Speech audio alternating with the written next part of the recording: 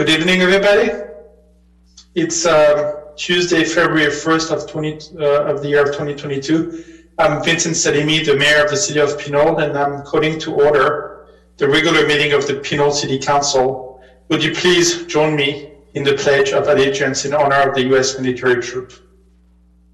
I pledge allegiance to the flag of the United States of America and to the republic for which it stands, one nation, under God, indivisible, with liberty and justice for all.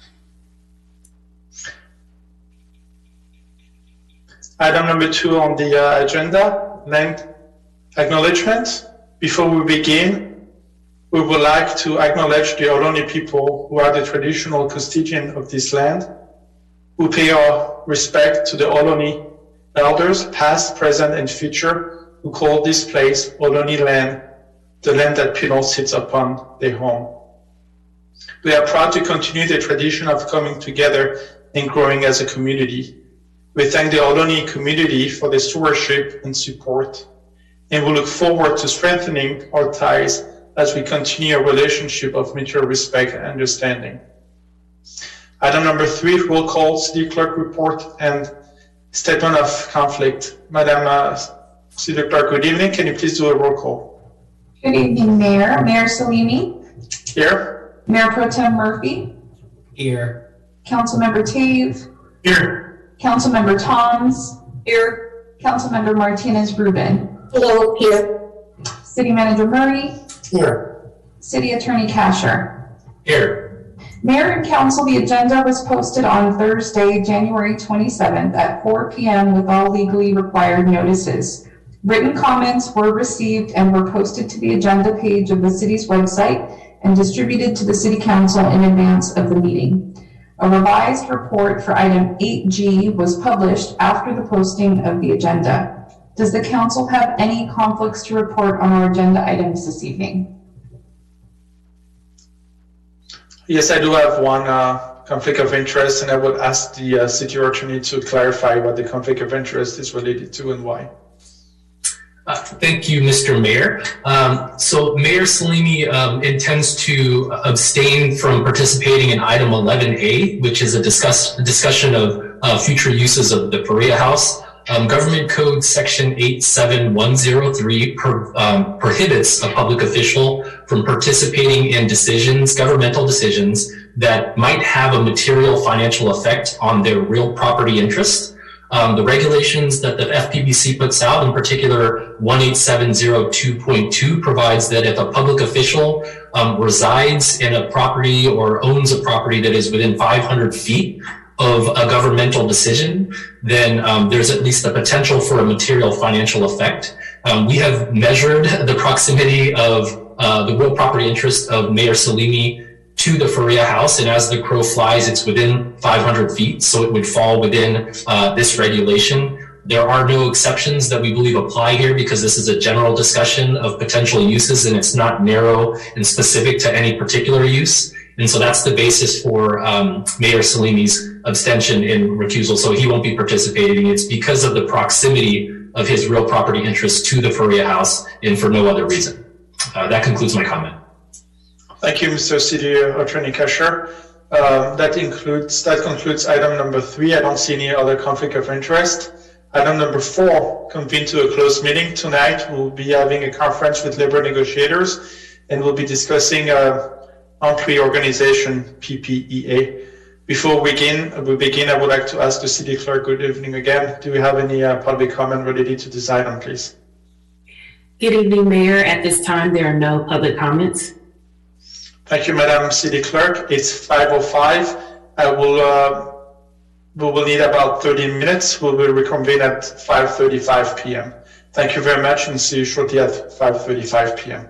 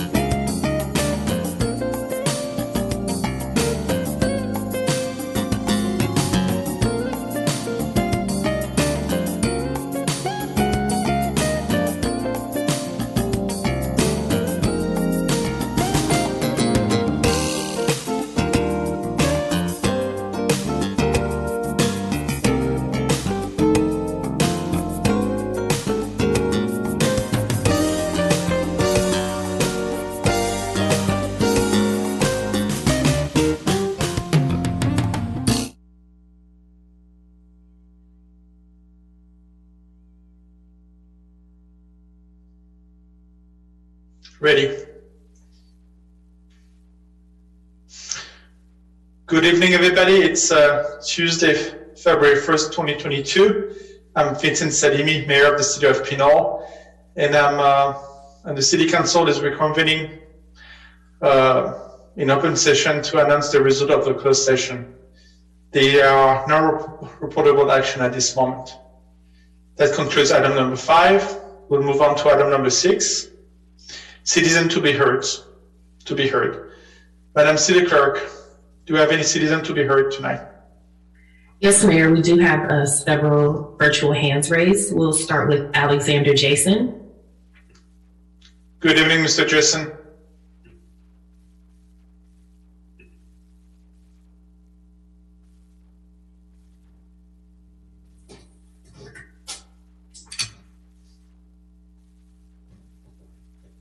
Mr. Jason, are you able to unmute yourself? Yes. Okay, go ahead with your public comment. Do I have to, am I in the right section to do this? I thought you were going to the public comments on the Perea House. No, we are not there at this time. So should I go? I believe that specific item, it will be on the agenda at a later time, Mr. Jason. Okay, well, why did you ask me to speak then? This is City Clerk Bell. I'm happy to clarify for those members of the public who would like to participate this evening in public comment. You will need to wait for the item that you'd like to speak on before you raise your hand. At this time, we're taking public comment for citizens to be heard, though that is for public comment for items that are not listed on the agenda. Thank you for the clarification. We'll hear back from you soon. Next person, please. Okay, Christy Lamb Julian. Good evening, ma'am. Hi there. I just wanted to say thank you, Mayor Salini, for responding to my email and supporting and advocating for Shannon Elementary and reaching out to Trustee Jamila Smith Folds and at the school board meeting to go ahead and support the multi-purpose room for Shannon. And I appreciate this opportunity to speak and address all of the council members. And I just want to say thank you and I appreciate everything that you do for the community. Thank you, ma'am. Cameron Sasai. Good evening, Mayor Salimi, Mayor Pro Tem Murphy, and to the rest of the City Council. I've spoken with the majority of you all individually about the issue of anti-Asian and anti-Black hate crimes in our community. How this has affected me, my family, and my community in Pinole. And during those conversations, you've always affirmed that this is a real, ongoing problem. However, I'm upset that you would agree with that statement, but at the same time refuse to do anything about it for the past 2 years. Every one of you campaigned on the issue of public safety, but it seems that any time our community voices concerns about the equal protection of our marginalized, for racial justice, the policy response has just been absent. We need to prioritize public safety not just for some, but also for the people who need it the most. We need a clear and working framework for hate crime prevention in Pinole that protects all vulnerable communities, and we need it immediately. This is something that should have been taken care of at the start of the pandemic, and I encourage you all to take action now. Secondly, I want to address some comments from our last council meeting regarding the new housing development on Fitzgerald Drive. This exclusive language and misinformation from a few of our folks who attend these council meetings and oppose this project has got to stop. I support those in our council who want to work towards the approval of this project, and I want to express the need to build more housing in Pinole for people of all incomes, create more transit-rich neighborhoods, and prioritize the need for truly affordable housing. This project has potential, and I'm pleased that a certain number of units will be made available at an affordable rate. With this in mind, I ask that the council considers implementing an inclusionary housing ordinance that requires a percentage of units in all new housing developments to be made affordable, and that we follow our county's lead in requiring that our new developments are powered by electricity rather than natural gas. Our county and our state are going in the direction of abundant, affordable, and clean energy resilient housing, and we need to stop falling behind.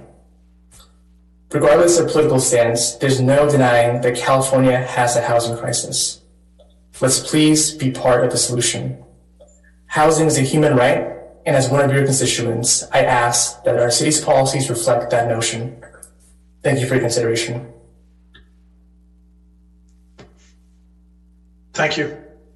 Next person. Tamara Campbell. Good evening, Ms. Campbell. Good evening. So, Mayor, City Council members, my name is Tammy Campbell, and I've been a resident of Pinole going on about 25 years now. I'm a founding member of the citizens grassroots organization called Pinole for Fair Government. Our mission is to disseminate information to the public on what is going on in their city and city government. We strive to bring information to the public. What they do with that information is up to them. We are working hard to ensure we have a democracy where people can be heard. In the 25 years I've been here, I've watched this town go up and down and watched the politics go nasty. Given today's political climate, I find it both saddening and maddening that lies are alive and well in the little city of Pinole. So I would like to set the record straight. We would respectfully like to clarify that Pinole for Fair Government has never taken an official position of opposition to the Pinole History Museum. Rather, Pinole for Fair Government and its members have questioned the use of $1.5 million in public funds for a project that may not be able to sustain itself without the continued and ongoing use of public funds. It is strictly a financial concern that the city's use of public funds and budget priorities be brought before you. If you are hearing otherwise out there in the public, that is a lie. Secondly, thank you, Cameron, for bringing up the concept of affordable housing and some statements in this public about being so exclusive. I mean, I don't know whether people realize that students nowadays, single parents trying to raise children, need affordable housing. What about our senior citizens who are being priced out of the market even in their own homes that need affordable housing? So think again before we say those people. I couldn't believe I heard that. And then secondly, we're going to be starting a conversation about ARPA and the affordable budget money in the future. And I just want to ensure that I'll be there for these discussions, but ensure that we talk about Station 74, making sure that that's reopened. Look into maybe joint partnerships with Verizon and AT&T. If we're going to use money to fix our roads, we might as well fix our ARPA funds using the sewers, and then look into laying fiber for our citizens. I know there's good, the senior center is a perfect example. The most heavily used building in the city actually generates money to partially sustain its programs. I'm sure there's a lot of deferred maintenance there. Maybe we need to spruce it up and support those seniors that go there. I can think of Pinole TV, who happens to do the city council meetings, the school board meetings, and these events. I bet you they need new computer equipment and a truck. There's so much more, but that's more to come, and I'll be back. Thank you.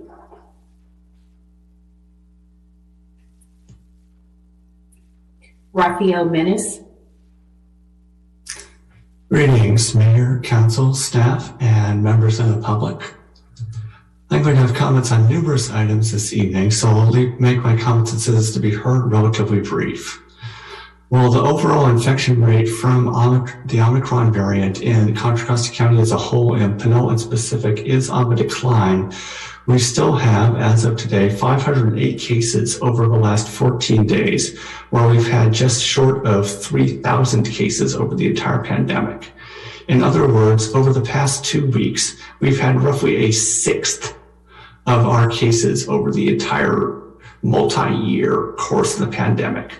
Omicron remains exceptionally infectious and is substantially more dangerous if you're not vaccinated and boosted than if you are. If you aren't vaccinated, I once again strongly urge you to be vaccinated. And if you are vaccinated and are at the point where Federal health guidelines recommend that you be boosted. I would also strongly encourage that you get that booster shot.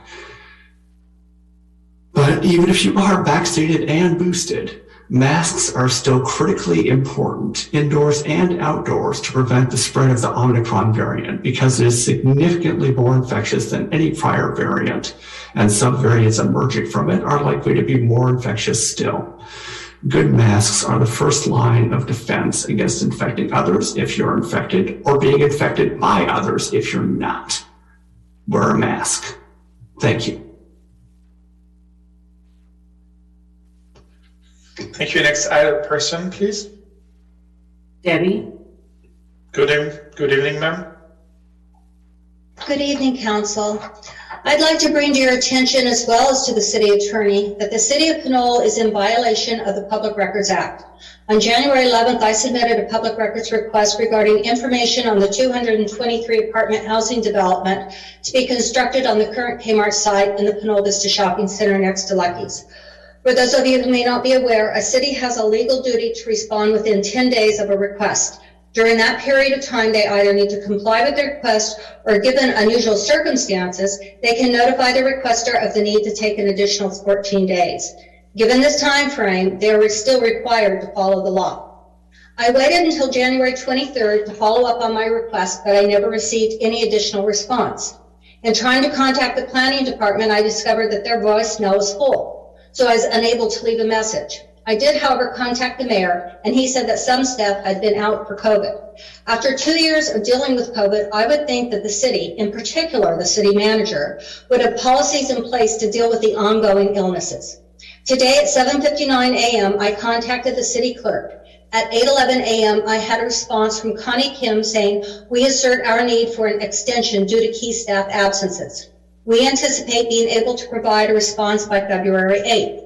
First of all, that response would have been appropriate any time prior to January 21st, and certainly if I had not made an additional inquiry this morning through the city clerk, I'm certain I would never have received the response from Connie Kim at 8:11 a.m. Secondly, my request is for information readily available to staff, such as minutes of the Planning Commission, council meetings, resolutions, emails, and all pertaining to the Kmart site. Assuming that staff knows how to manage their software program, this information is available within minutes. And once they knew they were out of compliance, they should have began emailing the information. If the city cannot manage the simplest of tasks, I would encourage the council to look into a third party that can. As a reminder, a public records request contains information relating to the public's business. It is not secret and is but one step in an agency being transparent. I found this quote by James Madison on the website of the First Amendment Coalition organization. "A popular government without popular information or the means of acquiring it is but a prologue to a farce or a tragedy." I ask, which one is Pinole becoming? Please open up the city and quit hiding behind COVID. By the way, no one is against affordable housing. Housing in general has to be placed in the middle of Pinole Valley Shopping Center is just not appropriate. There are other sites in the community for this. Thank you. Thank you very much. Next person, please. Jane. Good evening.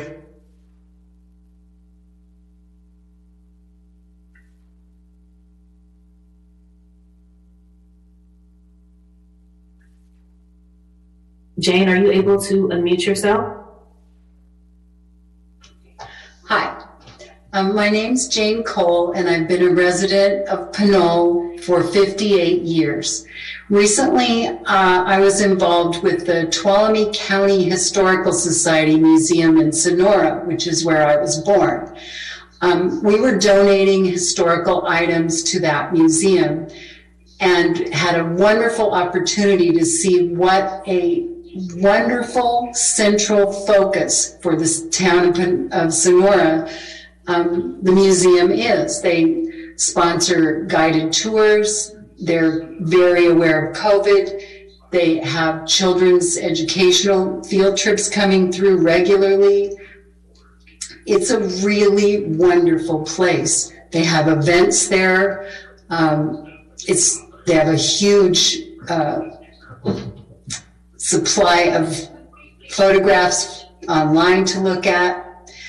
I remember when the horses were there at the Faria House and how long we've been waiting to have that building become our city museum. And I have so many visions for how wonderful it can be as a focal point for our community. I'm a retired teacher after 40 years, and I know what field trips mean to students, and I know how much fun adults, retired adults, high school kids can have putting together displays and presentations for school children. If you want a town center, it needs a heart. And the Faria House has been our heart, patiently beating in the background, waiting. I really like to urge the City Council to support this great project. It has so much to give our city. If we're willing to spend, what was it, $50,000 for community engagement process, we've been engaged for many, many years trying to make this happen. Well, I hope that this is the appropriate time to speak to this point and think about the future and think about how we pass history along to our community. Thank you. Thank you, Ms. Cole. We heard you. This is the mayor speaking. I just want to restate that that specific item related to the use of that building would be tucked under item 11A. And at this moment, we are not taking any comments related to item 11A. I just want to restate that statement, please. Thank you. Next person. Okay, we have a telephone caller, last four numbers, 5748.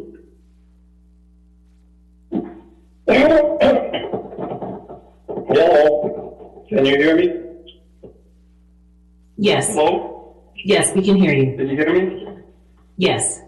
Yes, my name is Anthony, and again, I'm calling on behalf of my friends, neighbors, and other members of our community on behalf of advocating and being a steward of striving for a better Pinole.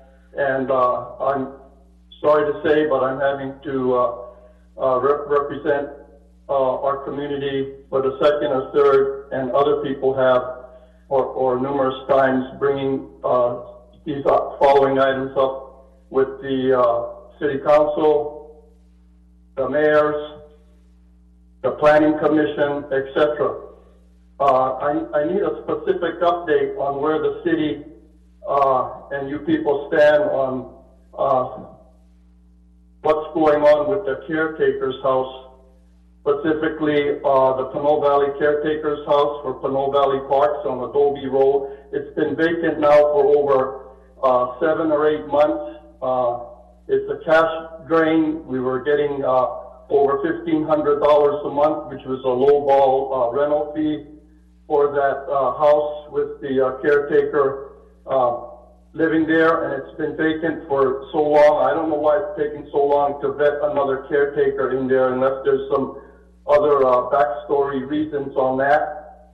Because of that, or in relation to that, there have been several cases of vandalism in that area, specifically in and around the dog park, with 3 or 4 signs recently being torn down on either side of the dog park signs that are missing off the poles for the dog park. There's been a traffic no parking sign torn down that finally just got replaced this week, I believe, facing the wrong way, I might add. And there's been several car break-ins also over there on Adobe Road. And so we need to get that that situation vetted and taken care of with the caretaker's house. The other thing in relation to that, the trail behind the caretaker's house on Adobe Road, there's at the end of the trail there was a massive breach, and that was supposed to be attended to and repaired according to Fire Chief Coons by the county or the city. and no word or response has been taken or action has been taken on repairing the back end of that trail for fire access and other things that was stated at a previous meeting before Councilman Coons left, as well as the breach on Pinole Valley Creek behind Trader Joe's.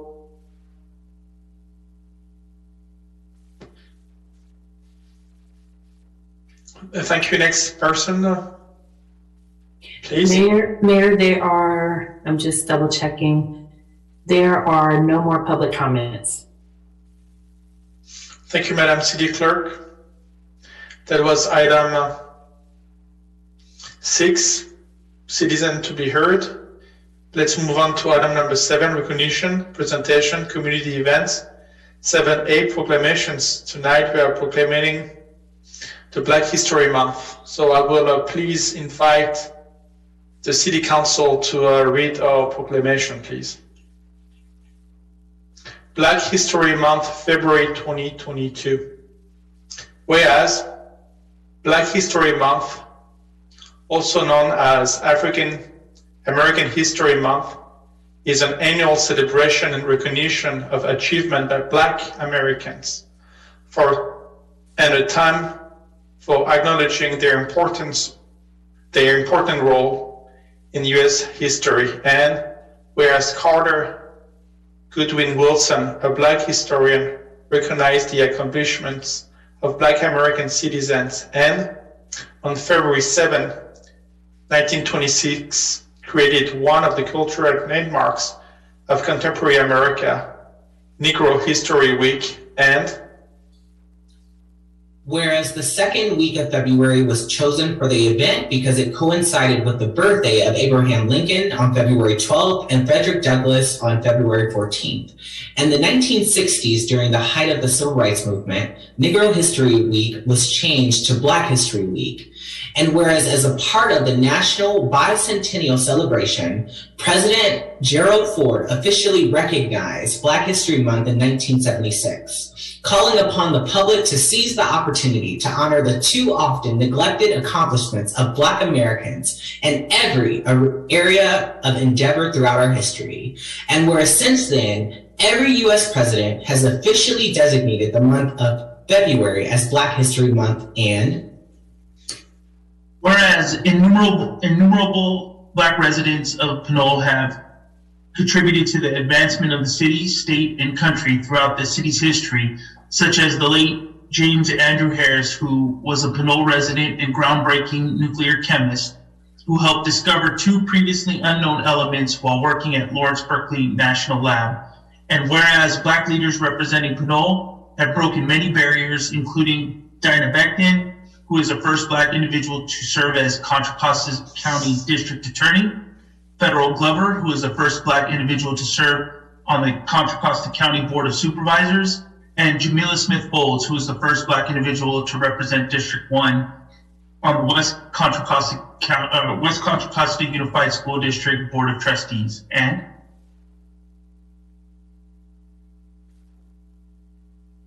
whereas in June 2017, Erica Casher was appointed by the Pinole City Council, becoming the first Black city attorney since the city of Pinole was founded in 1903.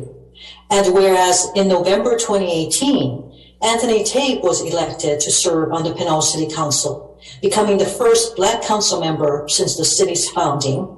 And whereas in December 2021, Roxanne Stone, who served Pinole as a management analyst since 2018, was promoted, becoming the first Black deputy city clerk of record. And whereas in December 2021, Devin T. Murphy, he/him, was appointed by the Pinole City Council, becoming the first Black mayor pro tem since the city of Pinole was founded in 1903.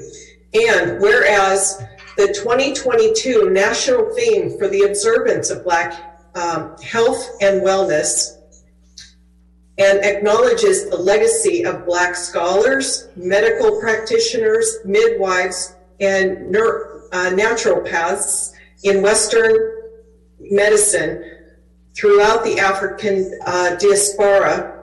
And whereas the city of Pinole continues to work toward becoming an inclusive community in which all citizens, past, present, and future, are respected and recognized for their contributions and potential contributions to our community, the state, the country, and the world. And whereas the city of Pinole is proud to honor the history and contribution of African Americans in our community throughout our state and nation.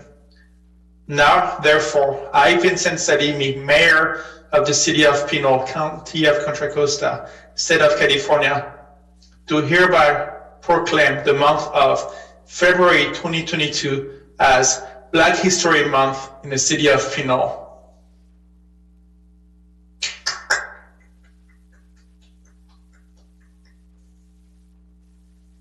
Thank you. It is a great honor for me to read that statement, and it means a lot to me coming from abroad and looking at the United States during my childhood and looking at the achievement of what the African American community has done to this country.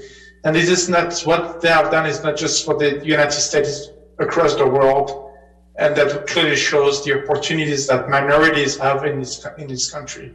What the African American communities have done, not only open their way to their own community, but also help other minorities in this country to be successful. And I truly admire what has been accomplished, and I hope that this will be true for the next 100 years to come. Any other council member would like to say something, please?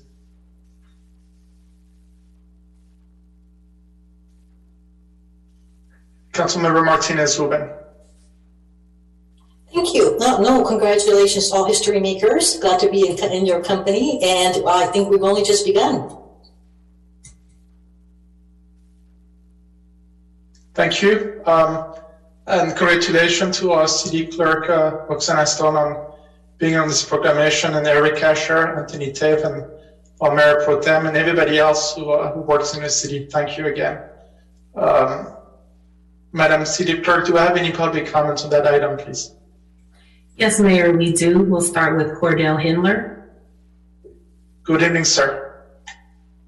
Good. Can you hear me okay? Yes. So, good evening, Mayor Salimi, council members. My name is Cordell Hindler, and I'm a Richmond resident, and this is quite an honor. It's like our deputy city clerk, Mayor Pro Tem, and the city attorney being acknowledged for this. I was like, wow, this is incredible. So I'm very happy for this proclamation, and I didn't get a chance to say what I was going to say during the citizens to be heard item if time permits later in the agenda. So that's all I have to say on the proclamation, and that's it. Thank you, sir. Tamara Campbell. I have to second that. Wow. That was amazing, you guys. Thank you very much. Having been here 25 years, I would have never thought I'd ever seen that or heard that. It's truly heartwarming. I actually knew Jim Harris. He was one of my mentors. And he always brings a smile to my heart when I think about how he always helped other people to rise. He was an amazing man. His family still lives here across the street from me. So I am blessed to have the next two generations below him as a part of my life as well. So thank you very much. That was really heartwarming. It's a great way to start off Black History Month. Thank you. You're welcome. Thank you. Mayor, there are no more public comments. Excellent. This I believe will conclude item 7A. Item 7B, presentation and recognitions. We do not have any this evening. I will then close item number 7 and move on to item number 8, which is our consent calendar. Before we move on to item number 8, I do have a statement to read, please. The statement is related to item 8, G, approve an amendment to extend the term of the employment agreement for the city manager. I would like to state that pursuant to Government Code Section 54953C3, Agenda Item 8G is a recommendation to authorize an amendment to extend the employment agreement for city manager to December 31st, 2024. There will be no fiscal impact upon the adoption of the resolution. That concludes my statement, and we are still on item 8, which is consent calendar. Before I ask if there's any public comment, I would like to ask if there's any specific item that need to be pulled out of the agenda by any council member, please. Councilmember Thomas, please go ahead. Yes, thank you.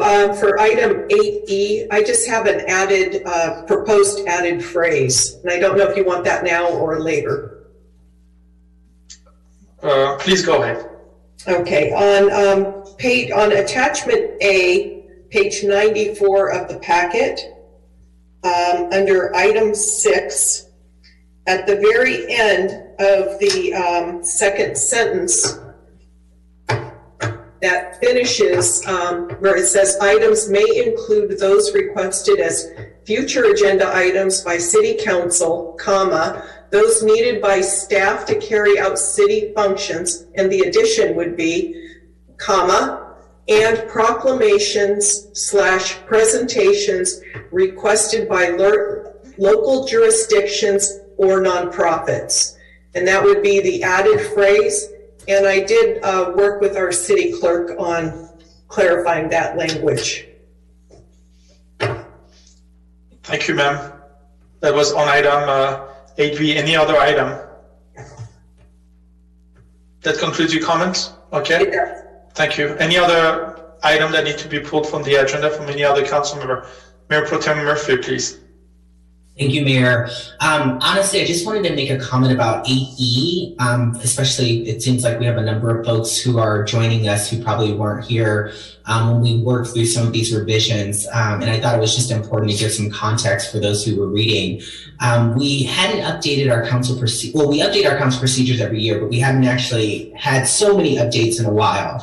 And so this council has made a number of recommendations that the city clerk has circled back to. So tonight's item 8E, I really would love to encourage the public not only to read some of the revisions, but as we think about some of the changes that are happening, work with us to make sure that we are making our council meetings as inclusive as possible to you all. And we do realize that some of these revisions and these changes are changes that we're also working through. So we hope that you will have grace in some of these changes, but we also hope that you will also give us feedback on things that are working together, things that are working for us and maybe not working for you.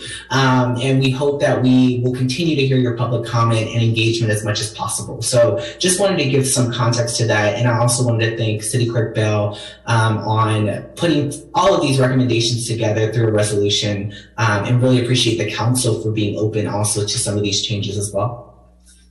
Thank you, Mayor Pro Tem Murphy. Any other council member? I don't see any hand raised. I will then turn to the city clerk for any public comments on any of those items, please. Yes, Mayor, we do have a couple of comments. We'll start with Cordell Hindler. Yes, can you hear me now? Yes. Good. So good evening again, Mayor Salimi, council members. My name is Cordell Handler, and I'm Richmond resident. So I looked at the revisions, and I'm like, this looks a lot better because I am so glad that the second public comment period is added, because if you look at because I've attended the City of Hercules' council meetings, and they always like have a second public comment towards the end if people didn't make it the first time. And so I'm glad that y'all following the Hercules example, because I think that's wonderful. And as far as the number 8G for the agreement for the city manager, as I said last month, I think Mr. Murray has done a wonderful job.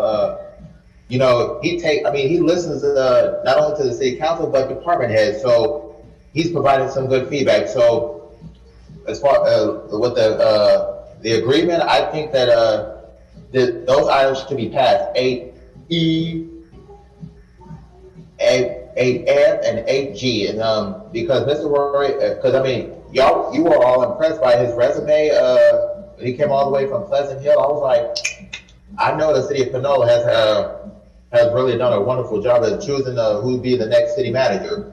Which the city? Okay, so as I was saying, and then I think those items should be passed, and then hopefully, if time permits, that I can say what I had to say. For if it's possible to go back to citizens, be heard once the items we are taken care of. So those are the only comments for the consent calendar, and that's it.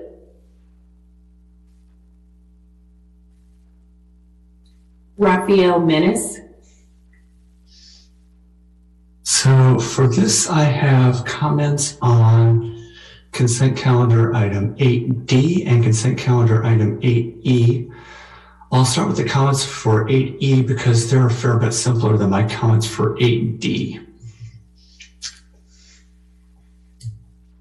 With regards to 8E on page 98 of the agenda, item 12B, consent calendar, I noticed that it's changing items listed under consent calendar considered to be routine or non-controversial rather than and. It's probably worthwhile to have or there, but I think that's worth flagging for the public. On page 102, a concern that I have is that item number 16 says study sessions and workshops or special meetings with the council that provide in-depth information and give council members background and insight for addressing critical city issues more effectively. It doesn't talk about allowing for greater public engagement or community involvement with the process. It's more workshops are basically a way for the council to be better informed, and maybe there's public involvement there, maybe there isn't. I think that needs to be reworded to encourage increased public engagement in study sessions and workshops. Those are my comments on 8E.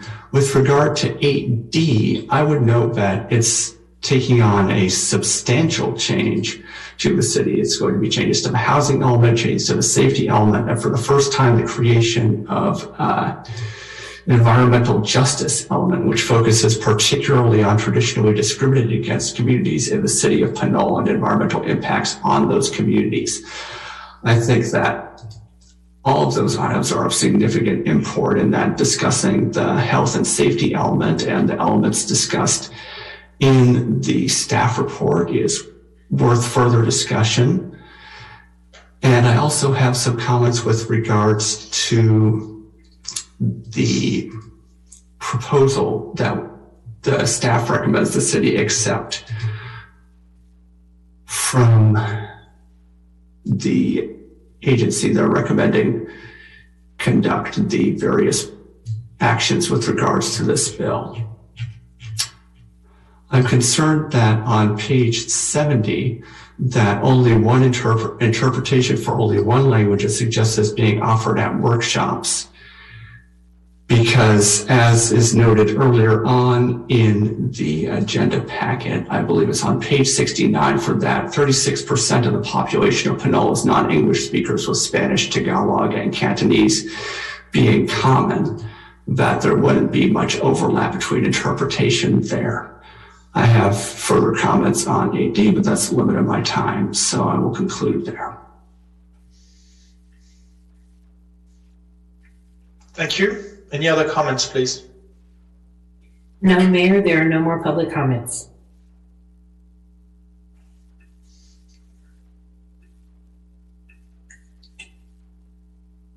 So I will go back to the council and look at making a motion to approve those items with the recommended modification on item 8.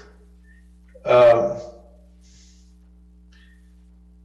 believe it was Councilmember Thompson, was 8E as ECHO.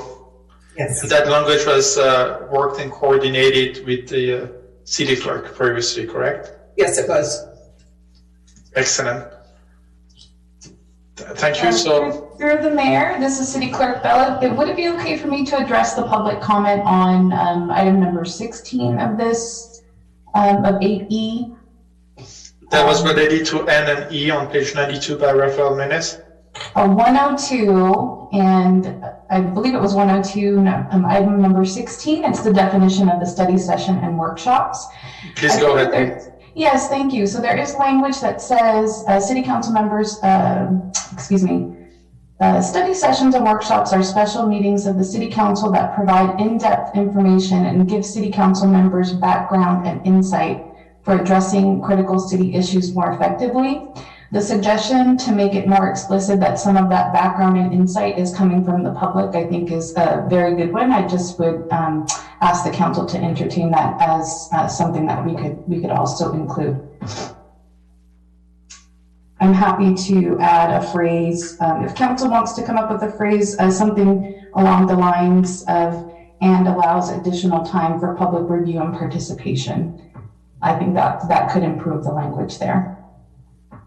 And allows for, thank you. Thank you. And allows for additional time for public participation reviews. Yes. Let's make that change. If it's fine with the rest of the council. Okay, so can I please have a motion to approve all this item with the amended changes on item?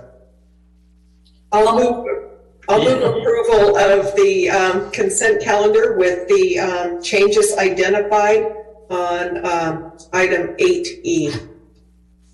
Any second, please? A second. Thank you. Roll call, please. Thank you, Mayor. Councilmember Martinez-Rubin? Yes. Councilmember Toms? Yes. Councilmember Tave? Yes. Mayor Pro Tem Murphy? Yes. Mayor Salimi? Yes. Motion carries. Thank you. Thank you. That concludes item 8, consent calendar. Let's move on to item number 9, public hearings, none for the night. That concludes item number 9. Item number 10, old business. Item 10A, option for city-sponsored 4th of July fireworks show for 2022. And the action tonight is to discuss and provide direction. Director Picasso, good evening, ma'am. Good evening, Mr. Mayor, City Council, City staff, and members of the public.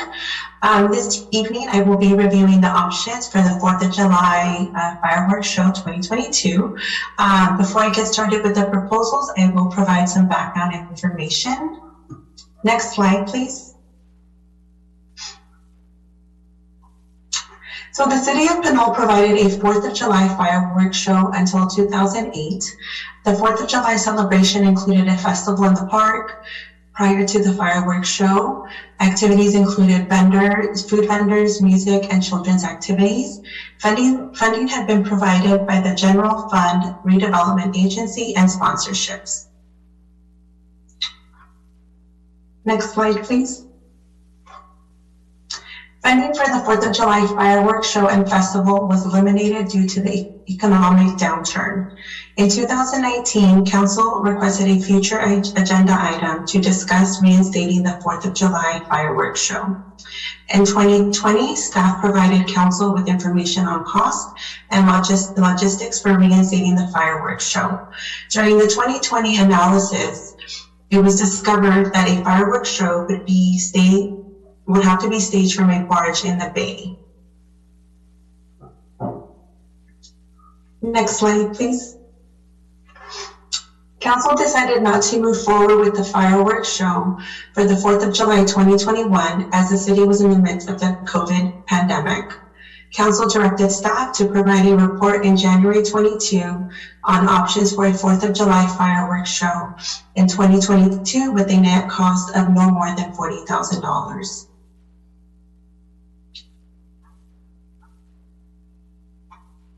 Next slide, please. So here I will review the proposals that we received. So staff requested proposals from numerous fireworks vendors for a 4th of July 2022. The city received proposals from 2 vendors, and I will review them. We received a proposal from Devastating Pyrotechnics, Fireworks Stage, and FX America. And in the next two slides, I will review their proposals. So we received a proposal from Devastating Pyrotechnics. Their cost is $38,100, excluding permits. They can offer a show either on Sunday, July 3rd, 2022, or on Monday, July 4th, 2022. There is no cost difference for having the event on Sunday or on Monday. The show would approximately be 18 minutes, and it will be viewed up to estimated that it will be viewed up to 2 miles from the bay. Fireworks and Stage FX America submitted a proposal. They included two estimates. The first one is $37,000 for a show on Saturday, July 2nd. This excludes any permits that will be required for the event. They also submitted a proposal for $40,000 for having a show either on Sunday, July 3rd or Monday, July 4th, excluding the permits. This show would approximately be about 16 minutes, and it would be viewed up to 2 miles from the bay. Additional cost information, staff costs are estimated to be $12,770. The fees, the permit fees are estimated to be anywhere from $1,000 to $2,000.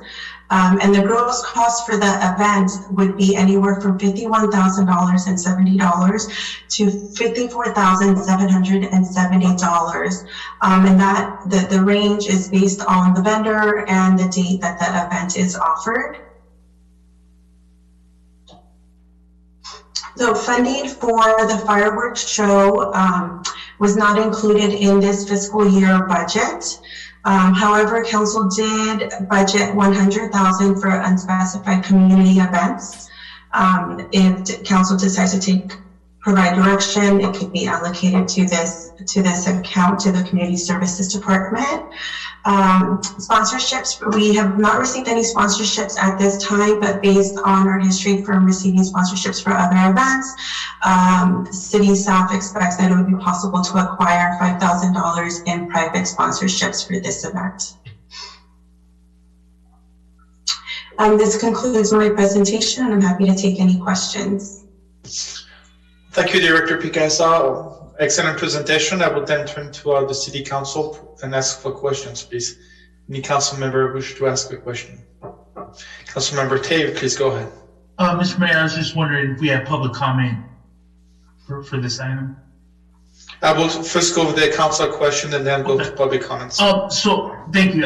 So one of the items I had, or I know that Hercules City Council had approved a budget for fireworks, and it's in the report as sponsorship information. Is there any progress that might have happened on doing a potential collaboration and maybe having a longer show, or what would that actually look like, or how would that work together?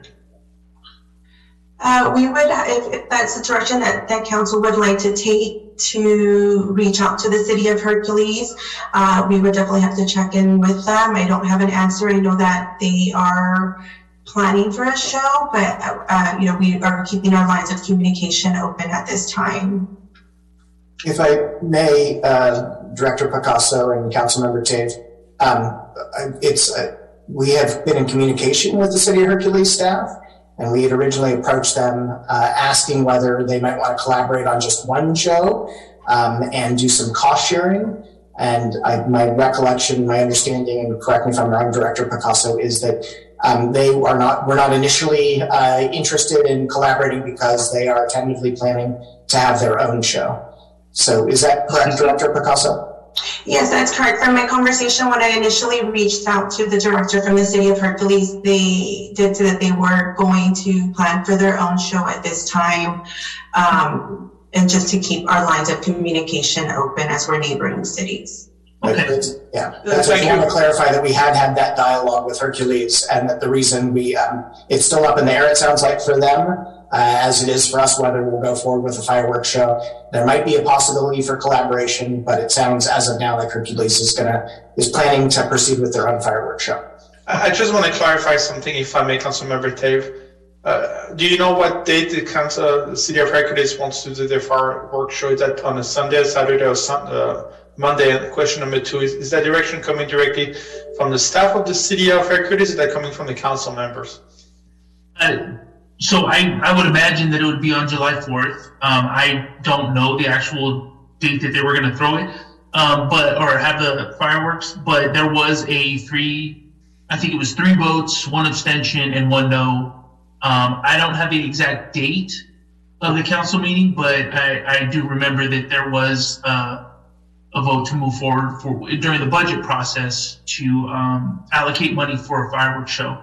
That's why I thought there might be a pretty good opportunity for us to share costs or to somehow collaborate across. That way we're not absorbing a full $51,000 or $54,000 show. And if there was a way to collaborate, that we would want staff to see if that can work. So I hope that answers your question. Okay, as far as the date, I'm not sure. So, City Manager Maria, the fact that they do not wish to collaborate, is that coming from the city staff direction? Is that coming from the council members direction?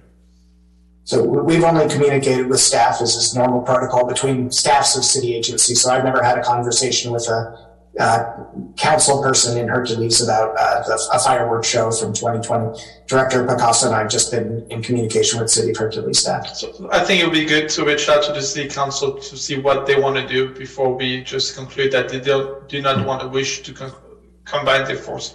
Okay, Councilmember Tate, please go ahead. Yeah, so I just also wanted to ask, as far as programming goes, what do we envision, or is that something that you guys would bring back at a later date once you get direction tonight? Yes, and we would, if there's direction to move forward and additional activities that will be offered will be brought back later, because right now we're just discussing the fireworks show and the cost and what direction we'll get. I see. And the estimate for sponsorship, is that just, based on the Christmas tree lighting and other events that we've had in the city? Or is that something that is just a rough estimate, or can we anticipate other organizations participating or at least sponsoring? That estimate was provided based on any sponsorship that we have received for any community events that we have hosted before. That's kind of like, if we total what we've received, it's around that amount. Gotcha. Okay. All right. Thank you. Thank you, Councilmember Tave. Councilmember Thomas, please go ahead. Yeah, a couple of questions. Can you repeat what the time is on each of these proposals? I think the first one was 18 minutes. Yes, it is. One is, let me pull it up for you. There's a slight difference between each of them. Can you please go to the slide where it shows the price and the time of that'll be easy for us to also see it. Thank you. I guess that's the one prior to this one. I think it's slide 5. So for fireworks and stage effects, it's about 16 minutes. And from vendor devastating pyrotechnics, it's about 18 minutes. Okay. And that was, the 18-minute one is less expensive, and it's the same price for July 3rd or 4th. Yes, and it's also the same price for July 2nd. I verified after we completed the report. So he said there's no price difference between any of those days before the 4th of July. Okay. And I know that in the past, when Pinole did do fireworks, it was a joint effort at the waterfront. So it was a show that was visible for residents of Pinole and Hercules, and I'm pretty sure that it was a joint effort. A question of the city manager, as far as overtime for police and fire that would need to be on duty during an event like this, is there a difference if we have overtime on July 2nd, 3rd, or 4th, as far as holiday pay and that sort of thing? Is there something we should be aware of? I do not know the answer to that question. I'll invite Chief Weinkoop to weigh in if he knows that off the top of his head.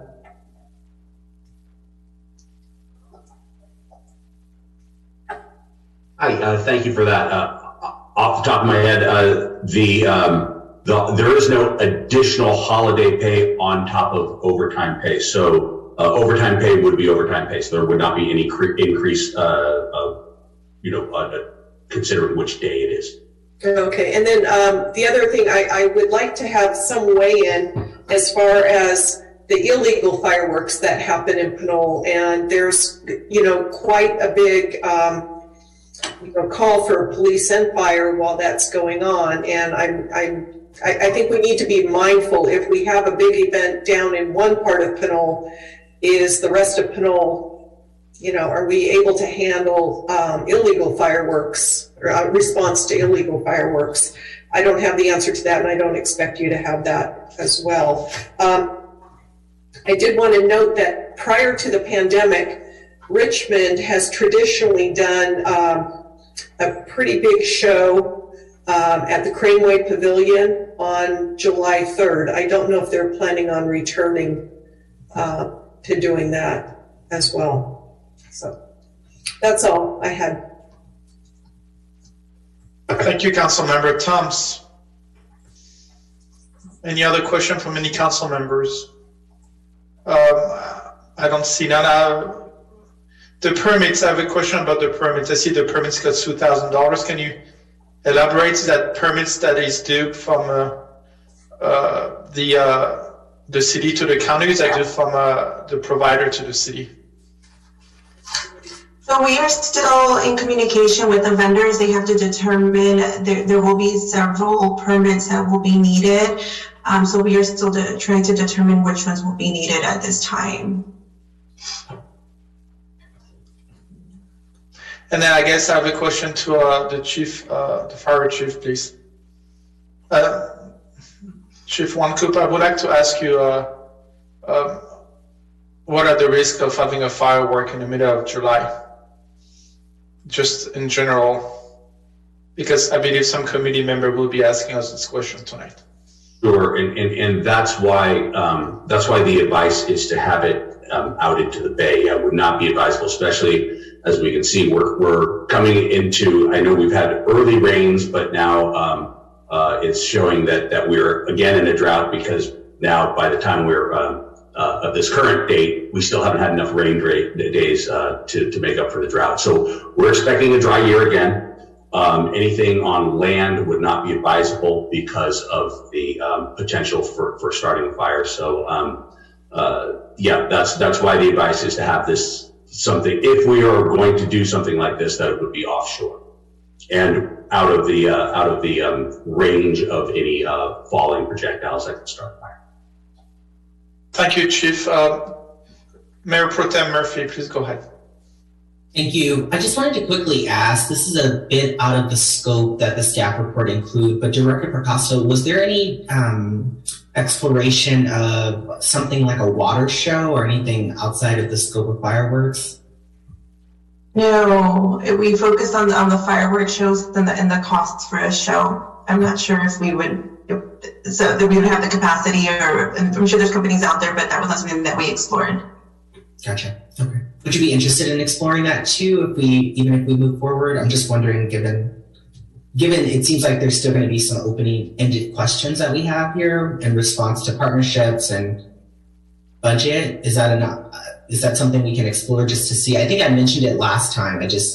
I know we were talking about fireworks, so it's okay if that's the scope. I'm just exploring other options and would love to see some price estimates there too.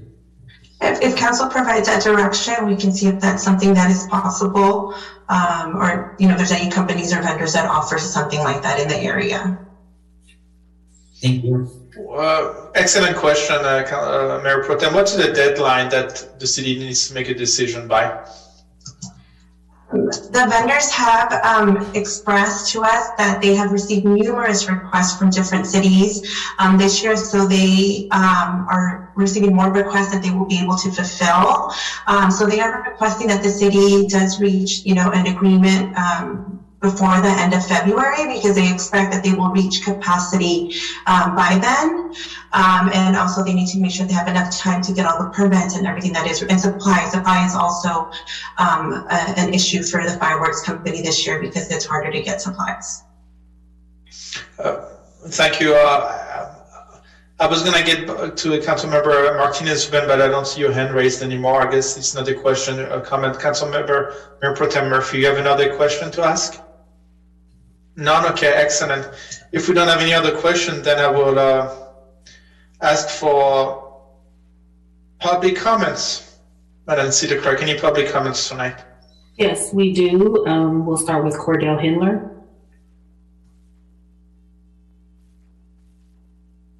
Can you hear my voice? Yes. Good. So, good evening, Mayor Salimi, council members. I'm Cordell Handler, Richmond resident. Thank you, Maria, for that presentation.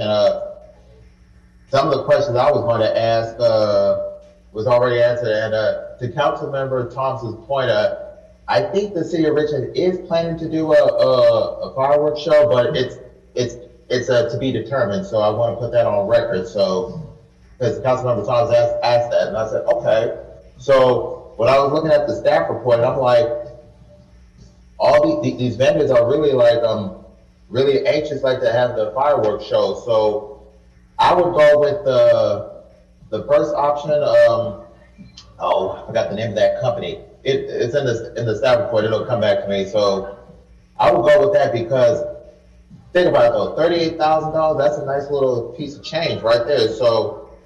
Because as Maria pointed out, these vendors are on a tight deadline. So hopefully that once the council makes a decision, then they have to go through all the permits and all that stuff. So I would ask that the council would like go with the first option, and then so that way they can get all. Because I mean, as it was said, other cities are having their fireworks show, and if I were you, I would make that decision this evening.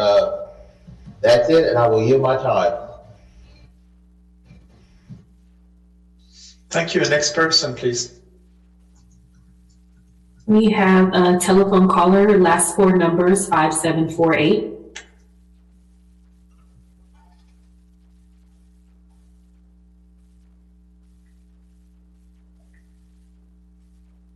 Hello, can you hear me? Yes. Yes, this is Anthony calling, and again, I'm calling on behalf of Pinole community citizens, neighbors, and friends. I think you have to go back and revisit the last meeting that this was discussed and voted upon, and it was voted down by the majority of the city council people there, and ask them what was the reasons why they voted it down at that time and why it may change this time. Well, I can refresh your memory that number one, we're still in a COVID Omicron pandemic and environment, and I don't think we should have a fireworks show for that major reason, as well as it would be fiscally irresponsible for the city to spend our tax dollars in the neighborhood of a total of $60,000 to $70,000 to burn up an 18 to 20 minute show when you're always crying about not having funding to add security here and there, and it's going to be a financial drain on our public resources. The police and fire, they'll be running crazy that night, and it'll attract graft and illegal vices from other areas. When they find out the City of Pinole Police and Fire Department are all going to be down there at Bayfront Park, there's going to be other people doing illegal activities throughout our city or neighboring cities as well. And the city of San Francisco announced a few weeks ago that they canceled theirs. Now they have a big fireworks show and a bigger budget, but you know they stepped up to the plate and they did the fiscally and public health and safety decision they made was correct for the city of, and the public of San Francisco, and they do theirs inside the Bay as well. And so I think you should take a serious hard look on postponing it for at least till this pandemic gets under control towards the end of the year, if not next year, and not waste the citizens' time and money and taxes on this, aside from the continued economic downturn in the economy, and come up with some other public recreational types of activities besides fireworks. And I know both the City of Pinole's police department and police chief were against it in the last meeting several months ago. And I would ask them for their consensus this time around. And when you get through tabulating the $35,000 firework bill, which is totally negotiable, it's going to probably be more like $60,000 to $80,000, according to Hector De La Rosa, when you want a slightly bigger show and you add all the other amenities to it. Furthermore, there's no parking down there, and you'll have problems with crowd control, parking access, and pedestrian access, as well as security.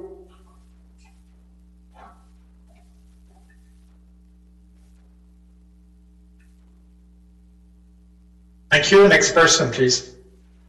Mayor, there are no more public comments. Thank you, Madam City Clerk. That concludes the public comment section of that item. Then I will turn back to the City Council for public comments, and I believe council comments. Any council comments at this moment?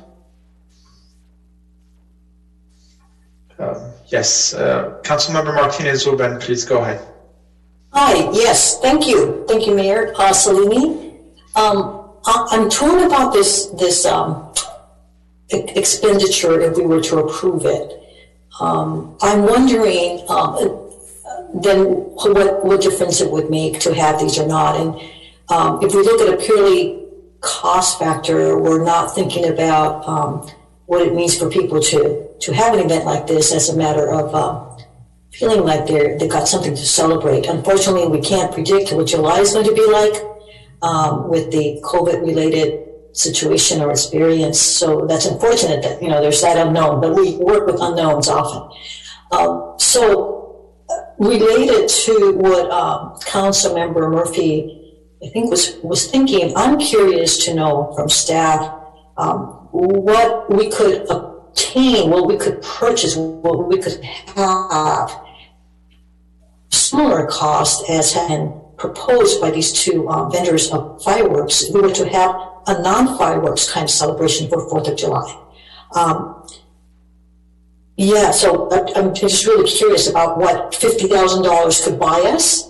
And I'll tell you what I'm thinking about, and without knowing the costs associated with the event that was very family-oriented that happened at Fernandez Park last October, that Parks and Recreation staff, along with Pinole Police, managed to pull together and hold, and was quite attractive to families. And that was the moving of National Night Out from August to October, and combining an event that was traditionally held in August to one that became something in October with a theme that had costumes and Halloween kinds of things. And it was very fun. It was very popular. I think most, if not all, the council members were there to witness that. So that was quite astounding. So what I'm thinking about are things like, and staff, Parks and Rec may very well have this in mind, and we haven't heard this yet, and maybe this is part of the direction to be given, where we hear as well from that department what is possible or what you have planned, if at all. Things like bicycle parades at Fernandez Park that bring people together, and events that are about celebrating community and patriotism, etc. But that draw upon the ideas that have been expressed by council last year and this year. And what I'm thinking are celebratory kinds of events, festival kinds of events, the fun kind of thing that usually they're centered around food, that bring people together and allow vendors to demonstrate what they can provide, and encouraging the vendors to be local, and in particular that come from Pinole. We've seen that kind of activity happen, not sponsored by the city, not organized by the city, but it's doable. So I'm curious about that, and that's part of what I would like staff to think about, to bring back to us. Now, what the alternatives are at a similar cost, if not lower. And then also interested in having staff be in touch with Hercules to have some sort of cost sharing, if that hasn't been as overt. Or maybe it's something that I want to hear, and that's why I'm asking again. But I really would encourage staff to seek that out. Thank you. Thank you, Councilmember Tom. So, Councilmember Martinez-Ruben, I apologize. Councilmember Martinez-Ruben wants to know about the alternatives and the cost, and also getting an answer back from the City of Hercules. It is something that we can combine and get back to us before the end of February. Yes, we can try to get something together by our next council meeting for February 15th. Excellent. And then next, I guess I will let you answer Councilmember Martinez-Ruben's questions. Please go ahead. She wanted to know about alternatives and working with the City of Hercules. Would you like to get back to us at a later time, or would you like to answer it now? Since we've had that conversation with them, I'd have to go back to them, and I'd be able to provide an update at our next council meeting. Thank you, Director Picanesa. Is this fine with you, Councilmember Martinez-Ruben, to wait into the next council meeting? Excellent. Of course, thank you. Thank you. You're welcome. Councilmember Mayor Pro Tem David Murphy, please. Yes, thank you. So I'm actually torn on this one too. I first of all want to just say that I definitely think our community both needs this and deserves this. I look to, first of all, a lot of the work you've done, Director Picasso, in our, monthly food bank drives, and also our holiday in the park event. Like, these have been just really, really tremendous events. So much so that it's almost like I can't put a price tag to them. Like, when the community comes out and people are happy, and we see each other, and we see, city staff and council, and it just feels really good. And it's probably one of the best feelings I have felt in a long time, especially given so much in the pandemic. I will say what I'm excited about is the summer, and this fact that this will be outside, at least there's nothing that we will know about COVID, and we deal with uncertainties, but at least it's just good to know it will be warmer, at least warmer than our holiday in the park event, and also this will be outside. So I just want to say that. I did ask about the water show, because I do know those are other opportunities. I know that many residents are, pet owners, and I do know that fireworks oftentimes can be a distraction for pets. So I say I'm torn, because not really this proposal. I think you've done such a tremendous job, but I would just love for us to think about how we both acknowledge old traditions and make new traditions sometimes in that. I will say that I am also in alignment with other council members who've mentioned partnerships, particularly with the City of Hercules. I think if we can find a way, whether it's city staff through city staff, or maybe even us as council members, taking the lead to make sure that partnership is established, I do think that we can reach that point. And I just want to reiterate that may be, I want to make sure to protect staff in any way you all need and support you all. But I would love for that price point to be shared. I would also think about the Bayfront Chamber of Commerce. I know one of our council members serves on that, so I'm just thinking about how we can create better partnerships there. Because, we're looking at $40,000, but I also want to remind the public, when we bring people into our city, when people shop locally, when people eat and dine locally, that is bringing in more sales tax, that's bringing economic development. So, sometimes these things they look like we're spending a bunch of money, but we're actually supporting, the businesses that are, really benefiting from a fireworks show, or any other, public event. So I do want to acknowledge that. I also did want to acknowledge too, and this may be already in our city services, but I would like an increased amount of COVID-19 safety measures with these type of events. It'd be nice to have hand sanitizers around. It'd be nice to have extra masks for people. I didn't see that necessarily budgeted, so I just thought it would be great to have that as an addendum to something like this. Potentially, So hand sanitizers. I'm sure the bathrooms will be open, but just things that we can probably just provide to residents as an additional kind of safety measure. And then I was just going to ask, the last piece was, I'd be interested to know a little bit more about the program. Do do we speak, or does the city mayor speak? Or, I mean, I'm not familiar. I haven't actually attended a fireworks show in Pinole before. So I've done the Richmond and San Francisco and, you know, Alameda and some of the other cities, but LA, I haven't necessarily done the Pinole. So I'd be interested in a little bit more in the program and how we can really just, again, utilize this event as a way to both catalyze some of the things that we're working on council as well. That, you know, are up and coming, including surveys and engagement and those type of things.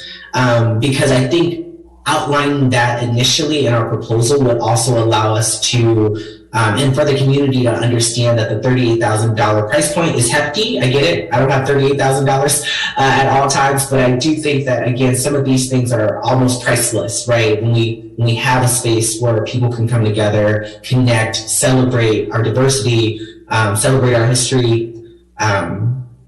Yeah, so I just wanted to note those things. I know that was a couple of points I made, but I thought that would just be helpful in the conversation. I just, want to reiterate, thank you for your work, Director Picasso. I'm really looking forward to it. You did such a great job with the Holiday in the Park event, and I only will imagine this is probably going to be better given those results. Thank you, Mayor Pro Tem Murphy. Councilmember Tave, please go ahead. Well, I want to echo what Mayor Pro Tem and Councilmember Martinez-Rubin mentioned. I think we're doing great when it comes to the community. Every time I talk to somebody about the events that are happening, the car show, the Holiday in the Park, the tree lighting, the National Night Out with the costume twist, everybody is enjoying these events, and they have nothing but good things to say, even in the midst of COVID, right? I think people need these events. Our citizens need these events. And it's just a testament to all the good feedback that we're getting on how well you're doing and how well our community services group is doing. And I just want to say thank you.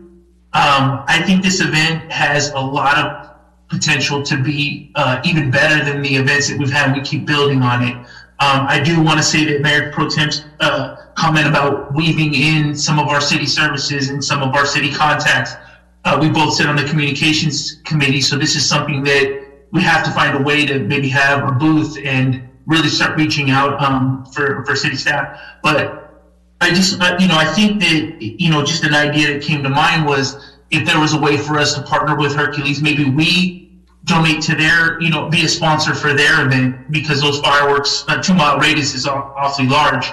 If they were to proceed with that, and then come up with a way, I think Councilmember Martinez-Rubin's idea of, well, what does that 50,000 mean if we were to put it into an event at Fernandez Park, or to build on that. So I was a very strong advocate for the fireworks, but I'm hearing water show, I'm Googling water show pictures, and I'm like, wow, this could be great too. And I know that we have the staff to make it great. So I'm thinking next, maybe the fireworks thing is something we can help sponsor at Hercules, but maybe it's something that, or partner, but I'd like to hear the conversations coming back and some of the information and ideas that you might have. So I'm definitely open to I don't know if we would table this, Mr. Mayor, or if we would move it.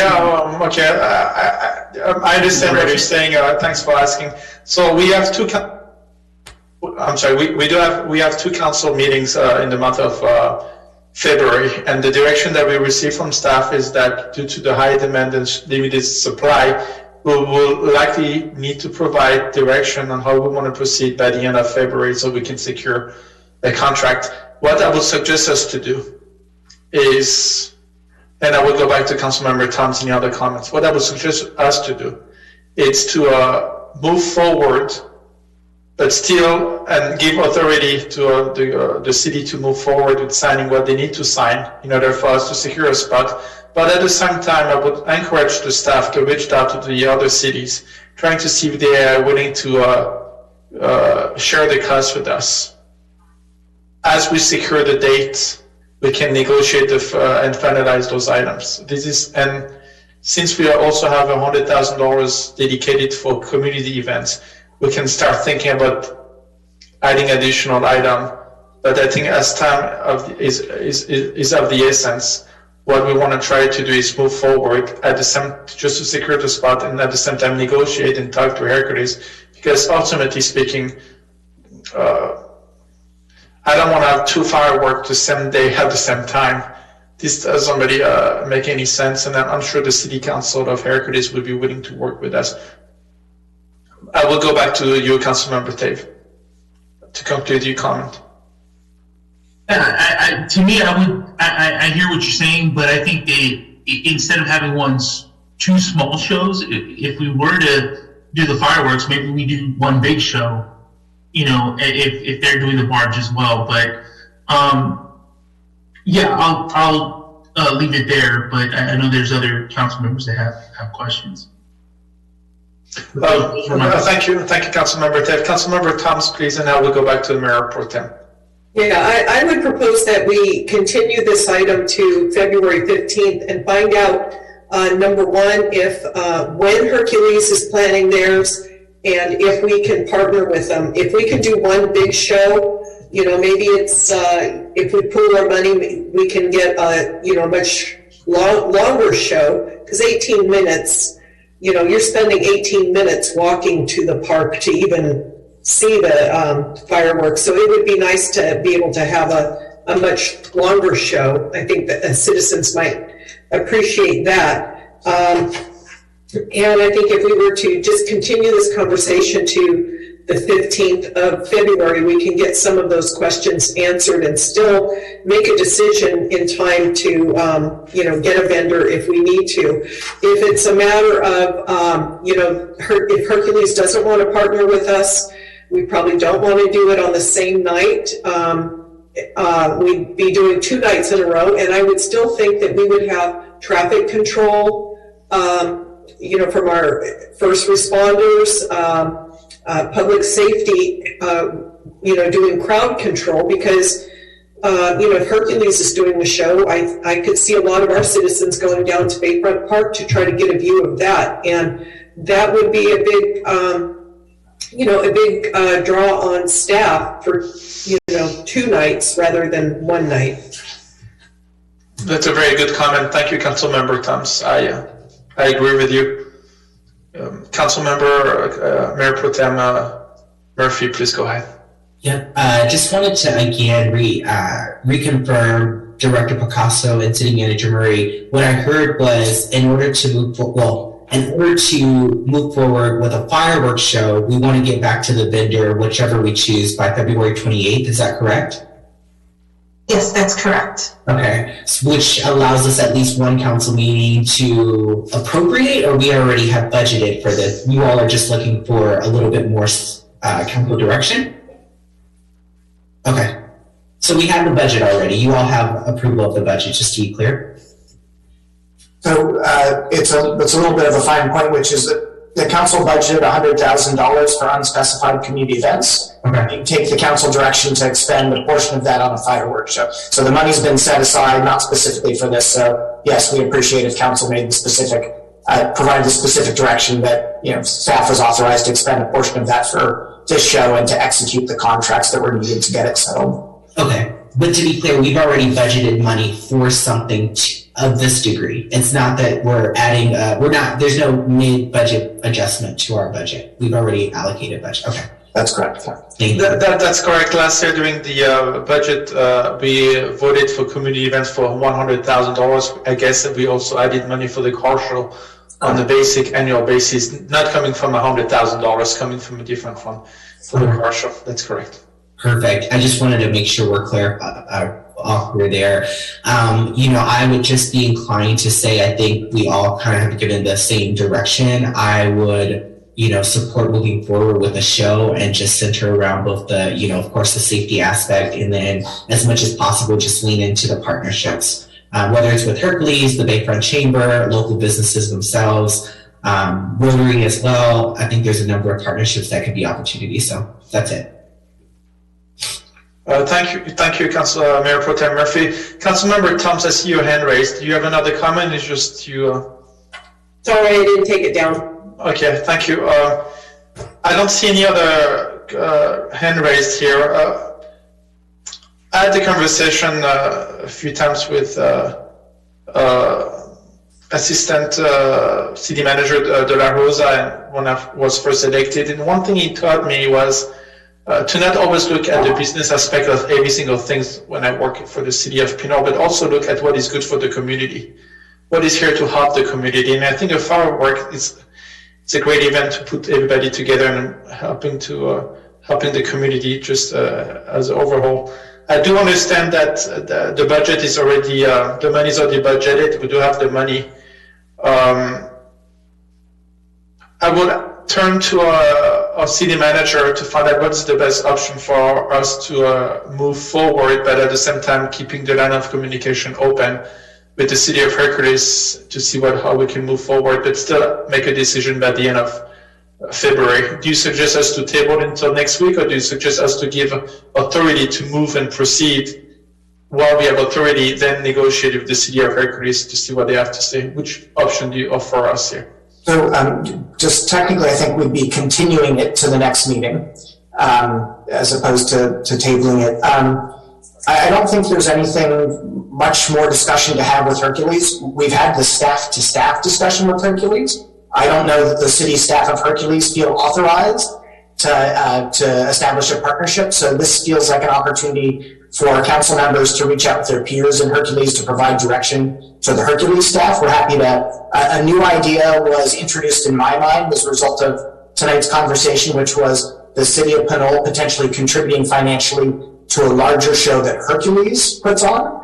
So that, I don't think that's a question or option we posed Hercules. But we've asked Hercules whether they might want to contribute to the Pinole show, and our sense is that the answer is no, because they're proceeding with their own. So I don't think there's much more conversation to have with Hercules. Some council members made some comments about us following up on that matter, and I think we've already had that conversation.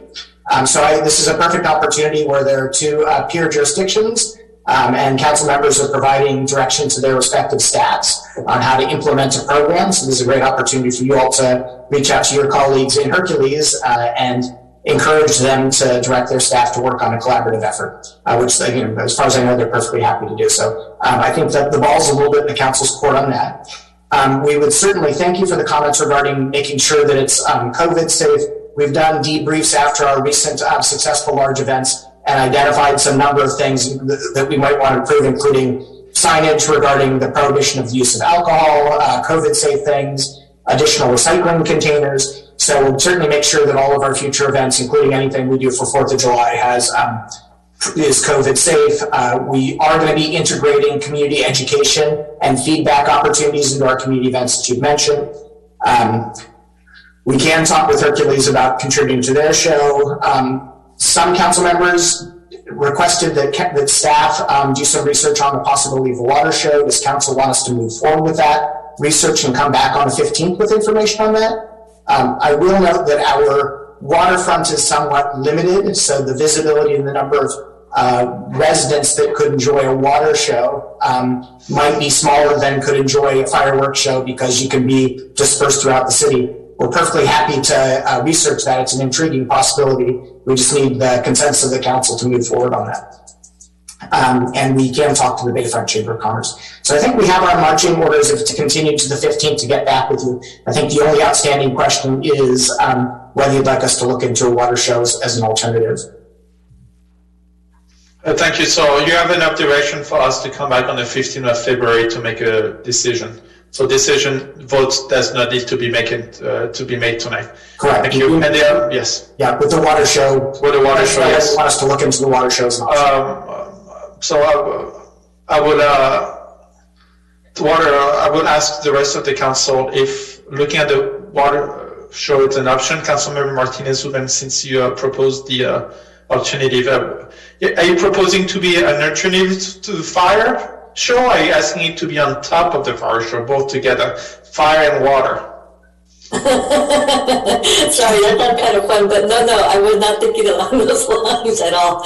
No, what comes to mind with water shows is, Marineland. Anyone remember Marineland or what's this other park that down in Vallejo that has dolphins? That's what comes to mind. So I really don't know what the possibilities are. If staff can come back and just let us know on the 15th, and then in between now and then, any one of us can also find out more. Just a new idea that was introduced. I don't think it requires a lot of time for us to become aware of what that really is about. When I mentioned earlier what other alternatives there might be, it was to trigger some creativity amongst us all. If we didn't have explosives or the fireworks as we know them, what else could we do? If that was the route to go. But we're past that now, and I think we're leaning toward actually going forth with the fireworks. So no, I support that. I did take note that we can look at what to kind of flesh out the program for council's consideration. That question came up, and I think it's related, which is what other cool things could we do to complement 4th of July, whether we have fireworks or a water show or not. So we'll certainly get back to you with that. Excellent, thank you. I just want to have the council authorization to look at the alternative as suggested by Councilmember Martinez-Ruben, just for the staff to take a look at it. If I may have it. And pardon me if I may interrupt, Mayor. Also, as we come back, those could be ideas for the remainder of the funds that are available. I agree with you. That's an excellent suggestion. Councilmember Martinez-Ruben, I agree. Yes. You have my yes. Anybody else? Can I please ask for authorization from the rest? I don't think we need to vote on that, but I see yes from Mayor Pro Tem Murphy. I think that's a great idea. Great. We already have 3 yeses here. I would ask Councilmember Tev, yes, and Councilmember Toms as well. So yes. Perfect. Yes from all 5 of us. So we will close that item for tonight, and it will be coming back to the council on the 15th of February. Thank you very much. That concludes item 10A, all business, and I will now turn towards our Mayor Pro Tem Devin T. Murphy to host item 11A, which is to recommend the next steps for the Farrer's House. And before I leave, can I please have the City Attorney Eric Karsher to restate the reason why I'm leaving? Thank you. Thank you, Mayor Salimi. For those who were not present at the beginning of the meeting, I provided just some background on the abstention by Mayor Salimi. The government code prohibits a public official from participating in a governmental decision that might have a material financial effect on a real property interest. The FPBC regulations, in particular 18702.2, provides some guidance on that particular requirement, and it speaks to the proximity and the distance between a real property interest of a public official and the decision that's being made. So in this particular case, we have the Faria House property, which is located within 500 feet of a real property interest of Mayor Salimi. 500 feet, kind of as the crow flies, is how we kind of measure that. And so he has a conflict of interest in participating because this is a broad discussion of a variety of different potential uses for the Faria House property. So he has decided to not participate in this particular discussion to avoid that potential conflict. So the reason for the abstention is really his proximity to the site, and it's for no other reason other than that. So I wanted to mention that, and we will proceed to the staff report. Great. So the next item on the agenda is 11A. Dr. Mishra. Okay, good evening. Are you able to hear me? Yes. Yes, we can. Okay, thank you. Good evening, Mayor Pro Tem, council members, city staff, and members of the public. I'm Sanjay Mishra, Public Works Director. I'll be presenting 2 items, item 11A, that is Faria House, and we'll be seeking direction from council for the next steps. Next slide, please. This is just a little background. The city owns a 2-story house located at the 2100 San Pablo Avenue, known as Faria House. This building was constructed in 1890. In June 2020, City Council created a Faria House ad hoc committee to provide recommendation on the use of the house.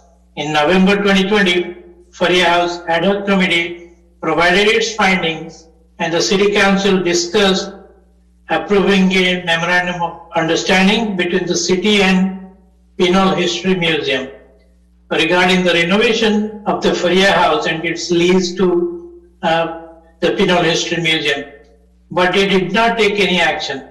The City Council directed staff at its meeting in June 2021 to return to Council with a recommendation on next step for the Faria House renovations.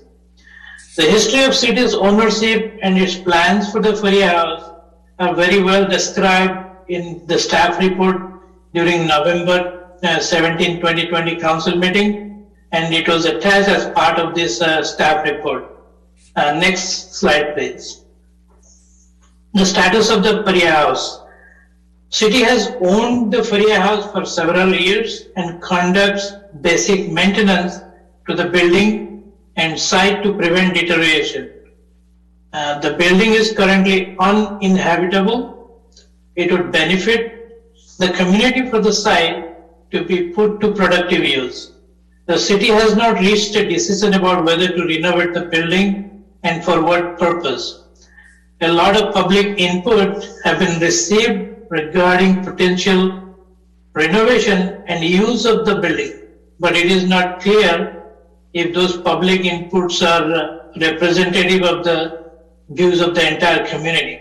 The staff believes that additional information on the cost and benefits of different potential uses of the building, including such as a local history museum, its professional offices, residents, would be informative as the council considers all these options. Next slide, please. The next steps. The staff recommends that the council direct staff to solicit proposals from professional services firms to conduct a community-wide engagement process to gather input from a representative sample of the community on the preferred future use of the site. The emphasis here is really on getting a representative sample of the input to assess the cost and benefits of potential use of the building, including at least 3 of the potential uses, as has been previously determined, to include the museum, professional offices, and residents. Staff estimates that it will cost around $20,000 to hire a firm to do the cost-benefit assessment and about $50,000 to hire a firm to conduct a community engagement process. So with that information, we would like to seek council's direction on this. And next slide, and I'm happy to answer any questions on this. Great, thank you, Director Mistra. I'm going to turn it over to council questions. Are there any questions by councilors? I see Councilor Thomas. Yes, thank you. I just want a clarifying question on the proposal where we do a cost benefit. Would that include the cost of renovations up to certain points? For instance, renovations for use as a residence, renovations, for the use of a public facility, and what kind of uses could you have without having an elevator? And also, and finally, another cost estimate of what improvements you would need in order to have the public be able to access both floors. Yes, we would ask the firm to provide those estimates with the different breakdowns of all, whatever you said. We will definitely ask those details, yes. Okay, thank you. Councilor Martinez-Rubin. Thank you. I'd like to ask staff, and this is probably going to extend to a discussion among us as council members, is our appreciation and understanding of what economic development and community development means. Often those two concepts are tied together, and they can be very confusing, and I don't want to assume that we're talking about the same thing. So because what is being recommended by staff mentions hiring a firm that would be weighing the costs and benefits, in particular the economic costs, I'd like to understand better how the solicitation for such a consultant would occur, recognizing that community development is quite broad, and it not only includes economic benefits, but most definitely social benefits, cultural benefits, and as Mayor Salimi mentioned earlier, you know, sometimes we think about only the costs, the monetary costs associated with things, but some aspects of community life in all cities aren't quite monetized. So if staff can comment, and then certainly we can all keep in mind what I just mentioned, and I'll be happy to talk about it a little bit more as well, that we could have a discussion about what community development actually means to us. Thank you. Yeah, as far as the consultant would be concerned, they can list out the community benefits. It will definitely very hard to put a dollar amounts to it, you know, for whatever purpose it will be chosen. So the community benefits will be listed, but there may not be a dollar amount to it. But for some of the options, if it is going to be an office, say a professional office, then those can be, a dollar amount can be put to it. But definitely for a museum, if there is a community benefit, it would be hard to put a dollar amount to what the community is going to benefit as a social or a gathering place or a recreational activity, that it will be a benefit to the community, but I don't think we would be able to put a dollar amount.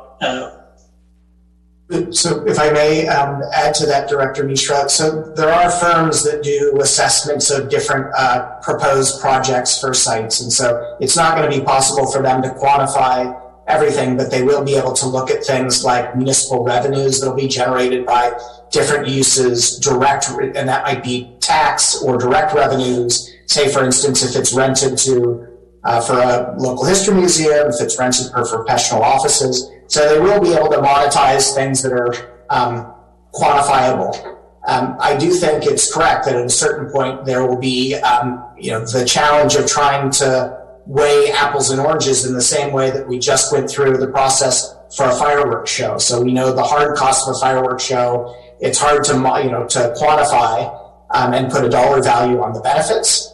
But there are certain standards, particularly and including things like number of visitors and visits that will be are anticipated for different uses, spending that might happen from visitors, the multiplier effect of that spending downtown. So we don't really have any objective information on any of those metrics. So although we're not going to be able to, again, quantify all of the different benefits of different uses, I think consultants' analysis will provide us with a lot more objective quantification of the different benefits of different types of uses. Right. Thank you for both. I'm not so much concerned about coming up with metrics that quantify and monetize as much as I am interested in a consultant who would be able to see the overall value of uses additional to those that can be monetized.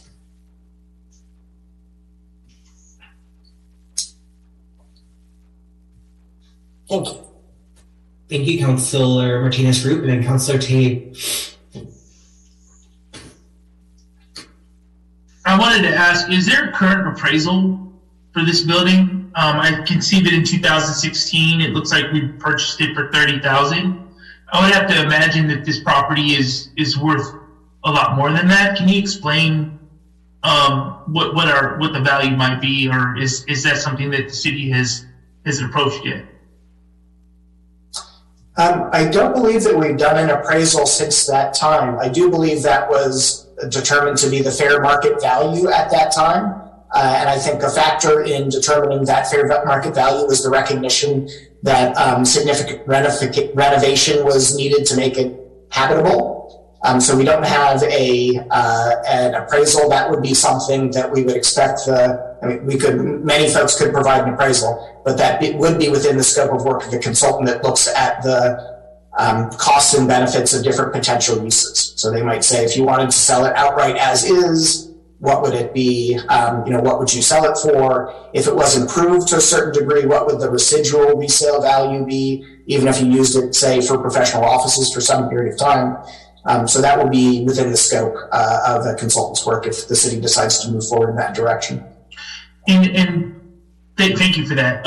Is there, I think it's something that Councilmember Martinez-Rubin mentioned is, a lot of this is subjective, right, and speculative at some point as to how successful this building would be in any use, right? I mean, and weighing that out, it's difficult to understand that, the economic benefits. And I guess, is this, if the council were to move forward with this, is this something that we're going to get subjective answers back, meaning it's going to be, if it's a doctor's office, it's going to be X amount of expected revenue. But if it were a youth center, I think it's difficult to understand, well, how much benefit is actually there, because there is a community benefit there as well as some monetary revenue.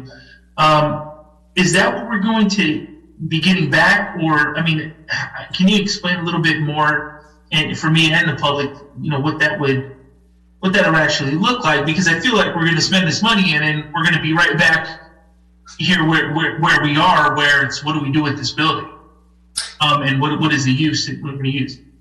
Yeah, so they're not going to be able to monetize, a consultant's not going to be able to monetize everything. They're primarily going to be looking at the fiscal and economic impacts of different uses. That's the scope of work. We would expect them to determine how many visits it would get, and so will be a measure of the impact and value of a particular use. Again, I think we don't really have any objective information on how many visitors we might expect and kind of how downtown might be activated by different users. So I think that's actually a quantifiable piece of information that we haven't analyzed very much. So we're advancing, hopefully, the dialogue by quantifying things that can be quantified. That's only part of what's being proposed. I think equally significant is this, the aspect of the rec staff's recommendation that we get some representative input. So even if we were comparing completely apples to oranges, let's say we didn't want a consultant to quantify the economic and financial impacts, it's still, so from city staff's perspective, if we were asked what to do with this building, if we were the ones deciding rather than the city council what to do with this building, our answer would be, we need to get some representative input from the community, and putting ourselves in your shoes, we feel the same way. So a component of it is getting more objective information, which I think we have some objective analysis related to the costs and benefits of using this as a history museum. We don't really have any analysis of other potential uses, and I don't think we have representative input on community priorities regarding the uses. I see. And to date, there's never been any polling surveys that have been done by the city, ballot measure ever ran. To date, we really have just been receiving public comment and public input whenever this has come up. So everything that I know about the history of the public input and research on the topic, I think was cataloged in the staff report that was included as an attachment. The summary of the findings of the Faria House ad hoc committee that were presented back in November 2020. So I couldn't say that there's never been any polling or other research, but we didn't come across that in the research we conducted to support the work of the ad hoc committee. So as far as we know, there hasn't recently been polling or anything like that. There's been significant public input and of various forms, and there have obviously been a lot of voices on both sides of this issue. But it's hard to, if city staff had to make a determination about how the community in general feels about it, I don't think we have data upon which to make a conclusion on that. Understood. Okay, thank you. Thank you for that.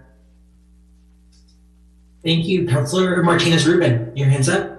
Yes, thank you. Something else that occurred to me, and I'm going to take advantage of our new Public Works Director's expertise about considering that this building will be brought up to code, basic up to code. You know, what would that cost? Is that one of those minimum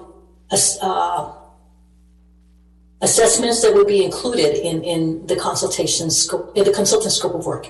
So, you know, because we've mentioned consultant, think about possible, you know, certain uses, but there's got to be this minimum basic, because that building's interiors is like nothing.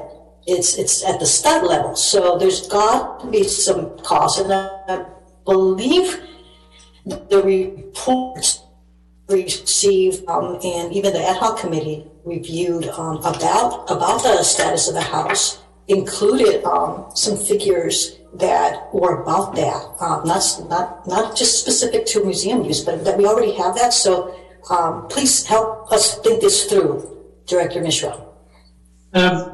Yes, I did, dig through all the previous staff reports on this aspect, and there are a couple of estimates provided by Silvan Cost Consulting for the renovation cost, and that part of it provides the details with a lift and some, and that is about $1.5 million roughly. I haven't looked at each and every item of the estimate, but to me it seems like to make it just habitable, without looking at those costs, it's definitely it's not a small cost. Just the building itself is not a small cost. It is pretty close to $700,000 to $800,000. That is just my own opinion. I visited the building myself inside just to see how it is standing right now. But nobody has done that analysis yet. But if you would like, we could have our consultant also take a look at that. City Manager, do you have anything to add?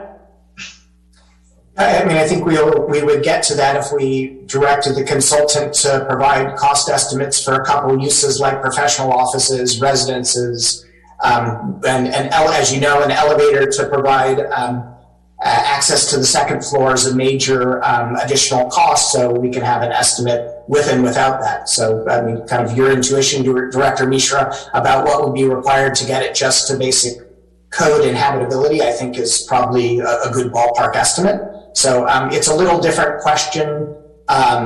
What would it cost to get it to code versus what would it cost to make it ready to serve as a professional office? Because we still need we're trying to get both of those decisions, kind of what is the ultimate use that the community and the council would like to see. So I think we're going to get pretty close to answering that question of what does it cost just to get to code by pursuing it a different way. Thank you. Right, I don't see any more questions from the council, so I'm going to pass it to public comment period. Deputy City Clerk Stone, do we have any public comment for City Clerk Bell? Yes, Mayor Pro Tem, we do have several. We'll start with Alexander Jason. Yes, hello. Can you hear me? Yes, we can. Okay, we do not need a bunch of consultants on this issue. There's already been this has already been looked at. We have a memorandum of understanding by the City Council to build the Pinole History Museum and Community Event Center. I'll remind everyone that the Faria House was purchased and moved by the City of Pinole with the intention of creating a Pinole History Museum and Community Event Center.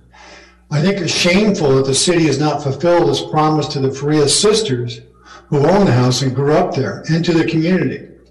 Everyone should be aware that the interior of the Faria house is a wreck. It is not usable for any purpose.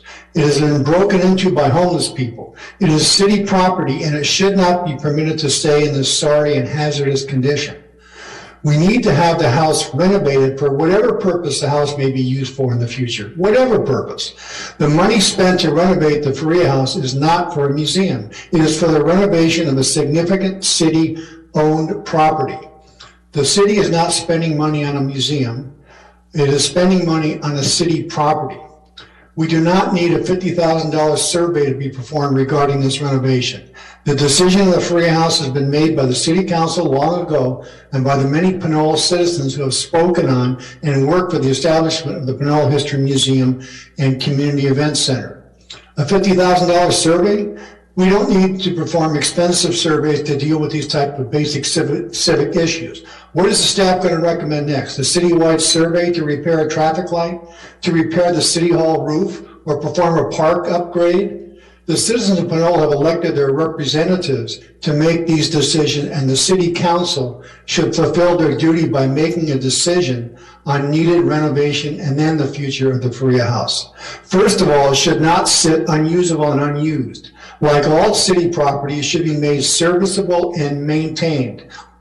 That is what needs to be done, and that is what you should be voting on without absurd citywide surveys.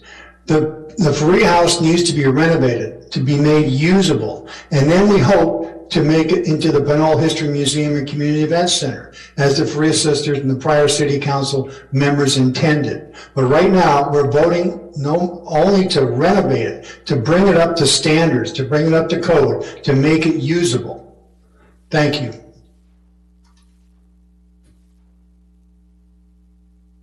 Next. Oh, yeah, thank you. Next we'll go with Jane.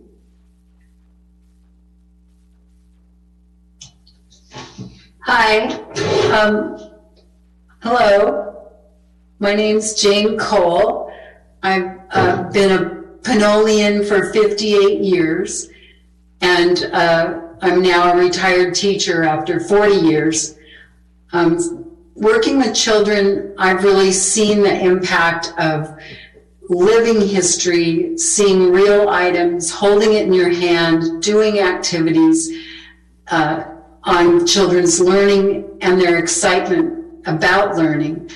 I really envision our building, the Faria Sisters Home, as they did, which was a place for children and adults to really experience and see our city's history unfold before them.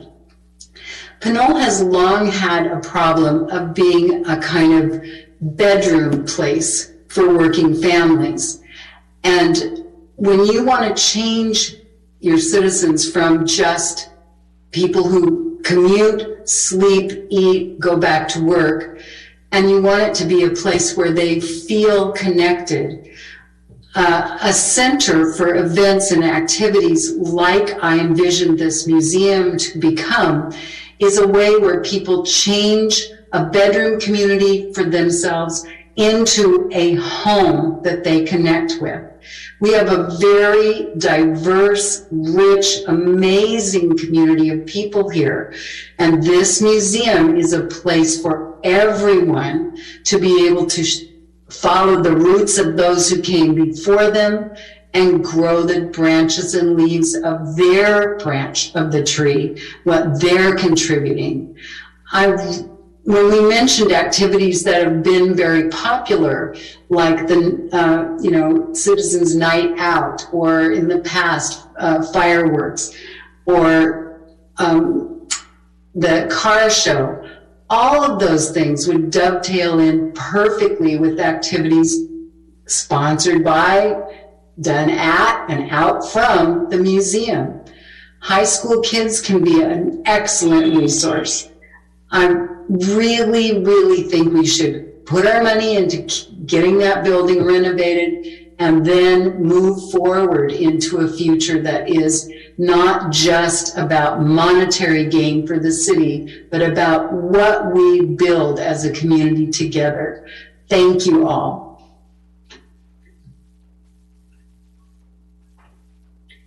David or Irma report.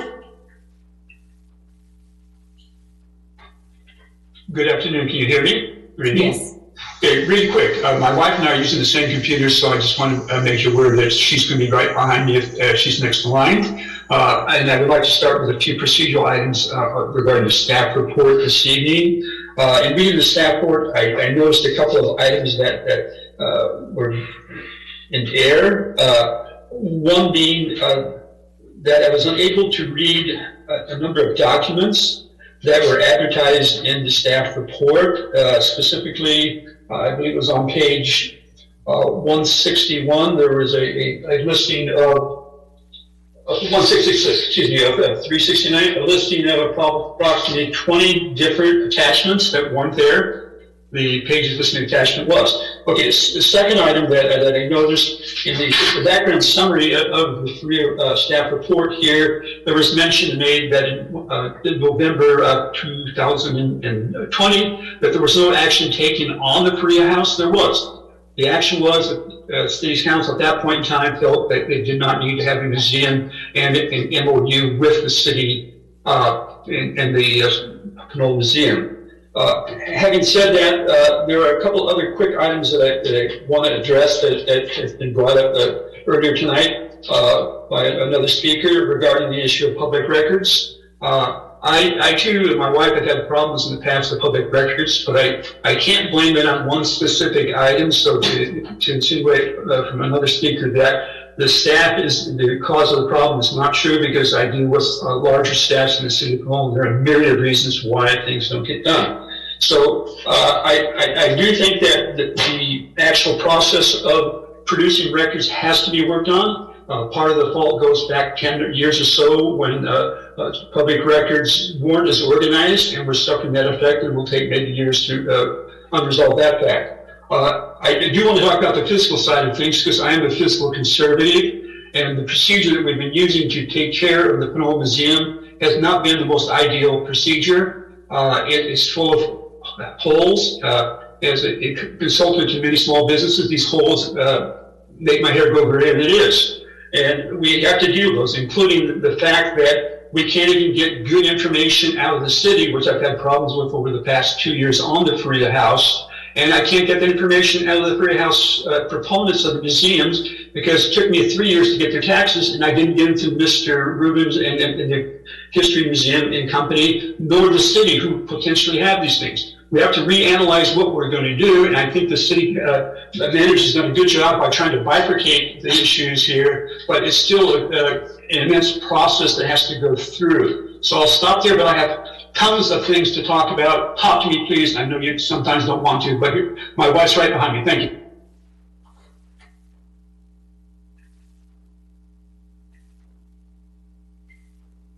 Tamara Campbell. Good evening. I'm torn in a lot of ways, in the sense that history is really important, because if you look at the current state of affairs in this country, it's the lack of knowledge of history that is causing so much controversy. But at the same time, I'm also concerned about how my city can move forward and where we make those investments. I'm at this point torn. Do we spend the money or do we not spend the money? I'm okay with maybe spending the money and getting a study to figure out what we should do. But we did this little survey of ourselves. We just posted it on a webpage, asked people to take it, and we asked if people wanted to spend city money to renovate the Faria House. And it turned out that people were willing 50-50 in the survey. It was 130 yes to 138 no, that they'd be willing to spend up to $1,000 to $10,000. So then we went up to the next level, and we went from 10,000 to 100,000.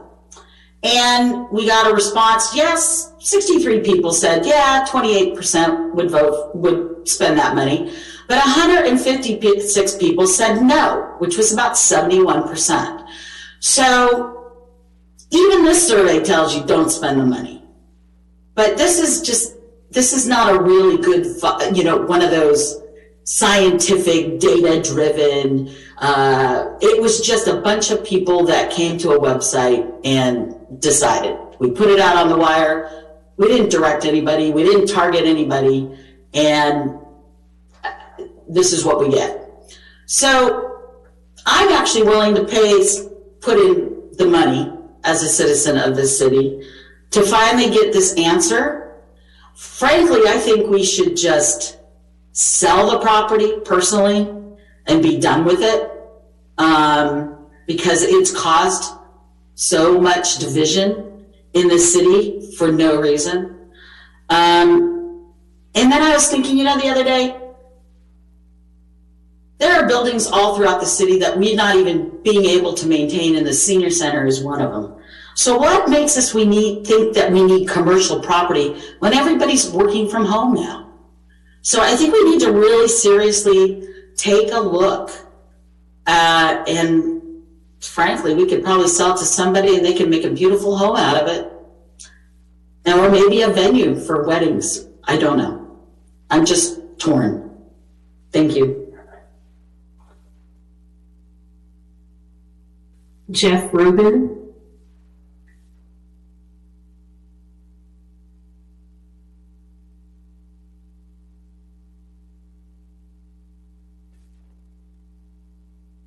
No.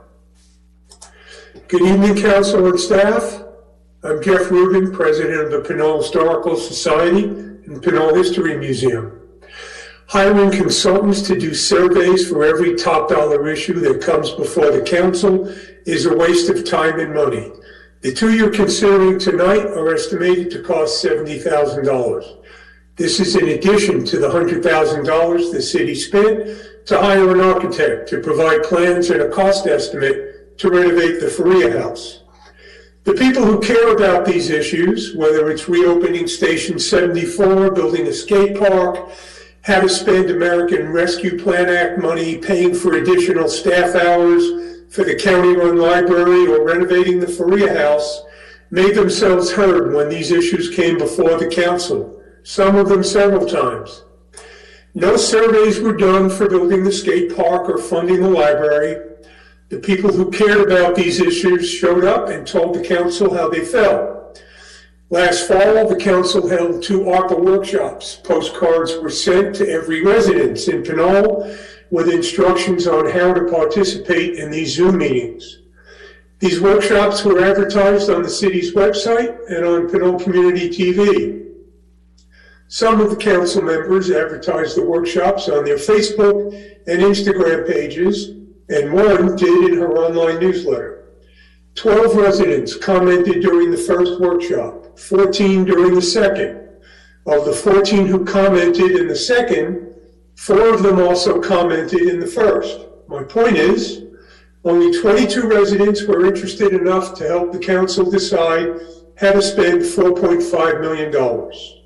I believe the city had similar unsatisfactory results in a survey that solicited input from residents on how to spend the ARPA money.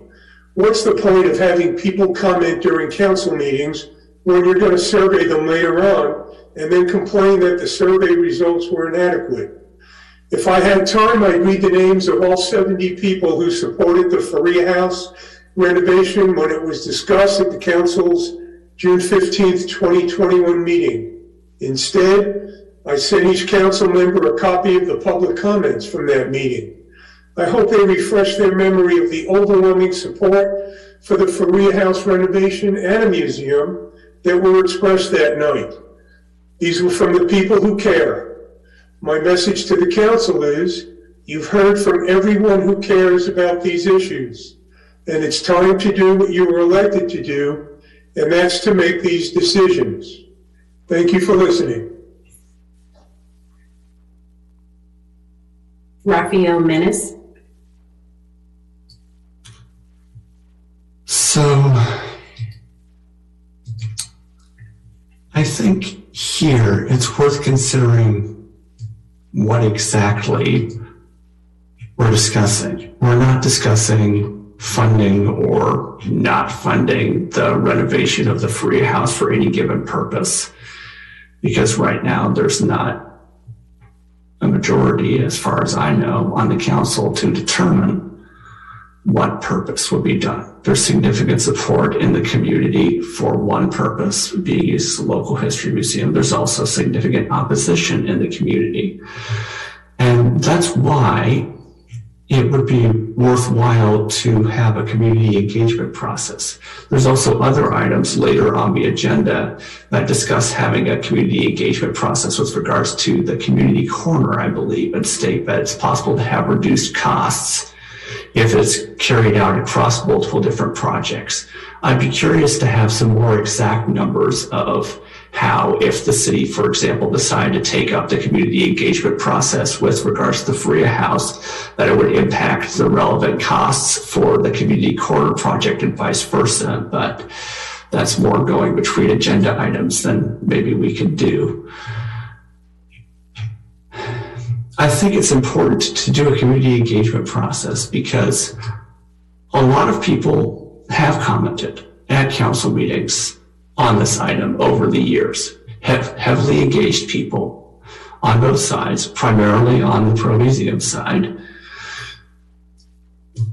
But that doesn't mean we've had a survey that gives a sense of how the broader community as a whole feels what the appropriate use would be. There was that survey that was put out by Pinole for Fair Government, as mentioned by a prior speaker, to do an assessment, but that wasn't a properly representative survey, as they recognized in their comments. It was a survey that went out to an audience that was limited by necessity. It wasn't a randomized sample.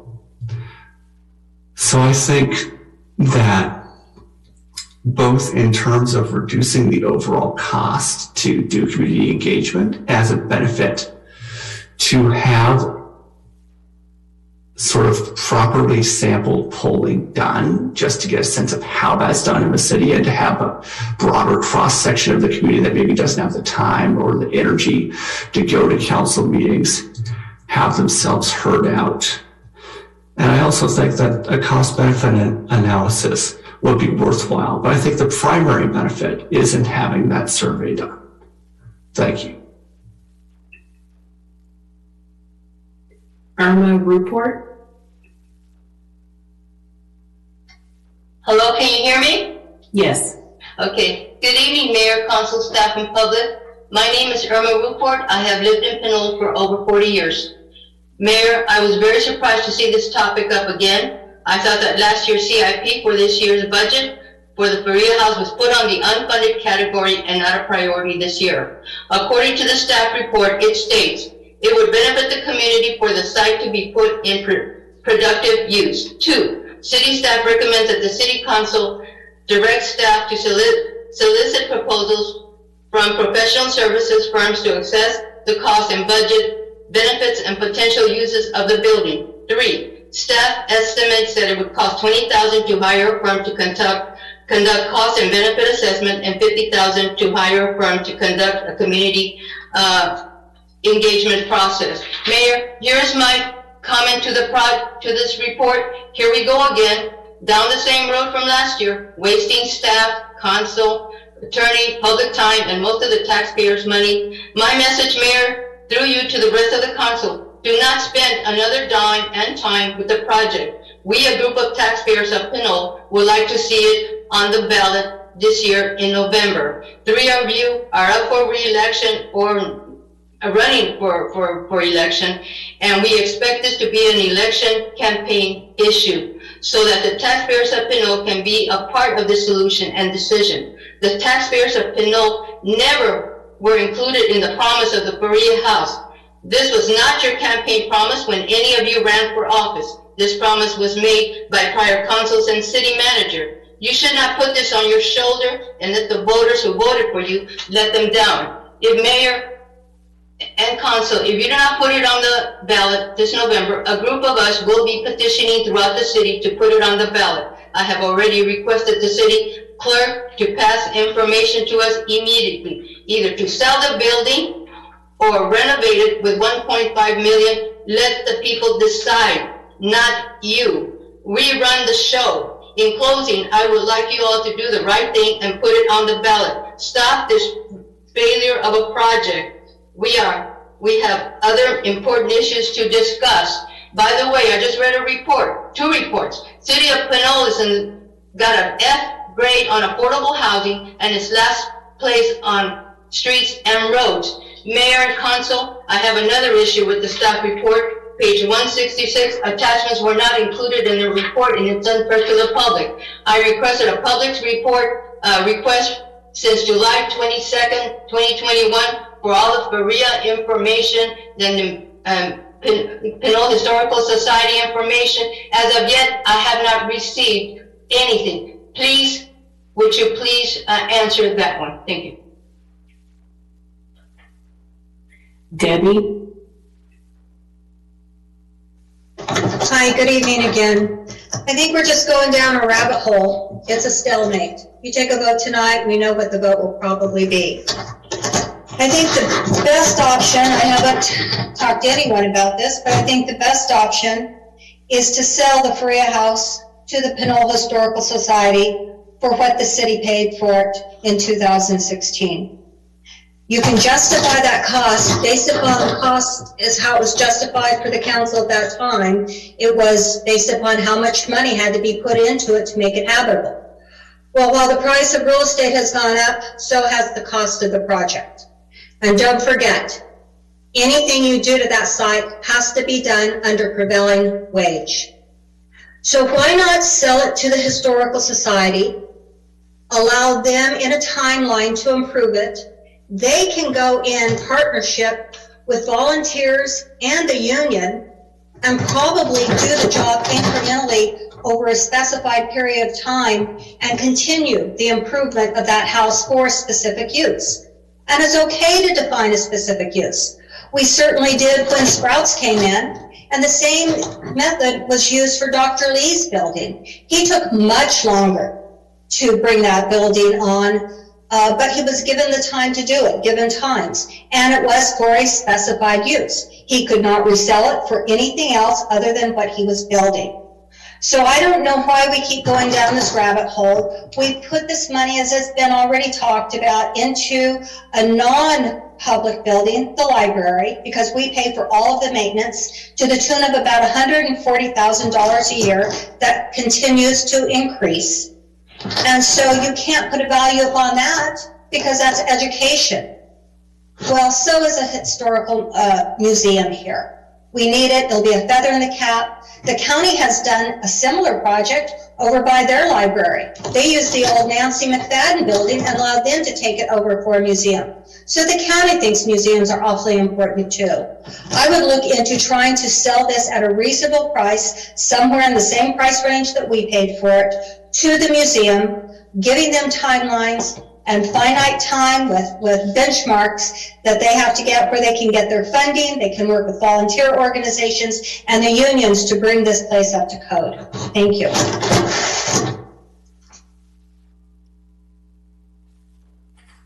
And next we have caller identified 102030. Can you please identify yourself for the record? Yes, hello, this is Peter Murray. And can you hear me? Yes, we can. Okay, thank you. Thank you, Mr. Mayor. This goes way back. I was a council member for 28 years, 7 years as mayor. And if we wanted to go over the history, to get that site to build for community benefit from the Faria sisters, and the community benefit was a medical clinic on that site, also an optometrist office and a dialysis facility. We promised the sisters that we would take that house, move it, and renovate it for the use and purpose of a museum, historical museum, to keep the history of Pinole somewhere that for all people to view at a later date. It was spoken to about, the children, I'm probably the second speaker, and what benefit that is to them, to understand their community, to be proud of their community, and to lose that for my estimation is for political reasons, is wrong. And I would say this is that you wouldn't ask, PBS to take Nova off because for some, purpose to, control the message that's being sent, the educational message. This building has a lot to offer to our community and also to the economic development of downtown. I think that once somebody discovers that there's more to Pinole than just, the streetscape, you can attract businesses, and that was always the issue, was attracting business. Well, you have to put something out there for people to see that has a positive a vibe to it, and a museum is just that. And besides that, we had the money set aside, and it was redevelopment money, and it's probably still there somewhere, pigeonholed, to pay for a lot of this. And that was, the purpose of redevelopment, was to take care and reinvent your community, and this is part of it while capturing our history. So thank you for that, and good luck tonight.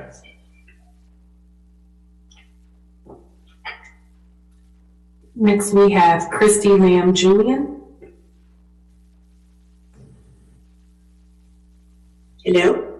Yes, we can hear you. Awesome.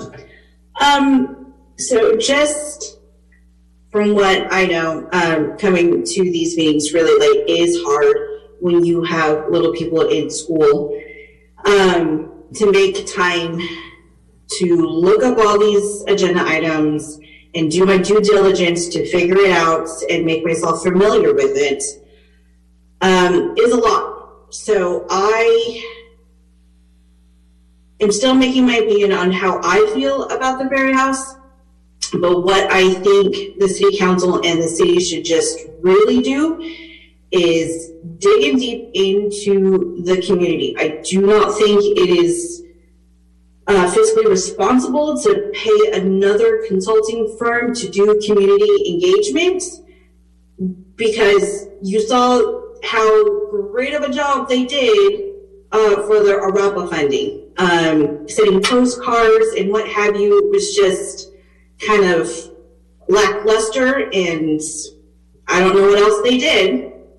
But what I do know is when city council members run for re-election, how far did you all dig to reach your constituents to see what matters to them and how they feel about it?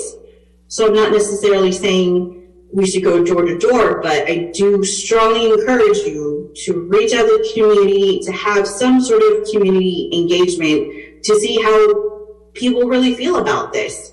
There are some big feelings going on. There has been big feelings going on about this and the community corner, and just there is a large and growing number of Pinoleans that are new or just getting their feet wet that would like to be heard and seen and just give their 2 cents.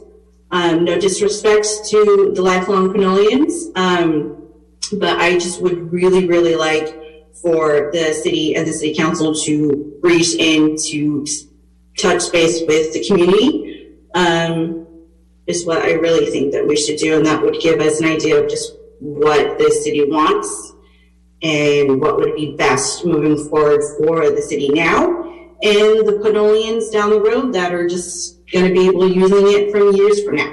Thank you.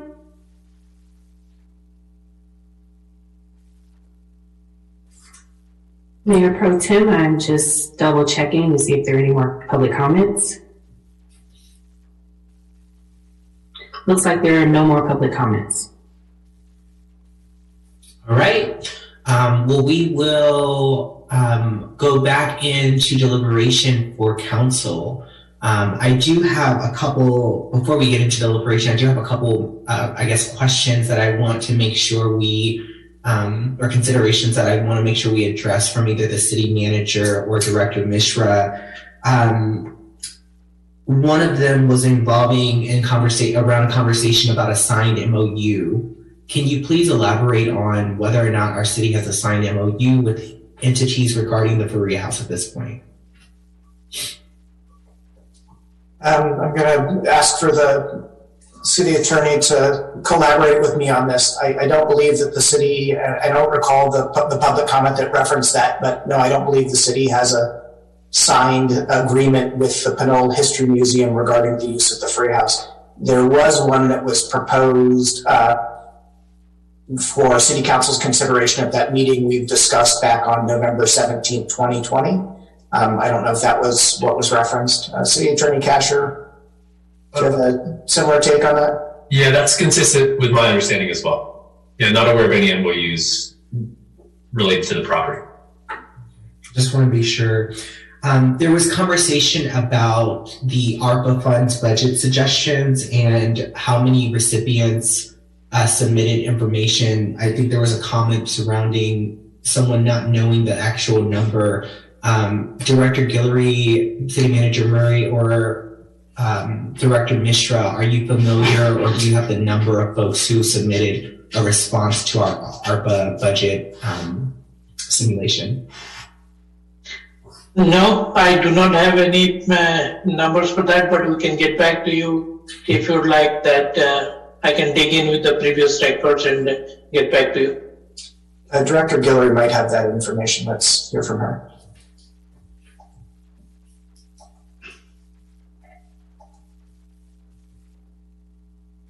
I am sorry, could you restate the question, please? Yeah, I think there was a public comment that either had concerns regarding the lack of knowledge they had around the number of folks who suggested ARPA, who participated in the budget simulation. I just want to clarify what was the number of responses we received back. There were 64 responses balancing act. Great. Okay, wonderful, thank you. I know a commenter also mentions two different processes that we're talking right now about the Faria House. Is it possible to have the conversation, and I guess this is a question for the city attorney, is it possible to have a conversation with regards to the community engagement plan around the community corner in addition to the Faria House right now, or do we have to stick to the one item?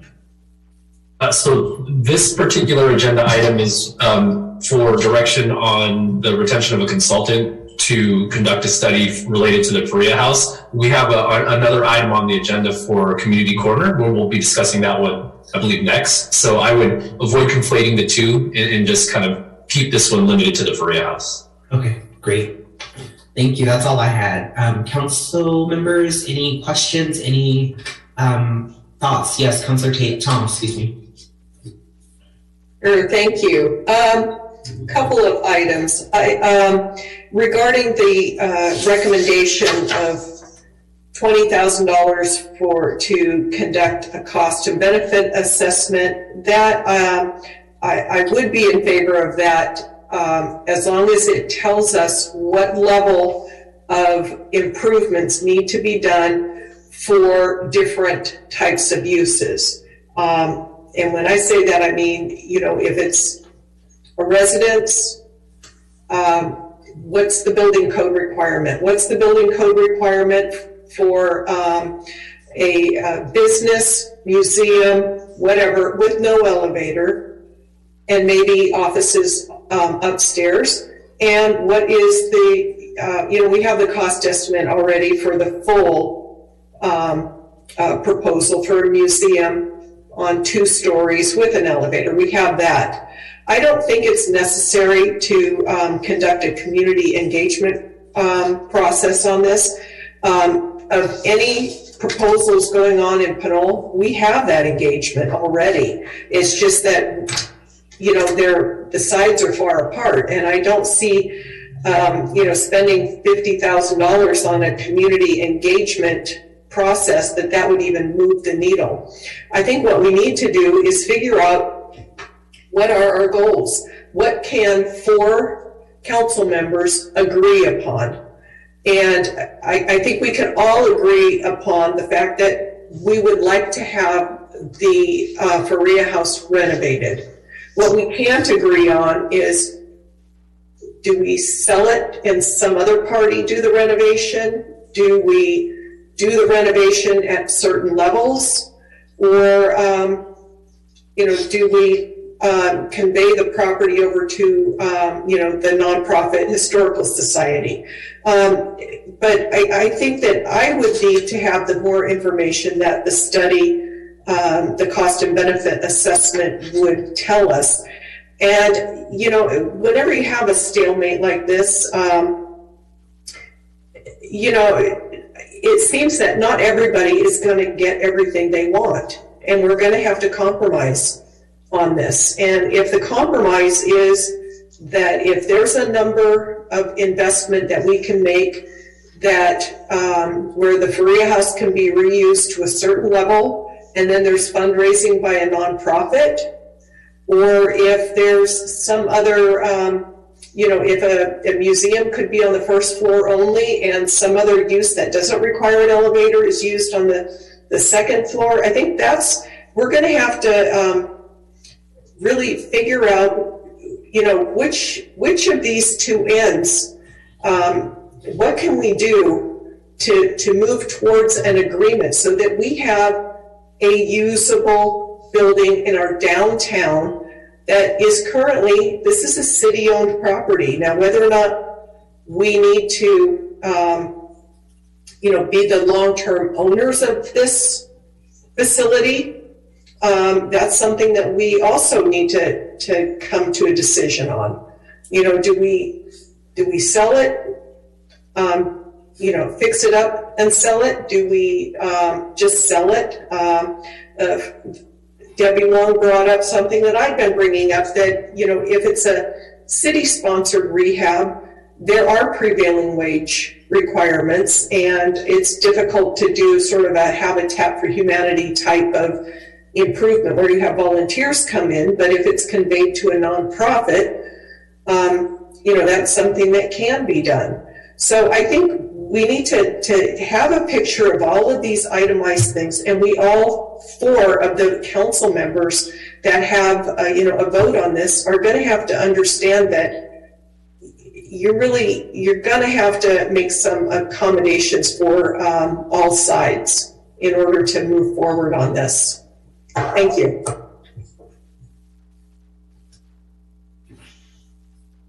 Councilor Martinez-Rubin. Oops, pardon me. Thank you. I want to make sure that I'm not muted, as I usually am. Couple of things that come to mind. I just want to clarify, because the elevator, non-elevator has been mentioned.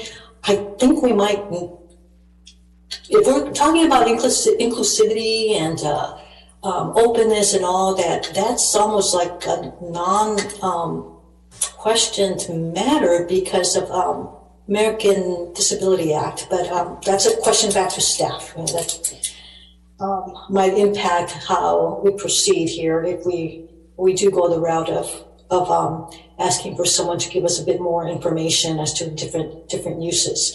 I want to make a point that's really important. We talk about surveys and the attempts that staff has done to date to try to get that representation that we would like. And I know that I've spoken here in favor representation that is reflective of the community as a whole. But the reason for that is because the alternative that we have seen going on in the community is to have, as one of the commenters mentioned, to have surveys just put up there that any one of us can do without them being provided in the context that those who would respond to a survey really ought to have. And that context is, all of these reports that have been had up to date and the studies that have been done up to now about this particular property, whether those documents are accessible or not because people can't find them on the city's website, or they don't know about them, or it takes too long. Yes, there's all that. And that's why I think part of our responsibility is to really keenly be aware of what the content of all those reports is. Because it's not for not, N-A-U-G-H-T, it's not for nothing that all of that investment in time and staff effort and community input has occurred you know, I really find it hard to think that that can just be tossed. With regard to the matters at hand tonight for this particular part of the agenda, $50,000 for a community engagement process really seems to me on one particular project just seems a bit on the outrageous side. Not a bit, it is outrageous.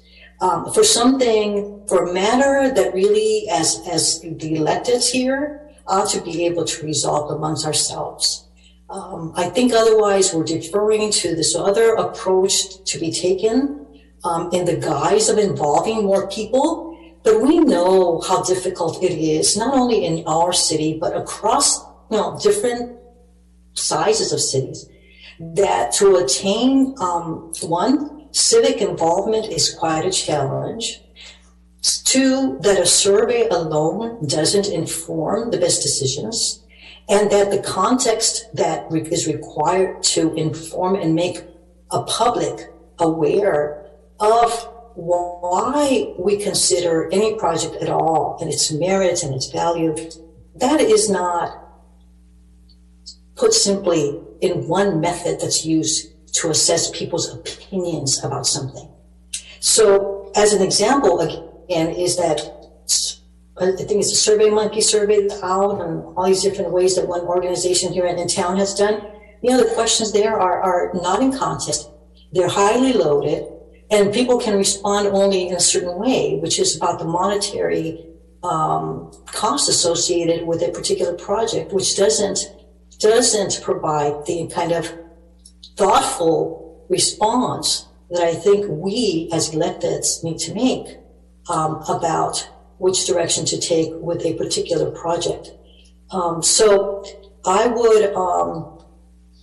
would consider having the information that we don't have now to help support information about which direction to take with regard to use of the building, so that we can advance and renovate the Fourier House. I would not favor $50,000 for a community engagement process only on this project. We haven't done it for any other projects where there's this perception of division. Division in particular is brought forth by a particular group in town that often sees issues that they don't agree with as divisive. I don't concur with that. There is no division among the people who support another, or perhaps not another. No, let me rephrase. There are opportunities for cultural enhancement and venues for cultural kinds of activities in Pinole. We have the youth center. We have community players at the community playhouse. But we don't have a venue that allows for multi-use with a location that is centered around history and culture and an opportunity for discussion about what all that means. The kinds of things that, for example, this council has done in acknowledging different groups in Pinole, both the former and those who are recent Pinoleans who have just moved in, which is why we have these resolutions to acknowledge one group and another. Imagine having more than just something on paper, but actually life experience shared in different formats in a place that's reserved for that, because the city of Pinole believes in the importance of community development being significant enough and valued enough that we support as a city the continuity of that by renovating this place that can house that. And I want to also, discard the notion that a museum is a stodgy old building that considers history static. No, you all are history makers. I mean, we heard that in the resolution tonight. So more discussion about that needs a community space and the opportunity to create a community space that is more than just about history, is there for us. But first things first, right? First, let's bring this building up to code. Let's do something about that. Yes, let's find out so that we have a bit more information to help us compare. But I'll anticipate now that we're going to get to the same point of discussing and not deciding if we just keep deferring and kicking this down the road and not making decisions about what to do with this building.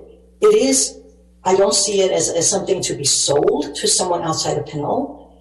It's got roots here in the agricultural beginnings of this town. And there's room to blend that with contemporary uses. So my summary is, okay, I'll favor the study about multi-uses, not favor the 50,000 specifically for this.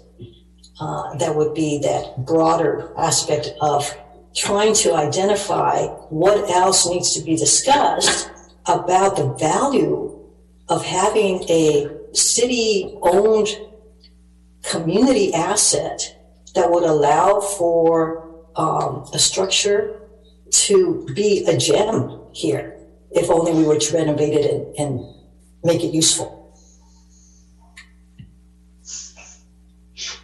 Thank you, Councillor. I'm unsure if the city manager has a comment. Is your hand raised? It is, and I just wanted to add some additional information that might help inform the discussion, if I may. And it might, yes, if I may. Yes, sure, please. I'm sorry, your name was covered. So. Yeah, sure. So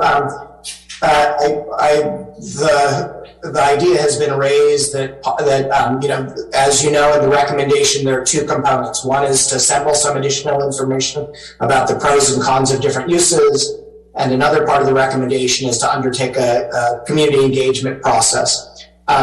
Some folks have suggested the possibility of doing one of those without the other. Staff envisioned those, were the council to proceed to do both, as a linear process where you would do the assessment first, and then you would do an engagement process that would build off the assessment. You need to inform people with the findings of the assessment so that they could make an informed decision in the engagement process. So I just wanted to make it clear that it would be completely consistent with staff's perspective and recommendation for the council to just make a decision to move forward with the assessment at this point and defer the question of whether you want to hire an outside organization to do community engagement or the council wants to do that themselves somehow. I just wanted to make that clear, is that it wasn't clear in the staff report that I think it's perfectly consistent with our perspective, a good way to proceed to do just the first part and not make a decision, and maybe ultimately later decide that there's a different way to get the necessary community engagement. So just wanted to offer that. Thank you, City Manager Murray. Councillor Tate?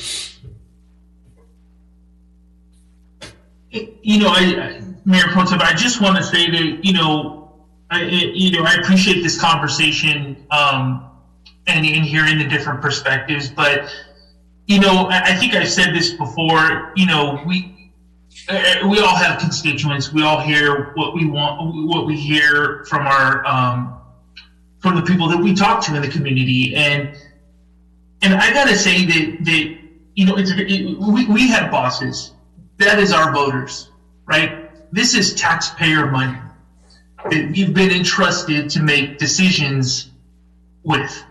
And, normally when you have an asset that has been sitting this long and you have an enormous amount of money to get it to, the gold standard that we want to hold, I think we have to ask ourselves, is that achievable? And what is the cost benefit? And I think that's what we're trying to chase down here. In my mind, in the research that I've done, everybody, people are making compelling arguments. That we should invest in our history and we should be there. But this building is so, in my opinion, so far from that, so far from getting there and putting $1.5 million in there. This is taxpayer money. And not knowing the benefit of that is troubling to me, because it's one of those things where, well, are we even going to get a business office in there? Are we going to get, I mean, what if the building stays vacant at that point? So to me, I'm looking at, and this is something that I've seen other cities do, is where they sell the building if it can be moved. They have their other options. We sell the building like we sold the restaurant, Collins, and we're looking at, what we're going to do with the community corner.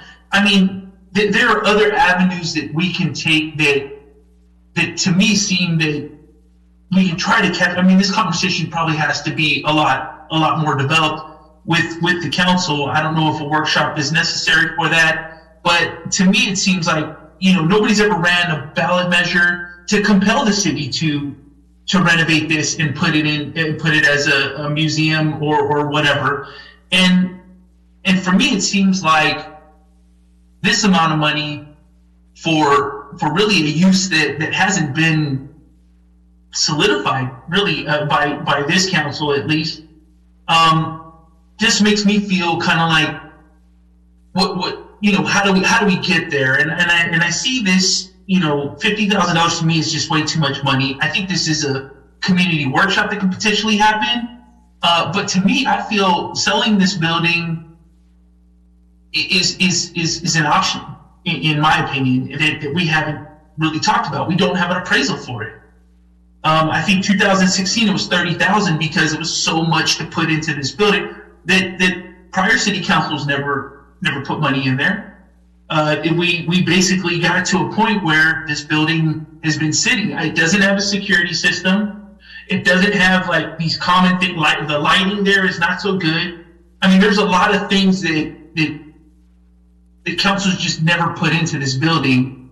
And so to me, I'd like to see instances where we can have either that discussion as to how to move this building to another location, sell this building. There are other options out there. I mean, I just feel like we haven't really flushed those options out either. It's worth $30,000 at this point. I'm not sure if somebody would buy it for $30,000 if it were to be moved. To me, it just feels, Mayor Pro Tem, that there has to be a discussion around this as to what exactly we believe it can happen with it. But honestly, ultimately, I feel our voters should decide. It's $1.5 million. I mean, and I think that would offer an opportunity, if it was a ballot measure, for people to get the information out there to, one way or the other, right? So to me, I think that maybe it's something we put out there. I'm not sure. I'd like to hear from everybody else if that's something they'd like to see happen or what. But I feel like we've been going back and forth with this for 30-something years, 40-something years. And I mean, just investing in our history, because Pinole's history, we do have a rich history. There's no question about it. It's just, how do we honor that history, and how do we, in what way can we do it where it's not, $1.5 million cost to us? I think that's a lot of money to be putting out at this point. So that's just my thoughts, Mayor Pro Tem. I just wanted to share that with everyone, and see where the conversation takes it. Thank you, Councilor Tate. I just want to ask a quick follow-up before I go to other council members. Director Mishra and City Manager Murray, I heard Councilor Tate say the house was worth $30,000. Does that include the land, or is that just the house? I believe it is just the house. Do we have an appraisal on the land as well? I'm just wondering. I just want to make sure we're all clear with figures, and I wasn't aware of that. So we don't have a recent appraisal of the house itself or of the house and the property it sits on. I think it's part of a larger. The property actually extends all the way back to the houses that are on the street behind it. So it's got the kind of a linear park path behind it. So if the city were to sell it, we might want to divide that lot and do other things. But no, we don't have a recent appraisal. Okay. Thank you for clarity. Councilor Toms. Yeah, Council Member Tate just mentioned, wondering what other folks would think about putting this on a ballot, and I would advise against that, because you've got two factions that would be spending their money on campaigning, where if you had the Historical Society that wanted to see the investment, that money that they would spend to promote a ballot measure, that could be spent towards getting to the goal of maybe buying or renovations. There's always the statement about the 1.5 million. And I know that some of the council members had said, no, that's the amount because it has to have an elevator. But if you have a business like an office, I think that there are some offices that you can have on a second floor of a building that don't require an elevator. And that's part of what the study will tell us. If for instance, there's, say there's funds that, we say that there's a compromise that we spend $700,000, and perhaps there's a lease to a museum on the first floor and offices upstairs, and the museum is extremely successful, and they do fundraising because they want to end up leasing the entire building. When I talk about, is there somewhere in the middle that four of us can meet to make something happen with the house? I think that's what I'd like to see if we can do. The other piece is that, this is on a large lot, and I don't think we want to promote moving it. It's already sitting on a lot where it should be. It was designed, we haven't had an architect years ago that designed, I think, an apple orchard in the back, and it would be a nice, wedding venue. That could be, perhaps one of the uses, and perhaps the $20,000 for the cost benefit will, help inform us on that. So that's all I had to say on that. Thank you, Councilor Toms. Councilor Martinez-Rubin. Thank you, Mayor Pro Tem. Couple of things. The site where this structure is, where the Freya House is part of Heritage Park. And if you read the report, and I think Councilmember Tave, you were part of the ad hoc committee, the information about the origins of that location speak to the interest in creating a place that would essentially honor culture and heritage, right? Fast forward to 2022, we're in a different space, if you will, with what we can do with technology and how we can enhance history in a building that is of a different era.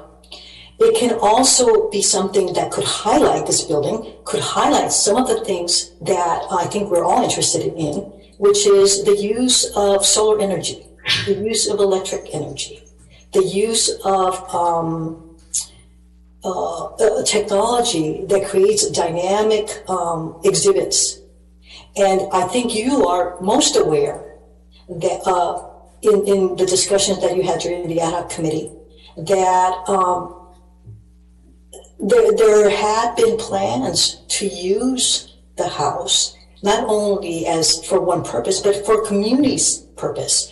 And yes, as Councilmember Toms mentioned, there have been plans about fundraising by having the area behind the structure, behind the house, as a venue that would generate money to be divided by the city and whoever would house that, would operate that.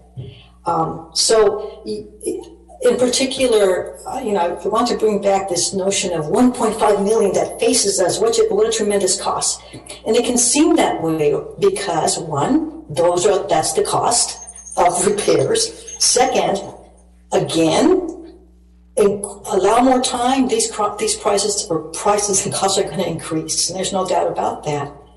And the other is, that you're seeing it as a one-time expense and you're disregarding, I believe, the costs that have already been incurred by the city elsewhere at comparable amounts or more than that, as we subsidize all kinds of other recreational activities in the city. If you're looking at return on investment, we know that the recreational facilities that we have here in the city, in particular in the recreation department, they're always having to do, make transfers of funds from one fund type to another in order to sustain them. And why do we do that? Because as a city, we believe in the variety of interests that there are in our community of Pinole. Not everyone is a skateboarder. Not everyone is a swimmer. Not everyone even uses the library, believe it or not. And yet we have those, right? And so here we're talking about a place, a venue that can be for the community. And this notion of putting something on the ballot, where did that come from? I mean, honestly, you know what? I think it's because we can't decide here. That's why. And it's a shame, because I think that's what we were elected to do, to make the quote hard decisions, and in particular, to listen to the people who do show up. And we've had that over the years. People who are interested in enriching the cultural sensibilities of some of the folks in Pinole. This compromise that I hear Councilmember Toms allude to, in my mind, also means that, yeah, some people among the public are not going to get whatever their preferred way of recreating is, just to put it out there bluntly. But there are some folks, the educator types, the historians, those who believe in the enrichment of the citizenry through means that are informal kinds of educational venues, believe in the value of something like a cultural / community venue. And I would ask you not to ignore the 1.5, but I would ask you to think about, how do we get to that? Yeah, we're a ways from that as a city, or are we? We've got the funds in the budget, because redevelopment funds and the revenue generated from the sale of past facilities have contributed to that general fund. And for us, it's a question of then how do we use again those funds that were once obtained through redevelopment efforts to something that was supposed to be to enhance Old Town, to enhance an area that still needs. There's an opportunity here for us to build upon that which already has been built. And rather than seeing, oh, we're far away from this and it's going to cost this much, think about what it will return in terms of the kinds of minds, the open-mindedness that I think you believe in. When we talk about the value of community engagement, we talk about the value, again, of diversity, of history in the making. We can do that without necessarily selling it off or thinking about only the monetary costs associated with this. So please, I would urge you to be cognizant of the cost of this, but also try to get us help there. Help us try to get there. Sorry. Yeah. I don't know what else to tell you, but I hear you speaking on behalf of those constituents who don't want to compromise, and yet, the constituents we hear here in public comment also I believe need to understand, if they don't already, that there have been compromises made when the city has funded other major projects that don't necessarily address what they believe is important.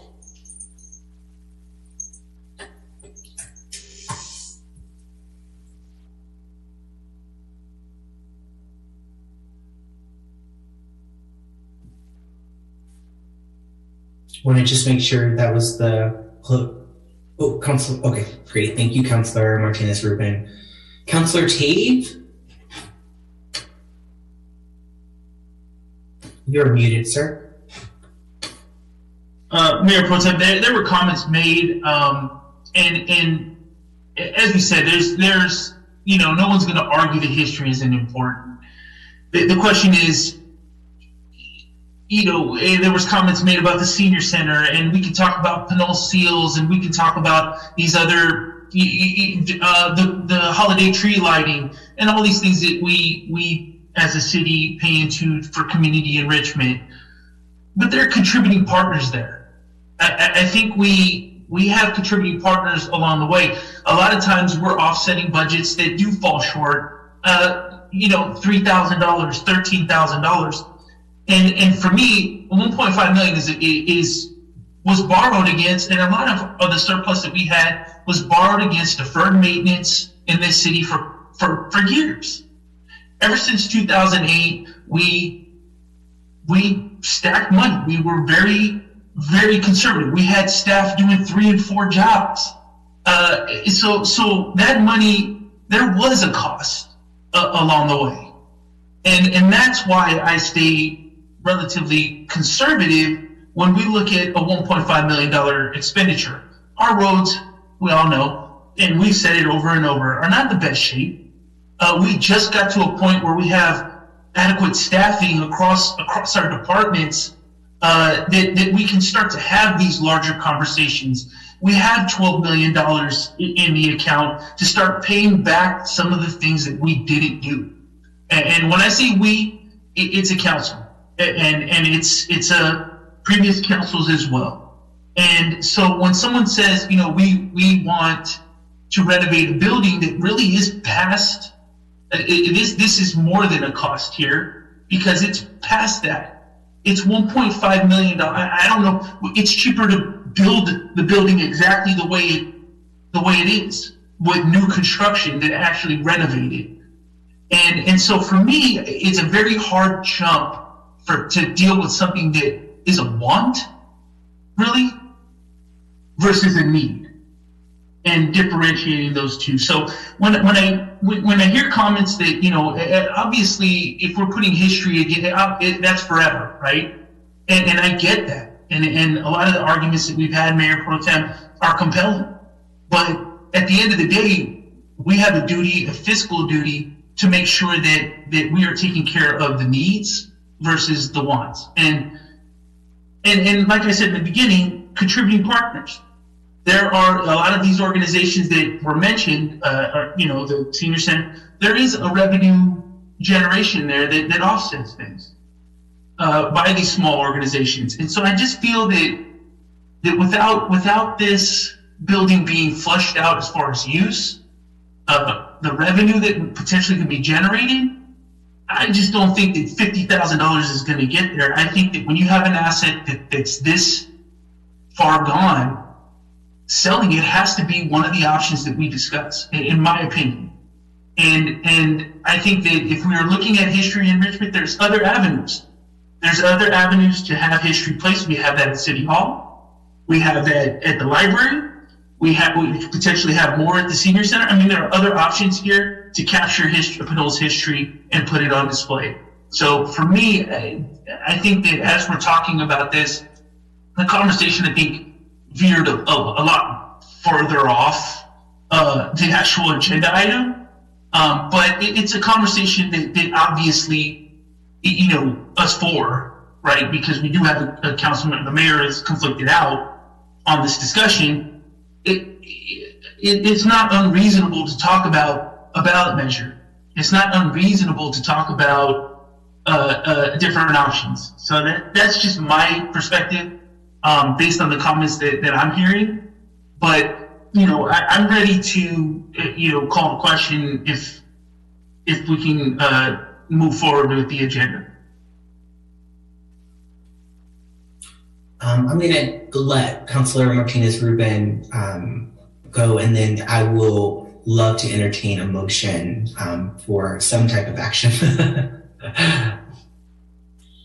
Thank you, Mayor Pro Tem Murphy. Yeah, to clarify, a museum or any other use. Yeah, we veered off when we started talking about museum, but I just want to clarify something about museums. Museums are not flat spaces. They're not only about exhibits. They are venues to create culture, invite participation, invite engagement, etc. I heard some of that from some commenters. And if you haven't visited a museum lately, I invite you to, the one of the diaspora in San Francisco is a wonderful example of what can happen. And why couldn't we have that a mini version of that here in Pinole?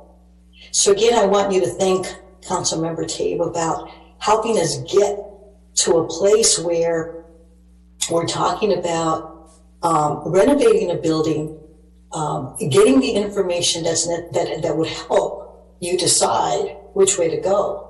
And what's been proposed by the staff is a pretty narrow, if you will, recommendation, but we haven't had the additional information. And if we want to have more conversations, discussions, then it would follow having a little bit more understanding as to how this venue could be used. The question about renovating, yeah, we need to have those answers to things like is it more costly to renovate it versus to build an entirely new building? Yeah, I don't know that. I don't know that for a fact. And so I think what staff has recommended about getting someone objective, the consultant, to help us take a look at possible uses seems reasonable. But again, we're going to come back to this matter of once we get that information, what will we do with this building? And then I guess then we'll have something on which to base our decision. And I would ask you to think, what other information do you need to help you decide? Which is a question that I think all of us ask ourselves when we come to something that seems challenging and not so easy an answer. What additional information do I need to, help me decide here? So I would say, someone called a question, so I would move that we proceed with the staff recommendation to engage a consultant to help us understand better possible uses of this house with the 3 different areas as suggested. And that's the $20,000 consultant? Yes. Okay, and I'll second that. All right, there's a motion on the floor and there's a second. Any discussion?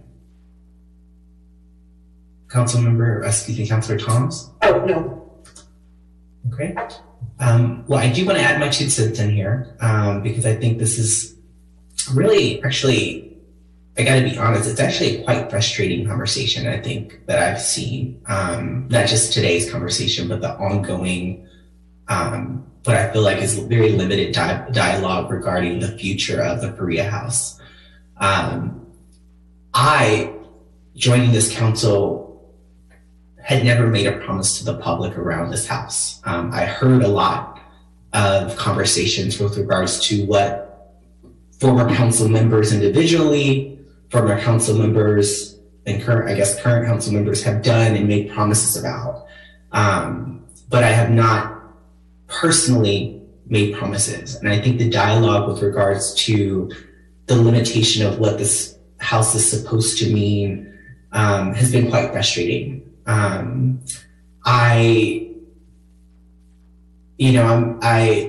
am reaching the point where I also feel like the ideas that have been presented in terms of additional studies, and as much as I appreciate and fundamentally think community engagement probably is part of this council's great big challenge, what seems to be a huge challenge is basically false promises of the past now being laid on this council.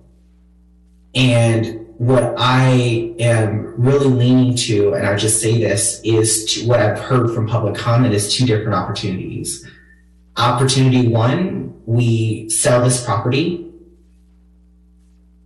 and I don't know what that all entails, but I do know that I've been pretty proud of this council for our past selling of properties, and I think the Bank of Pinole is one example of a historic property in our town that has that seems to be getting some good results, and seems to be making a lot of people happy in this community in terms of the upgrades to that building. Option 2, which I've heard in deliberation today, is this idea of putting, the future use of the Faria House on the ballot, which I think, presents 2 different questions. Do we use the Faria House for a particular use? And how much do we spend on said use, right? So that ballot measure wouldn't necessarily just be what is the future of the Faria House. It would be how much taxpayer dollars do we use for it, for its use, for its upgrades, and fundamentally for the long-term use of whatever we were going to use it for. In those, I think there are compromises, frankly. I think there's a lot of compromises. And I think the reality is we're at a point as a council where this is a huge opportunity to see if this is as big of a priority to the entire community as some have said in public comment, as some have said in this council meeting, as some have said in previous council meetings. And frankly, y'all, I would love to nip it in the bud. Because I think it is, for me, quite frankly, I do see it as a huge distraction to a lot of what the community has constantly and consistently talked about. Deferred maintenance on roads, environmental issues. We still have yet to really dig into racial equity in this community. And we had over 1,000 people show up at Fernandez Park and say they want this to be an issue. We had a commenter say, I've made this statement before, you all agree, but there's been no action. This is a hard choice. I'm not new to hard choices. My experience on this council has been pretty hard, you know what I mean, in terms of my own personal choices on this council. And so I think for me, it is important for us to recognize that it could be actually a huge opportunity to promote democracy, but also to ensure that those who want this museum long-term in this city, or this Faria House long-term in this city, know what they're paying for and know that what the long-term planning financially is around this Faria House, whether it's going to be used for a museum or whether we're just upgrading it for the beauty of downtown Pinole. I'm inclined to support those 2 solutions. I think that either solution is going to require community engagement. So that aspect is not a problem for me. I think engagement I'm probably the first to usually say, let's do more engagement. Let's figure out those processes. But what I'm not inclined to do is pretend like the false promises of the past are not relevant to this conversation, because they are. Which is why we keep going between the Faria House and the museum as if they're 2 different issues, but they're actually one. The reality for me is what I would hope that this council comes to, and when I say this council, unfortunately, it's going to be us, I think we need to come to a decision point on those 2 issues. I know that's not the motion on the floor, but I do want to say that, given that there is a motion to move forward with one study.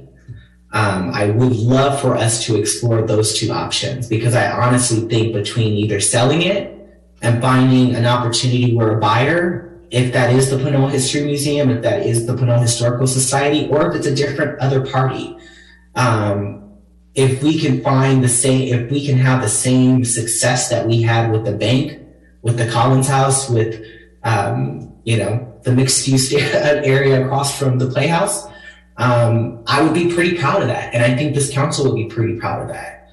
But it also, if it goes to a ballot, guess what?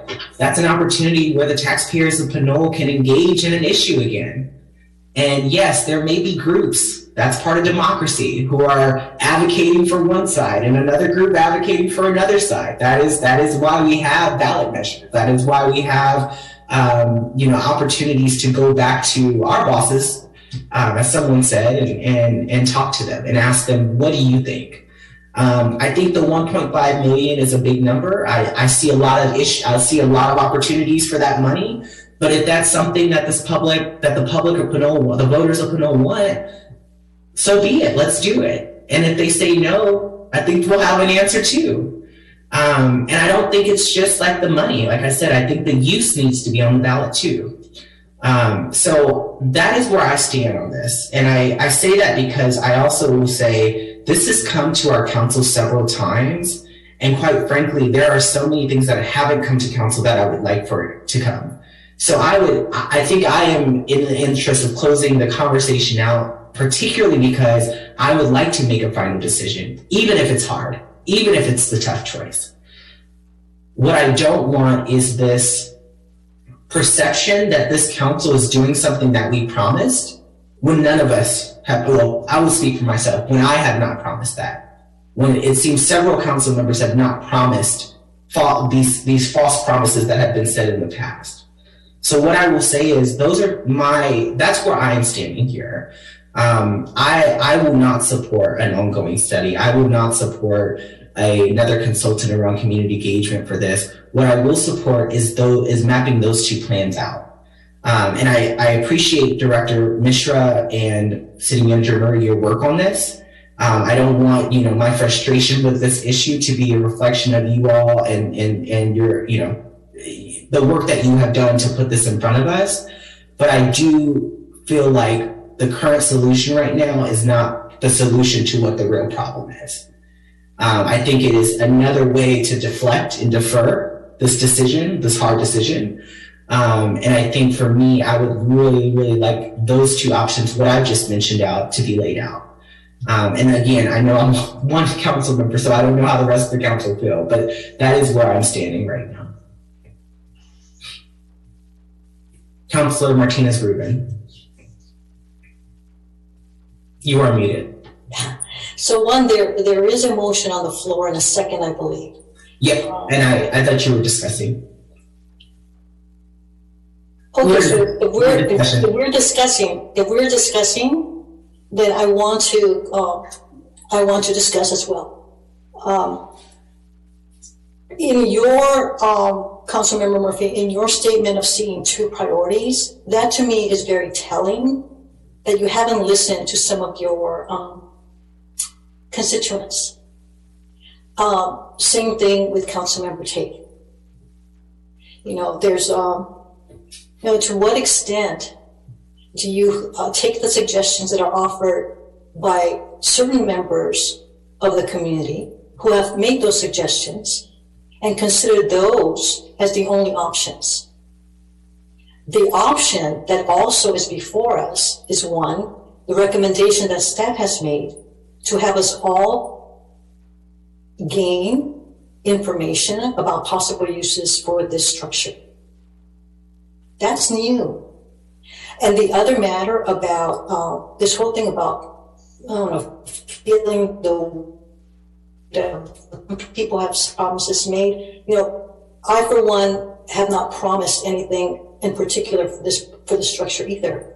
What I do favor is to have consideration of a property that would be created by the city, planted by the city to become something that isn't there yet.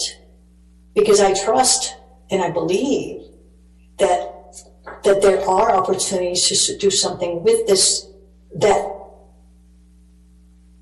speak to success, not in the way I believe you see it, which is that monetary return. You were alluding to perhaps the Bank of Pinole that's now become a coffee house, and where you see people probably happy because one, they've seen renovations. Second, it's going to be a place where they can go have some coffee, which wasn't there before. So it's a popular attraction.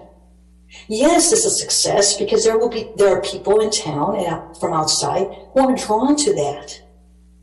We have not yet measured success with regard to, or seen, it seems, that success also is about encouraging the openness, the thinking about,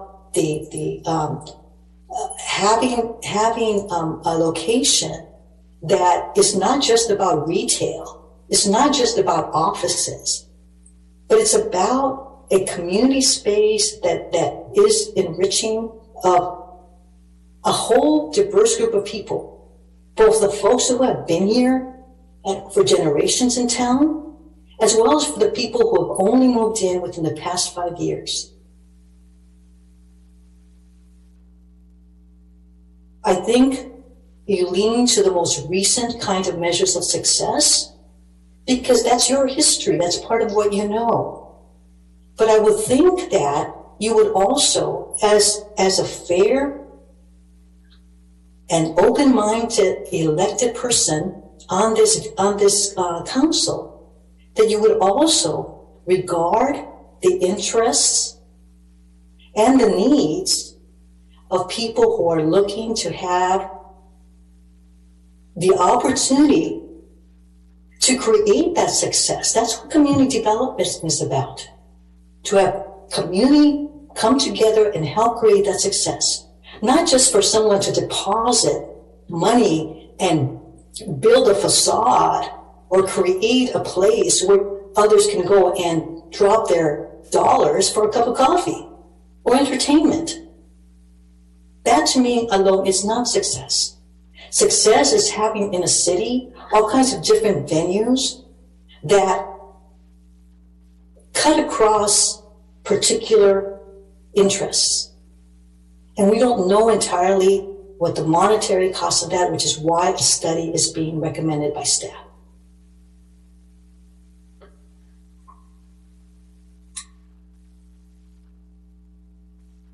Thank you, Councilor Martinez-Rubin. There is a motion and a second on the floor. Are there any other councilors who have, or city staff who have any discussion items or questions about the motion? All right. In that case, I will take it to our city clerk for a vote. Thank you, Mayor Pro Tem. Councilmember Martinez-Rubin? Yes. Councilmember Toms? Yes. Councilmember Tave? No. Councilmember Murphy? No. Motion does not pass. Thank you. Okay. Any other, we're still in deliberation. Are there any other motions that councilors would like to make?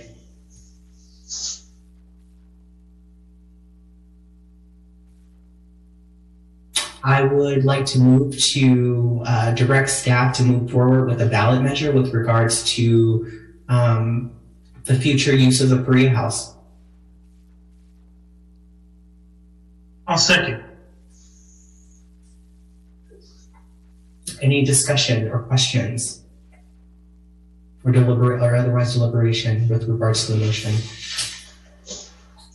So, Mayor Pro Tem, this is the city attorney, just as a point of clarification. So the item before the council as agendized is to consider retaining a consultant to provide this study of the Faria House. We aren't in a position to take formal action on, putting forward. We can direct staff to kind of work it up and present that to the council. So I think staff can receive that direction, but I think we'd have to stop short of anything formally kind of moving a ballot measure. I think that's what you had in mind. I just wanted to mention that just as a point of clarification, because we have to stay within what's agendized here for this item. Thank you, City Attorney Kasher. And just to be clear, I wanted that motion just to move staff to take us back into broader conversation at a future council meeting with regards to what that would look like.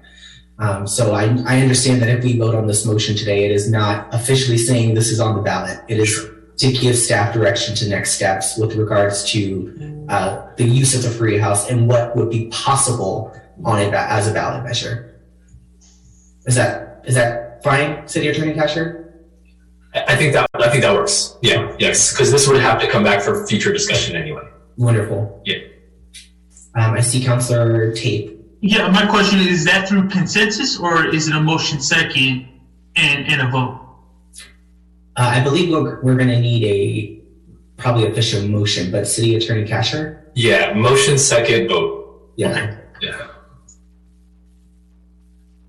City Manager Murray, did you? Yeah, I wanted to make sure. So my interpretation of this is the direction to staff is to have a future agenda item regarding to receive direction from the council on moving forward with placing a ballot question regarding the Faria House on the next general election or something like that. So the idea that we need to have some discussion. So staff could present the basics of the timeline, qualification process, all of that. Propose a process that the city council might go through to determine what the ballot language is. So it's really just to have that conversation, the conversation specifically about positioning the city to place a ballot measure on the, presumably November 2022 general election ballot related to the Faria House's use and investment of city resources. Thank you for that clarity. Yeah, okay. That we're talking about? Okay. I think that's in line with what City Attorney Casher was also making sure we would bring back to the council. Okay. And the public. Any other questions or comments with regards to the motion? I have a question. Councilor Tom? As far as how would you put a question to the voters if you don't know the different amounts that are possible and the potential uses?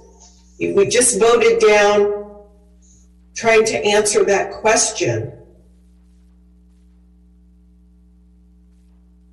we had a question, there was a motion to do cost benefit analysis, and now you want to throw that question to the voters when we haven't even answered that question ourselves. Is that question for me, Councilor Combs, or are you asking the public, or are you asking a city manager? Who's that question to? That's just my public comment, or my comment. Okay, thank you. Councilor Tate. I think that to me, this is obviously 2 yes and 2 no. This council is at a stalemate. And in my mind, it makes very good sense to go to our voters. And I understand Councilmember Tom's his concern is like, well, how much money are we going to our voters with? But I think what we should do is lock in from our voters whether or not they want this to be a museum, and really make that investment and compel the city to perform the work. I think that I'm hearing from constituents and I'm hearing from public comment and constituents there that are both saying that this has been promised to us forever. And there's people saying, well, wait a second, that's a considerable amount of money. So in my mind, I think we need to say, okay, this has been a community issue forever, for 40 something years, as long as I'm 42. I was 2 years old when this was going on. I think we need to put this to rest and let our community move on one way or the other. And I think for me, it's and I feel bad. I honestly, personally, I feel bad that we've been stringing this along forever, and it's got to stop. And I think that this council obviously is deadlocked with where we're going with this, because I don't believe we should spend 1.5 million of taxpayer money on this. That is just my belief. Now, 800,000, it's kind of a balance, whatever it is. But I think we need to be very clear, and to Councilmember Martinez-Rubin's point, let this city speak. And they speak with their vote. And I think that is not wrong for this council in supporting the democratic process. And if we're compelled to have to put money into this building, then so be it. But I think for us to keep going back and forth arguing about how much history is worth, I mean, at the end of the day, I'm not going to argue. It's priceless. The question is Anthony? That's Anthony Taves, but at my opinion. But as a counselor, I have to look at the cost benefit just like all of you have to, and weigh that out. And so for me, my thought is there are other ways to honor history? That is where I landed, not spending 1.5 million, because that 1.5 million was generated from deferred maintenance, from older properties that had sat for almost 10 years, 11 years or more, I think we need to have this discussion as a community, and the voting process does that. So for me, I feel we should move this forward to generate a ballot measure and let the for it make their argument, let the against it make their argument, and let our voters decide. That's just my opinion. That's where I'm settling right now, and I think we just need to move forward with that. But what the language looks like, I think we're going to have a discussion of what's fair and what's reasonable and what we believe the community wants to see. So that's just my opinion. Thank you, Councilor Tabe. Councilor Martinez-Rubin. Yes, I think the democratic process is also about civic involvement, and I think we have had some of those folks who care come and present their side of the matter. It's unfortunate that we can't hear among four folks come to some understanding that there can be a bit of both. I concur with the recommendation that staff has about trying to give us a bit more information to help us decide. And that there, you know about project management, you know about Gantt charts, you know about interdependencies and how some pieces of information are necessary for something else. Mm-hmm. And that's what this study, as recommended, would do for us. So I think going down the ballot measure option is a guise for not being able to decide and compromise as a council, and it's unfortunate. Thank you, Councilor Martinez-Rubin. Councilor Thoms, did you have your hand up? I didn't want to miss you. I did. At some point we're going to, there's a timeline for when you want to have something on a ballot. Mm-hmm. And you want to be careful about how you word it. How much are you asking taxpayers? What's the question? And we don't know what that question is, but if we do a cost-benefit analysis, that would help answer the question. It doesn't. If we do a cost-benefit analysis, that doesn't, if you said, yes, let's do it, that doesn't mean that we're going to spend that money on, a renovation. It's going to give us more information. Whether it's more information to have us compromise for renovation or to inform a ballot measure, we need to have it regardless. Thank you, Councilor Thoms. Councilor Tabe. Mayor Pro Tem, a comment was just made that this was a guise for not being able to make a decision. I've made, over the past time that I've been on council, I've made decisions, and this council has not been able to reach a conclusion. And that's been the issue. And it's been the issue when previous councils had said, yes, we're going to do a museum, but had no action whatsoever. I mean, this has been a back and forth thing for years. And I don't believe that's a guise at all. I think that was a comment that to me just seems, out of all the work that we've all been doing on this, that just seems a little bit much there to say this a guy's not to make a decision, because these decisions have been made. I just think that in the interest of trying to settle this issue, obviously between the four of us, we're not getting to a middle. And a report, a study, it's going to come back and there's going to be a cost benefit. And guess what? It's still going to be the four of us trying to make this decision. And that's why I think that what we should do is really, this is a long-term service, the museum. This is a long-term, this is going to be with us for the rest of the history of Pinole and into our future. So I think that it's worth going to our voters, in my opinion. And the question is, do you want to use the Faria House? And City Manager, correct me if I'm wrong, we do have estimates on what this renovation is going to be, which would provide a budget number, correct? Yes, we do. Okay, and so we do have numbers. We do have a use that has been discussed for the longest, I think that we should put this to the voters. That's my opinion. So to hear that we have a middle ground, right? Well, yes, we could water down what I believe it was 70 people and that commented.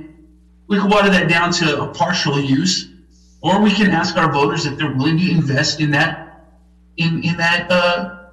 museum. I'm not sure why this would be something we wouldn't want to do as a council. That would be a question. I mean, I'm just not seeing why this would be against that. But those are my comments, Mayor Pro Tem. Yeah. Thank you, Councilor Tabe. I also wanted to express that the reason I gave this direction is I think this is another opportunity for us to either, number one, have this conversation, and number two, this is also an opportunity for us to determine what those questions are. When you put something on the ballot, you can put something on the ballot in terms of both the philosophy and the money behind it, right? And you can have those in the shared question, or you can have those in a different question. And so we are not there yet. Obviously, as the city attorney alluded to, we need to have more of this conversation if this is going to be something we agree staff to bring back. But my point is, we actually do have an estimate. And it is a bit tiring, I think, for our community, particularly when I see groups go against each other and that are doing really great work in our community, instead of just having a ballot measure to express the interest from the voters themselves. I mean, 70 public comments is great. I appreciate everybody who makes public comment. I also would love for this to be solidified in a vote publicly that would bring out people in an election and say, here's what you can vote on. Here's an opportunity for folks to say what they believe the Faria House should be used for and how much it could be renovated for. It is, in my view, pretty simple to be able to go ask. I feel like we are stuck. This is one of those issues where we have not come to a decision as a council. We've done a lot of great work, y'all, but this is one of those things we're just stuck at. So I would love the support from the rest of the council, from you all, to move this forward, because I think this actually does provide closure to a false promise that has been made of the past. And I think, you know, in my heart, and I'll tell this to the public, I'll tell this to everybody, this hurts me. I mean, it's not something that I like to talk about, because I think there's so many other issues that I have heard from the public about that I feel like I really want to address. You know what I mean? And I can tell City Manager Murray probably all day about these issues he hears from me. But this is in front of us. And many of you know that I think that conflict is an opportunity to catalyze change and to catalyze growth in our community. And one of the ways we address conflict is through ballot measures, right? We actually put it on the ballot. So, you know, I would just leave off on that and hope that I have the council's support in this motion. Councilor T. Yeah, I just wanted to ask a quick question to staff. How much, if we were to go to ballot in November, how much generally does that cost us? Or I guess in November.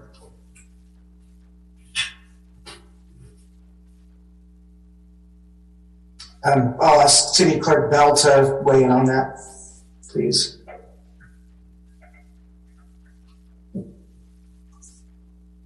Yes, I'm happy to just provide. So we always do include some funding in our budget for elections.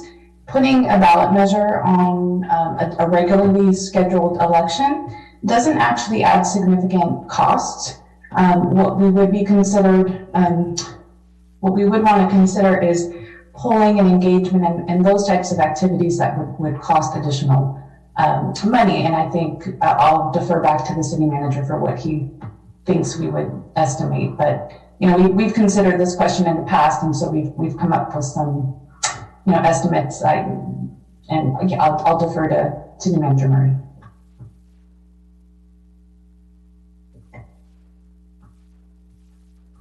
So I haven't heard council suggest that we would have an engagement process around this yet. And if the council wanted to have a public education campaign surrounding this issue to inform the voters, that's an option that the council could undertake, and that that's there are various forms that could take and various amounts. So I guess if the council specifically wanted to know what it would cost to have a public education campaign around the basics of the free house, then that would be a cost. But it sounds from the city clerk like simply placing a measure on the ballot would not create significant additional costs for the city. So I think we'll leave it at that for now. So do we want to have, go ahead. Through the chair, so this, don't hold me to the number, but if based on my recollection, because we have had ballot measures in the past, it's somewhere around $30,000 to $40,000. For just administrative costs, we will have to have a couple of different council meetings where the language would need to be considered approved. The city attorney has to do a kind of neutral statement, and then the ballot language needs to be drafted. You got to work with the county on the actual election process. So there are costs. It's not it's not more than $50,000. It could be as little as 15, but it's somewhere in that range. Just to give you guys a ballpark. My recollection from when we discussed it previously was $35,000. I'm not sure why that figure is sticking in my mind, but that's consistent with City Attorney Casher's recollection. And just to be clear, that $35,000 is for polling and community engagement, not to add language to a ballot, or is that administrative cost of adding language to a ballot?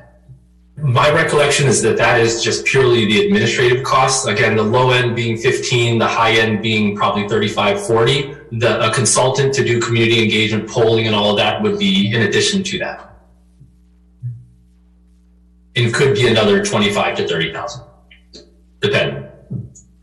And I'm curious because I think oftentimes we come to put measures on the ballot with the presumption that the council supports. So when you say polling, I'm curious to know what would we poll if this is somewhat of a poll? Like this is actually, the poll is ballot measure.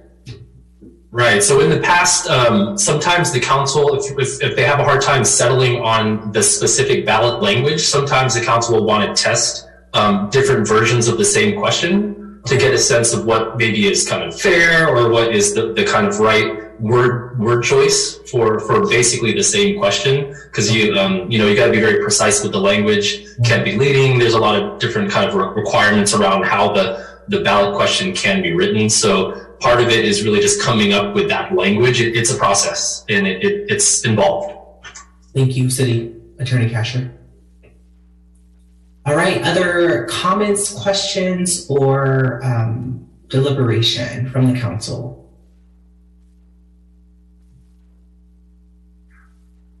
Fantastic. Councilor Tate. Yeah, I just called a question.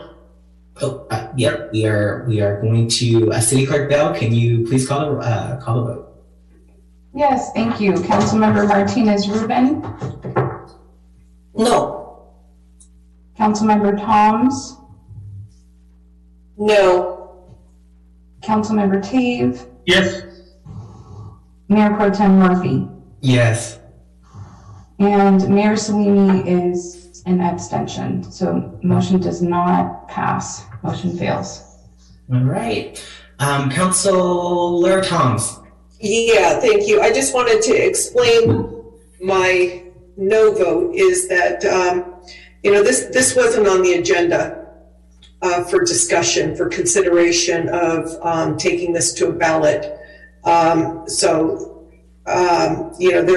a lot of discussion that could still take place, and it could take place at a future meeting. I think if we were to discuss this, it would have to be on the agenda as, I wouldn't object to,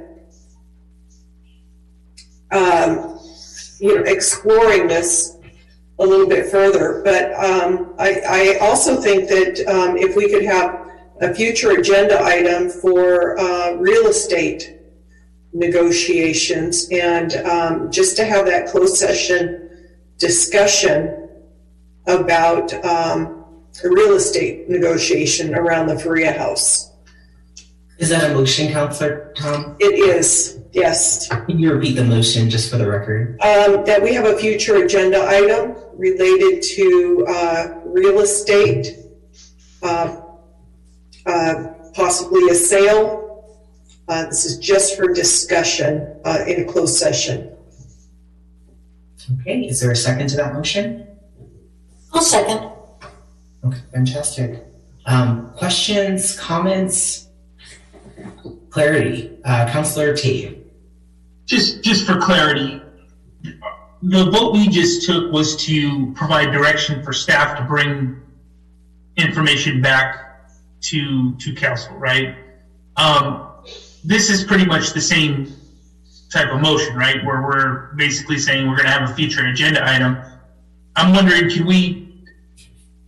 is there a discussion that we're going to have here, or is it something that we have to put in future agenda items in the agenda? I mean, is it all right for us to take this? I can bring it up later in the agenda if you like.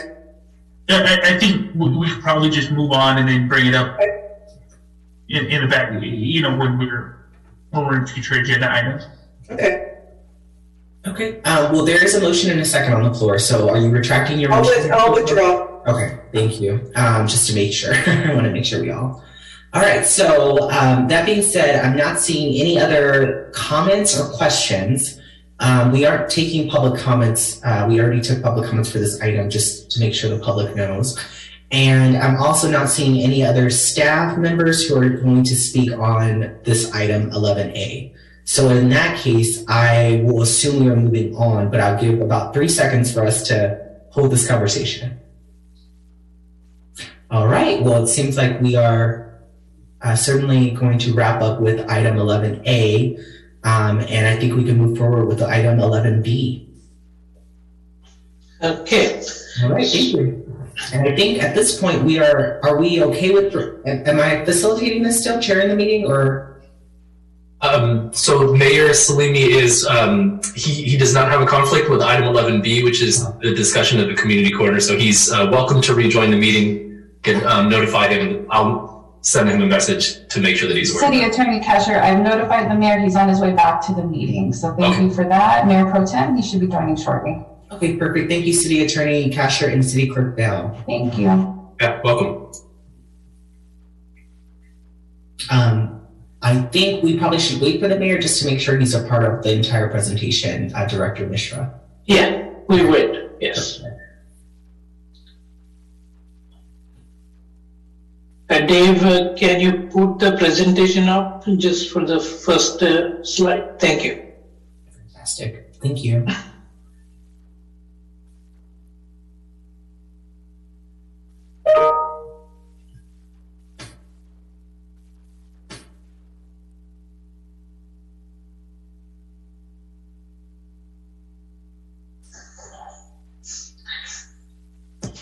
Thank you, everybody.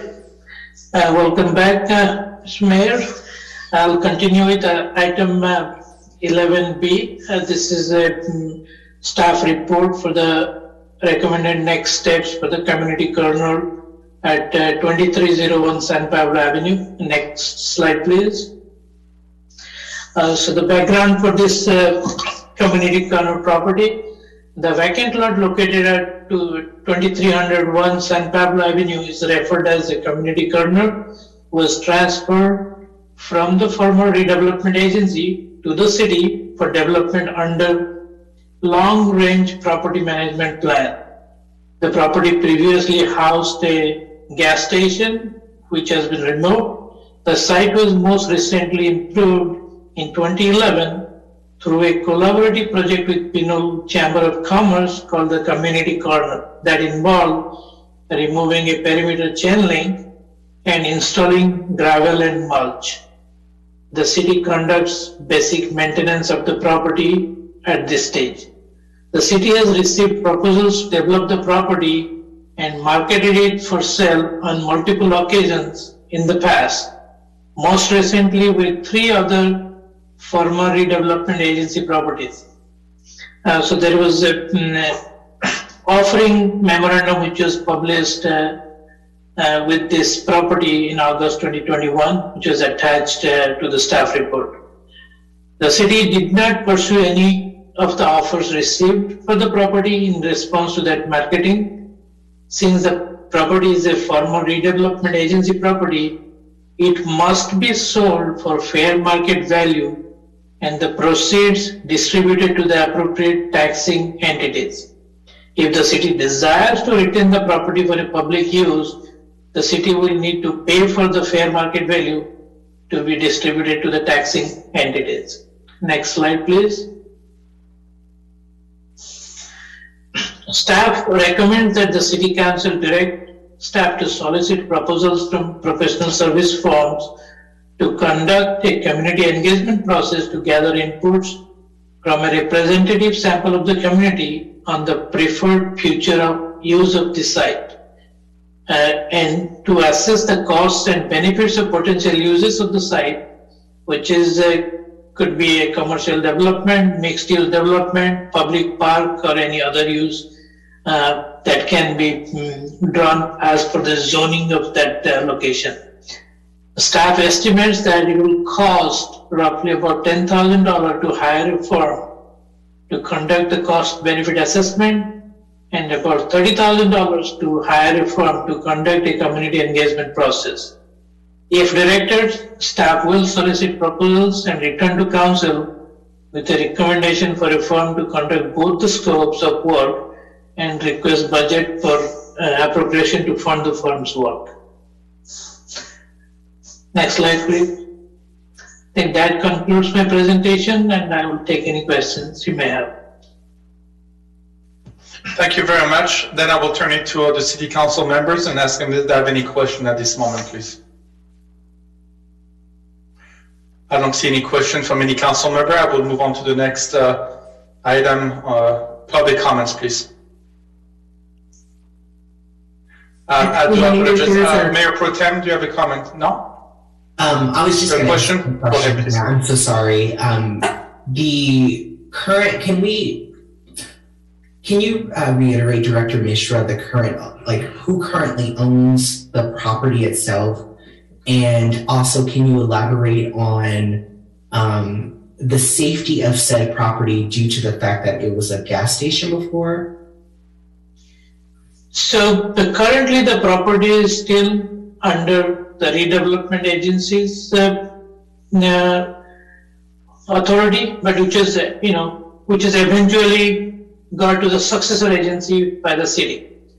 And as far as the gas station, that has been removed and the site has been mitigated, meaning to say it can be used for a commercial mixed use for that property. But I'm not sure if a residence use is permitted. That I would have verified that out with our community development director, and I can get back to you on that. Thank you so much. That's all. Excellent. Public comment, Madam City Clerk, please. Yes, we have Rafael Menes. Good evening, sir. Go ahead, please.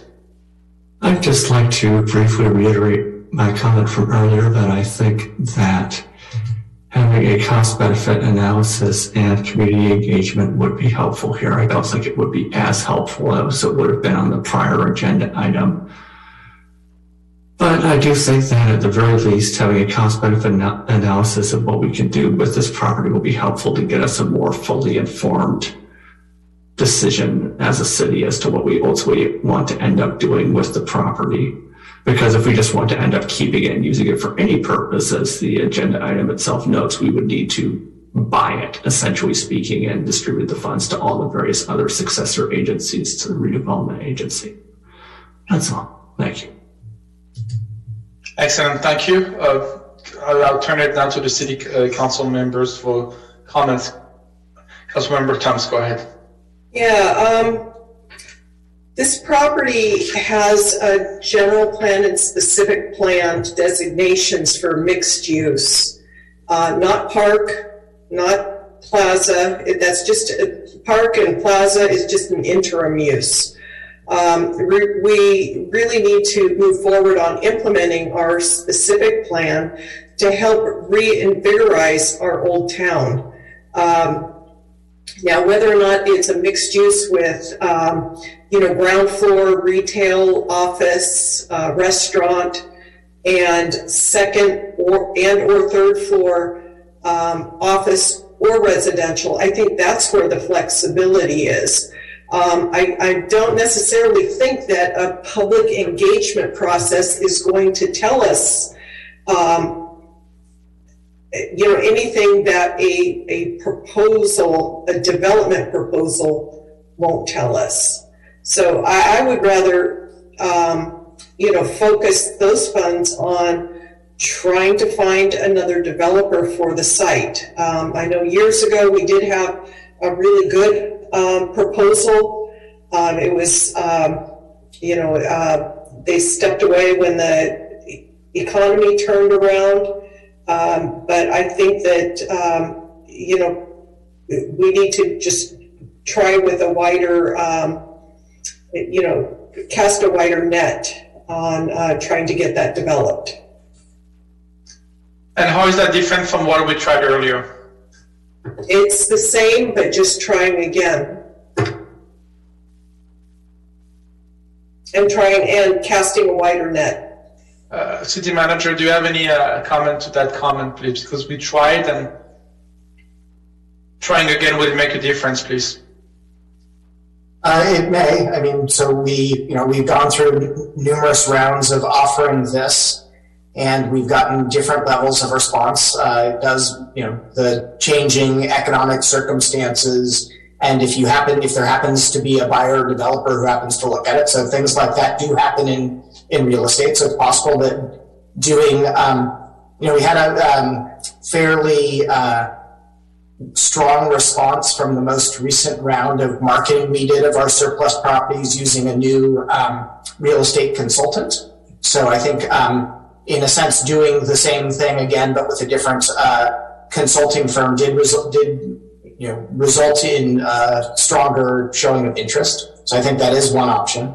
I do think that one issue for this site is, from a developer's perspective, I think it might be, or it might help us find a development if the city first determined what use and kind of project we wanted, and then we went out and looked for somebody who was interested in creating that kind of a use.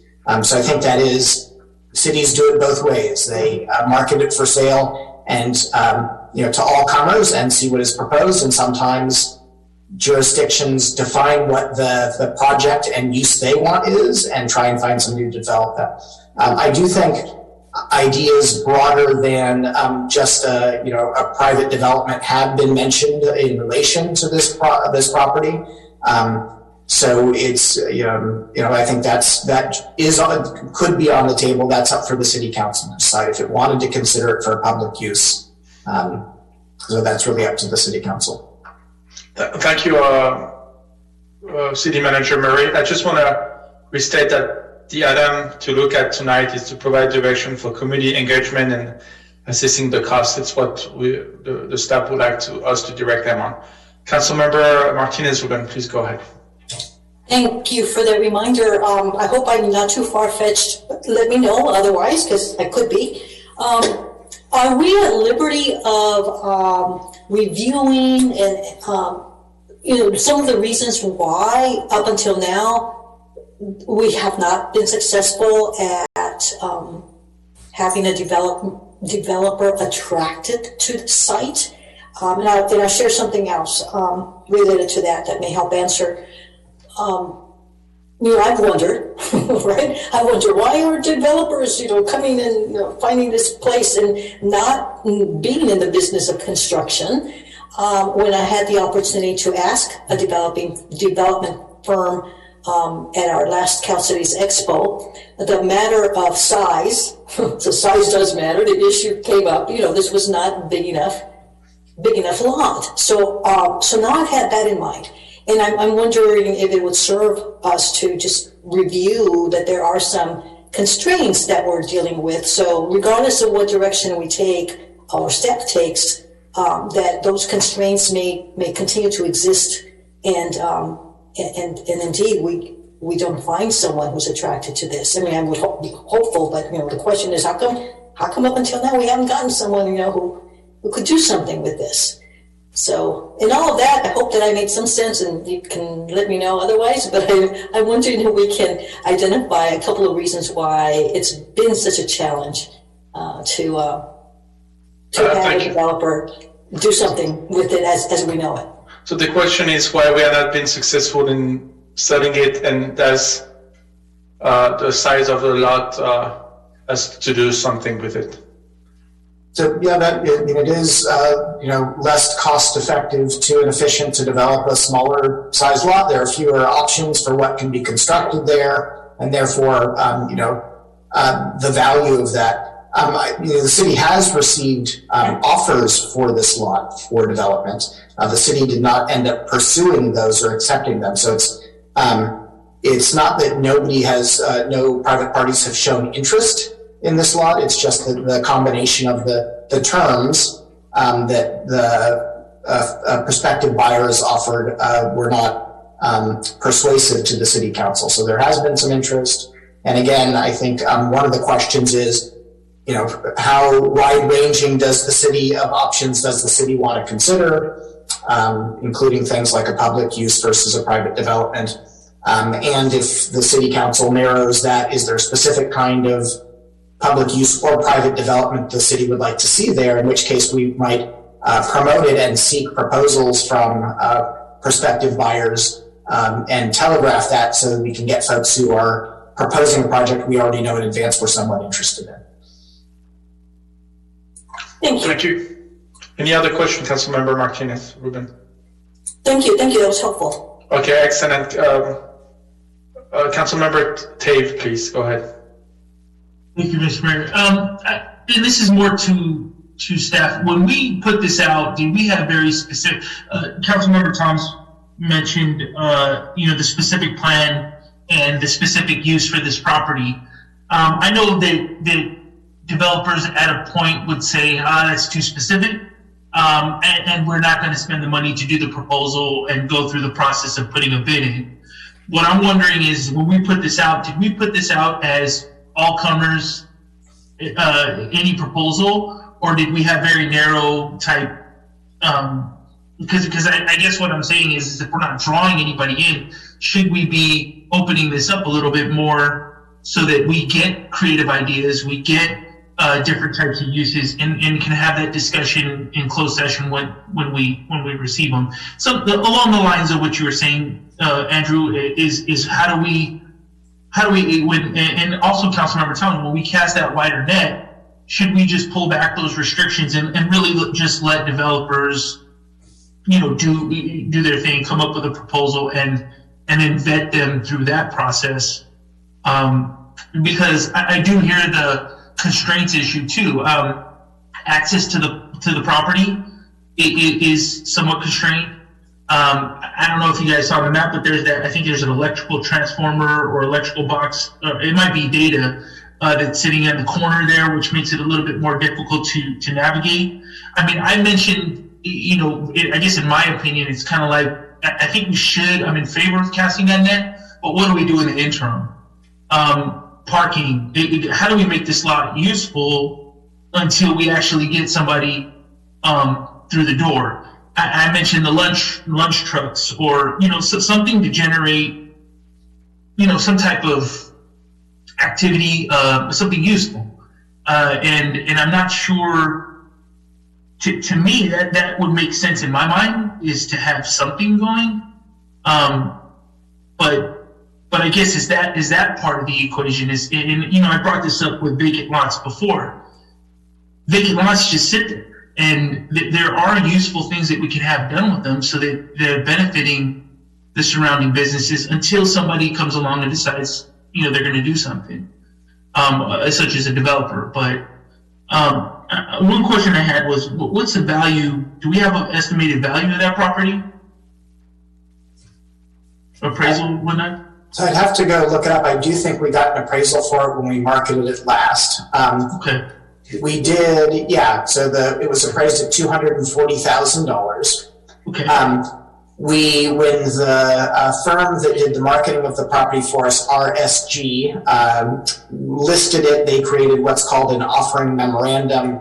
That's that's in the agenda packet for this evening, and it talks about what the current land use restrictions and allowances are. So that information has been communicated. I think there was discussion. So again, I think where we're at is we've gone through a process a couple times of casting a somewhat wide net. The city didn't receive a proposal, even though it received a number of proposals during the last solicitation. It didn't receive one that it wanted to proceed on. So the idea, I think, was rather than hope that something comes through the door, which is what we want, we might identify what the specific project is we want to see that we think is really going to catalyze that site. And then we seek a developer who is willing to do that. And that might mean subsidizing a project to get something that we really want. So it's kind of taking a slightly different approach, and that's an approach that... It's more of a public-private partnership with the developer to see if we can move this property forward. Yeah, and so again, I think in past conversations regarding the disposal of this property, again, we had gone to come to us with your proposals. We hadn't received anything that was satisfactory. The council had expressed some interest in being more directive. And I think having some additional information about what the financially viable options are is what the staff is recommending. I will add that in my time here, I've heard various comments about different meanings that people hold for this site. And so I think that's where the recommendation regarding a community engagement process comes from. So I've heard some people, note that this has historically been a community communication location or gathering site. That's quite different from a mixed use private development. So I do think the idea behind community engagement process is getting some community feedback on something like, what their vision for the site is. But these are just ideas from the city staff on how to advance this property. We're happy to, take interim steps to activate this site, but we'd really like to start moving on the long-term solution to this site. So, thank you. Thank you. Councilmember Mayor Pro Tem David Murphy, please go ahead. Yeah, so I definitely agree with Councilmember Toms about the specific use of this area. I know in the past I've made a few comments with regards. I really love Community Corner, and I'm really, I think the work that some of the public has done and the Pinole Chamber of Commerce has done to kind of upgrade it for the time being has been really helpful. I know I've suggested things in the past like maybe a community signboard, a digital signboard there, and things that I thought would be actually long-term, but I think they were probably heard as short-term ideas. I'm wondering if we can have, I guess my question is, what steps could we take to revisit what current use we've identified, not use, but right now it's currently in our specific and probably 3-corridor plan around this particular site being used for mixed use. How might we bring back to the council and to the public a conversation about revitalizing that area in a different way than we thought originally? And I guess that's a question for maybe the city manager or Director Mishra. Or actually Director Whalen, Attorney Casher, about how we might change the zoning. Yeah.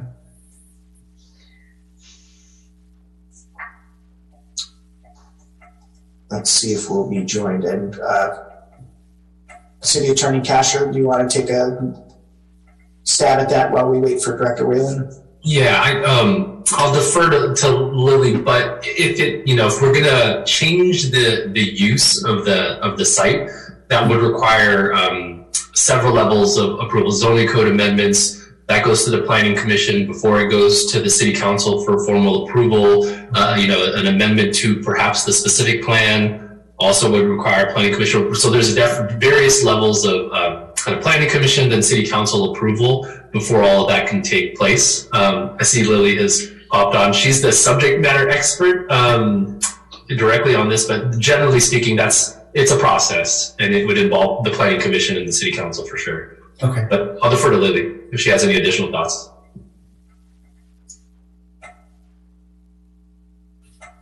Hi, Director Wayland. I think you're muted if you're speaking. I can't see you. Oh, hi. No, we can't. I'm sorry about that. We can't hear you. Okay, thank you. Very effective. Just gonna, in the meantime, I was also gonna mention, is it a possibility of having a piece of that land? I guess is it a all for one for all type of deal? Could we still have a piece of that land and sell the rest of it? How does that kind of work? Like, is it possible? Basically, I mean, I just see it as a huge opportunity to have like a digital signboard. I guess maybe I'm just like really excited about this opportunity for people to like be able to post things, and that's what we currently have there. But it's not something that's digital. It's kind of something that people can post on the board. Is it possible to like sell all the rest of the land and still keep maybe the corner, the real corner of it? What does that look like? So yeah, that is possible. It's one of the challenges of getting that site developed is that it's already kind of small. So I think it would might exacerbate that issue if we wanted to retain a portion of the site for our own public use. Understandable. Okay. And Dr. Wayland, did you have any comments or? I think, can you hear me now? Yeah, we can hear you. Excellent. Good evening, hello, council members. So if I could just repeat the question, that would be helpful for me. Was the question, what's the process if we wanted the city wanted to change allowable uses on the community corner site? Is that the crux of the question? Yeah. Yes. Yes, that's the question. Thank you. Yes. So if there were uses that the city desired on that site to be allowable that aren't currently allowable, we would have to go through a zoning amendment, a specific plan amendment, and a general plan amendment. And all of those items would have to go first to the planning commission for their weigh-in and input and recommendations to city council, and then to the city council for ordinance amendments. And usually those would take 2 hearings as well. So it is a process that would take at least several months.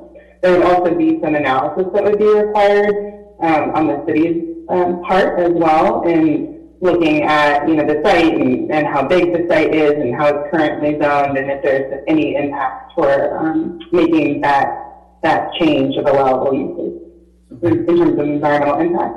Okay. And in terms of the last time that happened, I'm reminded, I believe I was on the planning commission. That was Director Wayland may predate you, but I was thinking that was what we did for the Safeway and the gas station there. We changed a specific code, a zoning, and we also I think we made an amendment to the 3-corridor plan about 2 or 3 years ago. Is that correct? I think I do know what you're talking about, Mayor Pro Tem, and it was a specific plan amendment. Not sure if it was a general plan amendment, but I believe it was a specific plan amendment. Okay. Thank you. I just want to make sure there was some precedent there if we did want to move forward. But thank you. That's all.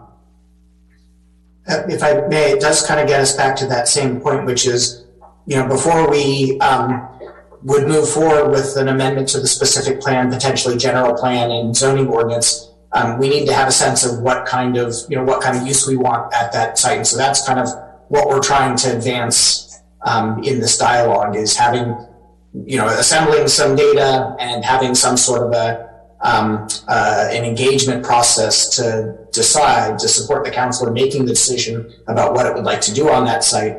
And then once that decision is made, if it's incompatible with the current zoning or plans, then the city could go through a process to update those to make it an allowable use. Okay, thank you. So I see 2 more comments here. Let me add. We tried to sell that development over the last 2 years. We have not been successful, and the people before us tried, they have not been successful. So we have to approach and do a different method right now. Right now, the suggestion that is brought to us is to do a community engagement and assess the cost and move forward. We can go around and talk for another 2 hours, but we have to go, and I would suggest to move with what staff has suggested to do. Okay, Councilmember Thomas, please go ahead. I think Martinez Rubin was before me. Martinez Rubin, Please go ahead. Thank you. Yes, I would move on this, for this project, to do something different than what we have done, and to test out what community engagement, when you allot at least 25 to 30,000, can do for us. And that will also inform what we might do for other projects or not. I would expect that the community engagement process or steps are going to be different than just a survey. And that indeed there are attempts at drawing people not only from Old Town, but throughout the community. And also, I think that a community engagement process allows for an opportunity to have the consultant who will do so inform, make people aware of the context and yes, the history of what this lot, this property has been in the past. I recall that when there was a modified version of community engagement, it wasn't called that then, but back again when there was redevelopment funding to have community input to the extent possible at that time, that there was a point that we got to when a very attractive project was before us, and again, there was uproar about what that project would be. And at that time, it could have been a very attractive anchor kind of development that didn't happen. And so I would want that people who have been in Pinole here quite some time, as well as new folks who've been, and that from the different neighborhoods in Pinole, be part of this. It's sort of like a mini, I see it as a mini general plan kind of effort, and I believe at some point we're going to get into that as well to update that. But for the time being, with something very specific, a relatively small lot, let's see what indeed what community engagement can be about. So I would, my motion is to proceed with the recommendations that staff has made. Second that. So we have a motion and a second, but before I do some move forward, Councilmember Thomas, you have a question on that motion? Yeah, my concern is we've already had community engagement on that. That's how we arrived at the specific plan designation. Community engagement is not going to identify a developer that can make this pencil or not. The way that's going to happen is that we cast a wider net and see if we can get some development, a developer to take a look at it. If we have, sort of an asterisk that says, we may entertain other uses, then we can go through the process of amending the specific plan and general plan and zoning if we have a proposal. But it's kind of going backward, letting us dream up what we want and then hope that somebody will come and build it, rather than putting it out there and saying, can you build something? I mean, even if we put out, in the proposal, it does say that, residential is allowed if there's, a hint that if it's affordable, we have some housing successor funds that we can help subsidize. Things like that. So that's just my comments. Thanks.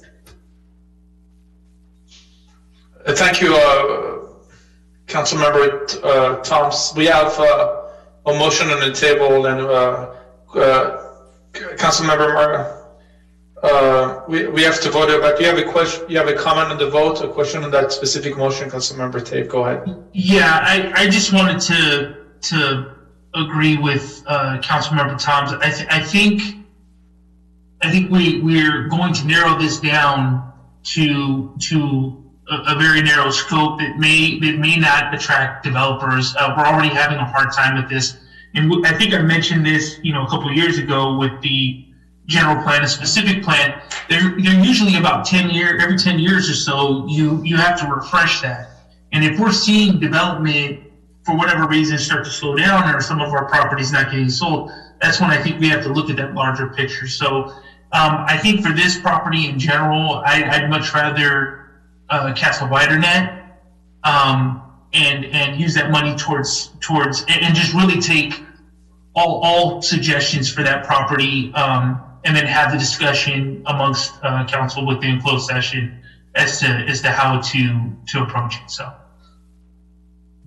Thank you, Councilmember Tate. Thank you. Do we have a vote and a second? I believe it was voted, motion that was made by Councilmember Martinez-Ruben and seconded by Mayor Pro Tem, I believe. Is that correct? So, roll call, please. Councilmember Martinez-Ruben? Mr. Mayor, yes? Can we restate the motion, please? Councilmember Martinez-Ruben, restate the motion, please. Yeah, thank you. Yeah, I move that we support staff's recommendations to conduct a cost-benefit analysis, or have a consultant, engage a consultant to do a cost-benefit analysis for possible uses of this site, and then as well undertake a community engagement process. If I may ask before I do, I'm sorry. No, that'll be the motion, and then I'll have something to say when we discuss. Thank you. Okay, seconded by Mayor Pro Tem. And go ahead, you have a question on that motion. Thank you. Right. A reminder of when our specific plans were developed. That was probably, yeah, anybody have a date on that? It's about 2011, I think. 2011? Okay, thank you. And so I ask about that because, again, there's some similarities to the prior agenda item that we talked about, where we have people who are relatively new into Pinole and those who have been here for some time. I understand there was a very broad, in fact, with updating our general plans and the specific plans, those were some of the best examples that I have seen and been part of for community engagement, as there are different approaches used to really involve people. Thank you. Thank you. 2011. Roll call, City Clerk, please. Councilmember Martinez-Ruben? Yes. Councilmember Toms? No. Councilmember Tave? No. Mayor Pro Tem Murphy? Yes. Mayor Salimi? Yes. Motion carries. Excellent. Next item on the agenda.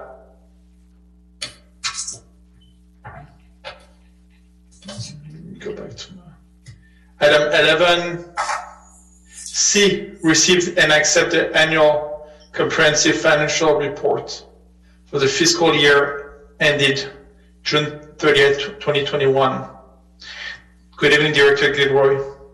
Good evening, Mayor Salimi, Mayor Pro Tem Murphy, members of the City Council, staff, and members of the public. Tonight, the Finance Department will be presenting to you to receive and accept the annual comprehensive financial report, also known as the ACFR, for the fiscal year ended June 30, 2021. I'm also joined tonight by the city's auditors. Ahmed Badawi is here of Badawi and Associates, and he has a presentation. And before I turn the presentation over to Mr. Badawi, I just want to make a few notes here and point out a few highlights. So each year, the city prepares its annual comprehensive financial report, which is audited by a certified auditing firm. In this case, it's Badawi and Associates, whom we've been working with for several years now. The ACFR includes the basic financial statements, the auditor's report, as well as supplemental information, including statistics. And you'll hear more about this in the more detailed presentation that will provide a comprehensive view of the city's financial position and the financial activities that occurred during the audit period, which ended June 30, 2021. I also wanted to point out that Badawi and Associates issued an unmodified opinion on our financial statements, which is the highest possible rating. It confirms that the financial statements are in accordance with applicable financial reporting guidelines and with generally accepted accounting principles. And then another highlight that I wanted to mention is that the city does submit its financial statements to the Government Finance Officer Association Excellence in Financial Reporting Award Program. And this is the 24th consecutive fiscal year that the City of Pinole has received this achievement. So just wanted to celebrate that success and make sure that we're all aware of that. And then lastly, I like to recognize city staff for their work and contributions to not only managing the city's finances and accounting records on a day-to-day basis, but also for their contributions to the year-end statements. So I'd like to recognize Accountant Maria Mata and Accounting Specialist Anthony Colden. I'd also like to recognize staff in all city departments who had some part in the preparation of the city's year-end statements. And a lot of that included them just being responsive to finance department requests for information on specific transactions and such. So just want to give kudos to all city staff for their work and contributions. And with that, I will turn the presentation over to Mr. Badawi. Good evening, Mr. Badawi. Thanks for being here. Thank you for having me. Good evening. Maybe if you allow me to share my screen, I can share my presentation. I think I can share it. I believe you see my screen now? Yes, sir. All right. Now we'll start the slideshow. So thank you again for inviting me to your meeting. My name is Ahmed Badawi, and I was the partner on the City of Pinole audit for fiscal year 2021. And today I will present to you the results of that audit. This is what I'm going to cover today. I will let you know who the engagement team was, what were our deliverables in the scope of our audit, areas we emphasized on, the type of audit opinion we issued, and a summary of the numbers in the financial statements, provide you some of the required communications as your independent auditor, a brief overview of the new accounting standards coming your way, and then see if you have any questions for me. Of course, feel free to interrupt me anytime you do have questions. As for the engagement team, this was the composition of our engagement team. I was the engagement partner. We always have a quality control reviewer. The role is in the background, reviewing our work, making sure that we adhere to professional standards, and also giving a second set of eyes review on the financial statements. We had a manager and 3 professional staff assigned to the engagement. In terms of our deliverables and the scope of our audit, we were mainly engaged to provide an opinion on the city's basic financial statements. The city is subject to government auditing standards, which require us to issue an opinion on internal control over financial reporting and on compliance. We perform several agreed upon procedures, one on the appropriation limit schedule, reviewing the city's calculation, one on the 2006 Measure S, one on the 2014 Measure S, and communication with the governing body. This is what I'm doing today, and we also issue a letter addressed to the council summarizing this communication. In terms of areas of primary audit emphasis, we really didn't have anything that was unique to Pinole. Most of the audit area or the risk area are areas that we find in any audit. Revenue and receivable and improper revenue recognition. This is a risk by professional standard is assumed to exist in any audit unless we can justify otherwise. We really try not to justify otherwise. We just treat it as an area of higher risk. We rely heavily on third-party confirmations. So we have communication with the county, with the state, with franchisees, and we confirm amounts submitted to the city and reconcile that to the city's accounting records. We also perform a lot of analytical procedures on the proprietary funds revenues.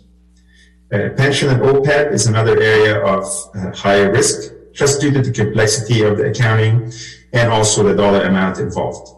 We normally review management journal entries that were recorded to record activities in those plans.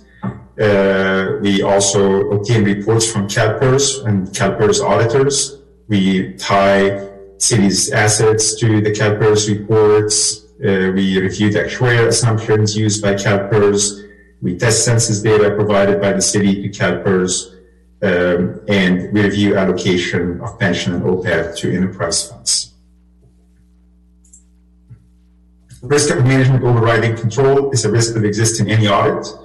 Management are usually the one responsible for designing and implementing those controls, and they are usually in a position to override them. We design our audit procedures to mitigate that risk, or at least reduce it.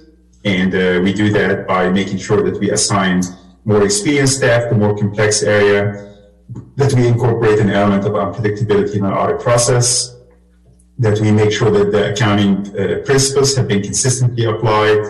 We do testing of journal entries prepared by management, reviewing any estimates prepared by management to make sure that they're free of bias, evaluating the business rationale for any unusual transactions, and evaluating the appropriateness of fraud-related inquiries performed. As for our auditor's report, we have issued an unmodified opinion, and like Markeisha mentioned earlier, this is the highest rating, which basically means that we didn't have to modify the standard opinion. We agreed with the city's numbers, basically. The audit opinion states the auditing rules we followed, and those are the generally accepted auditing standard and government auditing standard. An unmodified opinion means that the financial statements are fairly presented in all material respects, that all significant accounting policies have been consistently applied, that all estimates are reasonable, and that all disclosures are properly reflected in the financial statements. I wanted to summarize for you some of the some of the numbers in your financial statements. On slide number 11 is the composition of the city's assets over the last 3 years. And like most cities we audit, the two largest assets are usually cash and investments and capital assets. As you can see from the slide, there was no major fluctuation in these numbers over the last 3 years, just the regular results of operation, but really no major fluctuations there. On slide number 12 is the composition of the city's liabilities. And your largest outstanding liability currently is the retiree medical benefits, the OPEB liability, and that had a significant increase, mainly due to changes in actuarial assumption and discount rate used by the actuary. Other than that, most other numbers have remained consistent. On slide number 13 is the city's net position. That's taking city's assets minus city's liabilities. And we normally divide the net position into three main categories. The first one, the net investment in capital assets. It's important to segregate this one because this is the amount that is not going to be in a spendable form anytime soon or ever. This is how much the city invested in streets and roads and buildings, and unless the city decides to sell those assets, those amounts will never become spendable. Then we have the restricted category, and this one has a third-party legal restriction on it. So the city council cannot use it for any other purpose other than what's restricted for. And then finally, the unrestricted amount is the amount under the council control. This amount is currently a deficit 33 million. It may be due to the OPEB and pension liabilities being recorded on the balance sheet, and those are obviously long-term liabilities. Keep in mind that this is on a full accrual basis, accounting for all long-term liabilities. Obviously, as we move on to the next slide, we're going to look at the general fund, which really focus more on the current assets and current liabilities and the liquidity of the city. What we normally like to highlight regarding the general fund is we look at the unassigned or unrestricted fund balance of the general fund, and we compare that to annual expenditures. And the idea is to see if all revenue sources stop coming in, how long can the city continue to pay its bills just using available fund balance? And as of fiscal year 2021, the city had about 8 months worth of expenditures in its unassigned fund balance. The minimum recommended ratio by the Government Finance Officers Association is 2 to 4 months. So the city is double that amount. So that's a good financial position for the general fund. The next few slides will focus on the pension and OPEB. And excuse me, I'm just having a little bit of delay in the slides. There we go. This slide summarizes the city's contribution to the pension plan over the last 3 years. And again, fairly consistent over the last 3 years. This is broken down by safety and miscellaneous. Slide number 16 is the funded status of the safety plan over the last 3 years. The city's pension liability is always measured 1 year prior to the financial statement date. CalPERS is always 1 year behind in those measurements. So fiscal year 2021, the pension liability reflected was really measured as of fiscal year 2020. So as of fiscal year 2020 valuation, the net pension liability was about 20.6 million for the safety plan. For the miscellaneous plan, again, my apology for the delay.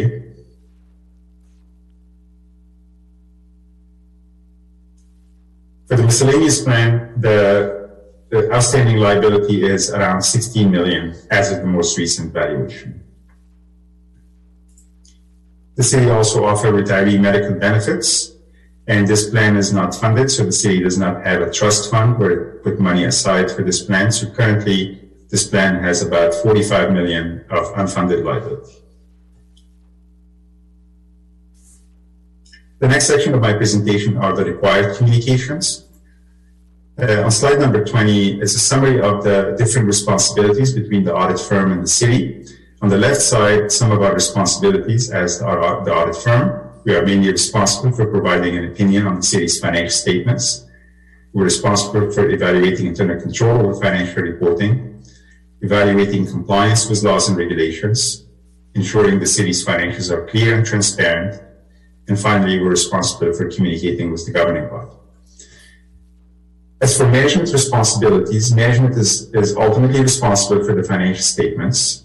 Our audit does not relieve management from its responsibility.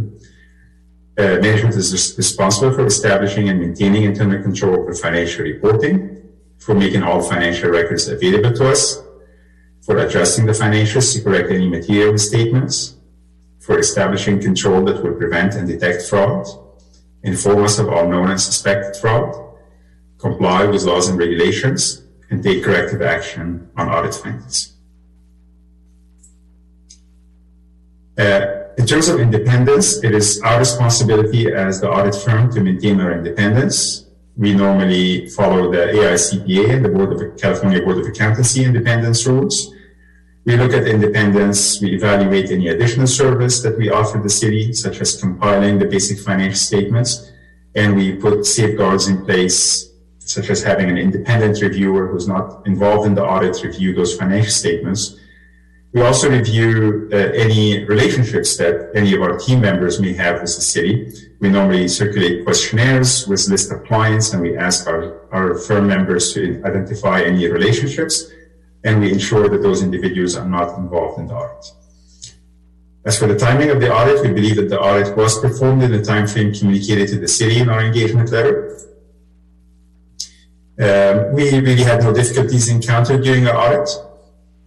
We had some adjusting entries, and management has recorded all those adjusting entries.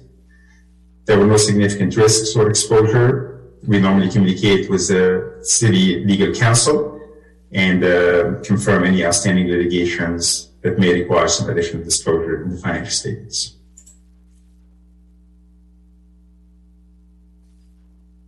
Just waiting on the slide here. Pleased to say we had no disagreement with management. We had no material weaknesses identified in internal control. Normally, we may find some minor things that we refer to as housekeeping items, and those are communicated to management throughout the audit process. We obtained representations from management prior to issuance of our report.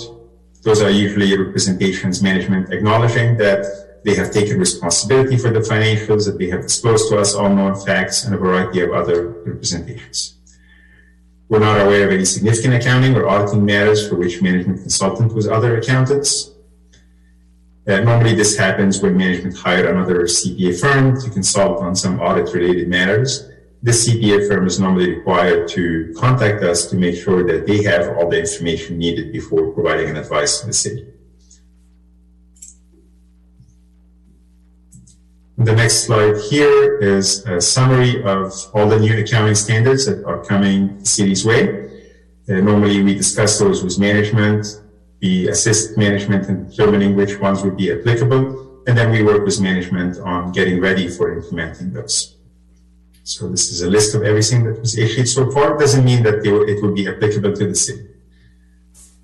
And with that, I'm more than happy to answer any questions. And I want to say thank you for allowing us to provide service to the city of Pinole. Thank you, sir, for your excellent presentation.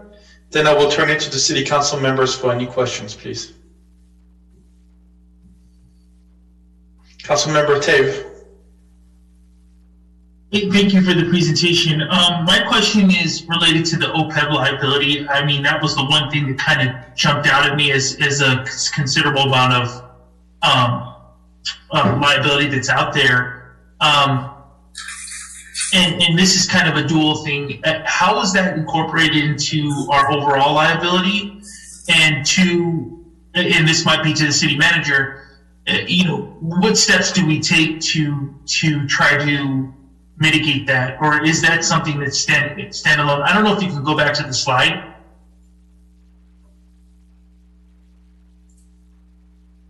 So when I saw that, I was kind of like, well, how much money are we actually putting towards this, if any? And is there a reason we don't have a policy to have money go to try to mitigate some of this stuff, or at least put an effort towards it? So I guess first question is, how is this wrapped into our total liability, being it's looking like, is that 40 million, 45 million? Yeah, 46 million, and the city's total liabilities are reflected in this slide here. So the city have the three largest liabilities are the net pension liability, the net OPEB liabilities, and the long-term debt. And the long-term debt is normally any bonds, long-term loans, leases, and so on. So those are pretty typical, the long-term liabilities of any city. Obviously, the OPEB liability is an unfunded liability, 100%, meaning that the city, even though the city may have money set aside somewhere, they're not in a trust, an irrevocable trust, which means that the city can change their mind anytime. And from a county perspective, yes. I'm sorry, just looking at the slide, it went from in 19 to 20, it was 1 million, and then jumped 10 million in the following 2021. Which was kind of the oh man, should we be putting more money into that or establishing a trust associated with that? That's right. Where I was going. The problem was the actuarial valuations, that when the city does not have a trust that is investing money on the side, they are forced to use a lower discount rate, because the assumption is that this plan would be funded from the city's investment pool, which obviously have limitation on what it can invest and not invest in. So they use the municipal bond rate, which I believe is like 2.some%. Mm-hmm. If you were to set up a trust and start putting money aside in the trust, then the discount rate can be increased dramatically to reflect the investment policy that the trust is following. Mm-hmm. And that can reduce the unfunded liability. However, it's not my expertise to be recommending a trust or no trust, because obviously putting money in a trust means that you're also in the market, and I cannot speak on what the market exactly. I got you. Okay. But that was one of the main reasons for the increases, where there were some changes in actuarial assumptions, where the actuary was making some assumptions and then those assumptions changed. And one of them was a discount rate. I can go back into more detail, but I think once the actuary determined that there was no funding in a trust for a while, then they are forced to use that lower discount rate. Thank you for that insight, and I think it just kind of speaks to us trying to establish something to address that OPEB at some point. But thank you for the presentation. It was really great. You're welcome. Excellent, thank you. I don't see any other questions from any other council members at this moment. Then I will turn it to the public for public comments, please, Madam City Clerk. Yes, Mayor, we do have one public comment, Rafael Menes. So, Mr. Menes, go ahead, please. All right. So with regards to the OPEB liabilities, I know that I've asked questions about that in years past, and the answer that I've usually gotten from the city is that the city is just doing that on a pay-as-it-goes basis because it isn't necessary to set funds aside for it like it is for the pension fund on, but I've never quite understood the city's answer to that particular topic properly. I had a question, though, about an item not necessarily in the auditor's report, but on page 328 of 369 of the agenda packet, the City of Pinole ratios of net general bonded debt outstanding the last 10 fiscal years. I know that it's based on the City Finance Department and the Contra Costa County Office of the Auditor Controller, but since it's just showing the decreasing amount in the pension obligation bonds principal, even though, as you can see, if you look at the budget for FY 2020-21, for example, and you look at page B11, which is page 39 in that budget, you can see that the way that particular set of pension obligation bonds was structured is that as the amount paid in principal declines, the amount paid in interest goes up and up and up. So that while it's being shown as decreasing debt outstanding here, and that therefore the per capita debt outstanding is also shown as decreasing, the actual liability that the city is facing on a year-to-year basis, I don't think is changing. So I'm somewhat confused by this chart. Is it just that general bonded debt outstanding doesn't consider the city's overall liabilities, that it's just a technical function in how the audit is done and how the data is presented in the annual financial report, and that it just has to be structured this way? Because it seems almost misleading at face value. And that's the main thing I wanted to discuss here, because I don't understand it. And I would like to have that clarified. Thank you. Excellent. Thank you for your question. Do we have any other raised hand? Any person who wished to talk tonight? No, Mayor, we do not have any more public comments. Excellent. Thank you. I will turn it back to staff to answer the question that Mr. Menes asked, please. Yes, so for the first question related to setting aside funds such as in a trust fund for OPEB, it's not necessary, but if the city council, if that's the council of the city or the direction of the city council, then that is something that we could look into setting up. Right now, we are paying OPEB or retiree medical on a pay-as-you-go basis. So it's budgeted on an annual basis, and we provide those or reimburse retirees for those medical costs. And that's the structure for now. But this is one of those areas where council could direct staff to look into setting up a trust for that, which we would have to determine what the funding source would be for that. For the second question, there were lots of components. So if possible, I would like to, if Mr. Menes doesn't mind, if he'd like to send me an email directly, and I can research that a little bit more and provide some more information on that, the second question, if that's okay. That's fine. Thank you, Director Gilroy. Well, we will ask Mr. Menes to send you directly an email with the list of questions, and you can answer it back to him. Okay. Thank you. You're welcome. I return it back to, I will close the section related to the public comments. I open the council comments section of the discussion. Any comments from any council members at this moment? One at a time, please. I see a lot of hands. No, nobody. Sorry about that. Everybody's tired. I believe has been a long day. Okay. I will move on and ask anybody who wishes to make a motion, please. I'll motion to accept the annual comprehensive financial report. Any second, please? Second. Excellent. Roll call, please. Councilmember Martinez Rubin? Yes. Councilmember Toms? Yes. Councilmember Tave? Yes. Mayor Pro Tem Murphy? Yes. Mayor Salimi? Yes. Motion carries. Thank you. Excellent. Thank you, everybody. That concludes Item 11C. Let's move on to the, thank you, Director Gilroy, and thank you, Mr. Badawi, for your presentation and waiting until 10:30 tonight to your presentation. I really appreciate it, and Happy New Year. Same to you. Thank you. Good night. Good night. That concludes item 11C. Let's move on to item 11D, which is the development process for the fiscal year 2022-2023, operating and capital budget, and the long-term financial plan.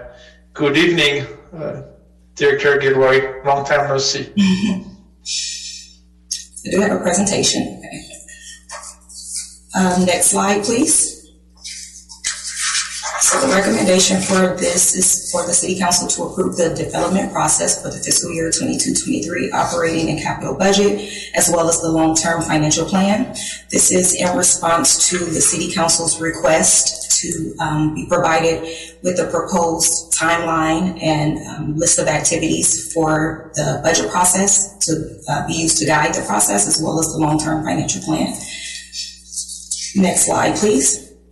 So here I wanted to provide an overview of the overall budget cycle, which includes 5 major phases. And at this juncture, we're in the planning phase, excuse me, for the next fiscal year and the long-term plan. And this will also guide the rest of the budget cycle, which includes the formulation of the budget. So that's packaging the budget together, putting together the capital improvement plan, the long-term plan, and ultimately submitting those to the City Council for adoption, which moves us to the implementation plan. And that's when all of the documents go into effect, which is typically July 1st. From there, we move into the monitoring phase, and this is something that happens throughout the fiscal year. It includes the monthly review of revenue and expenditures, and we look at the budget to actuals. And on a quarterly basis, we provide those financial reports to the City Council to give an update on the financial condition of the city. And then the last phase of the cycle is the evaluation, and that's mostly entailed by the year-end audit, which you just heard. Next slide, please. This just provides a general overview of the development process that we use year over year. So I won't go through this in detail. We can move on to the actual detailed process for the next fiscal year. So next slide, please. So starting with February 15th, we'll present the mid-year review to the City Council for adoption. This will serve as the baseline for the fiscal year 22-23 budget, as well as the long-term financial plan, which covers a 5-year horizon. During the months of March and April, we're proposing to have a special City Council meeting or workshop to present the city's major revenue streams, and the focus will be mostly on local taxes. And this, again, is an item that the City Council directed staff to bring back. So we'll look at some historical information as well as some trend analysis and have some discussions around the city's taxes.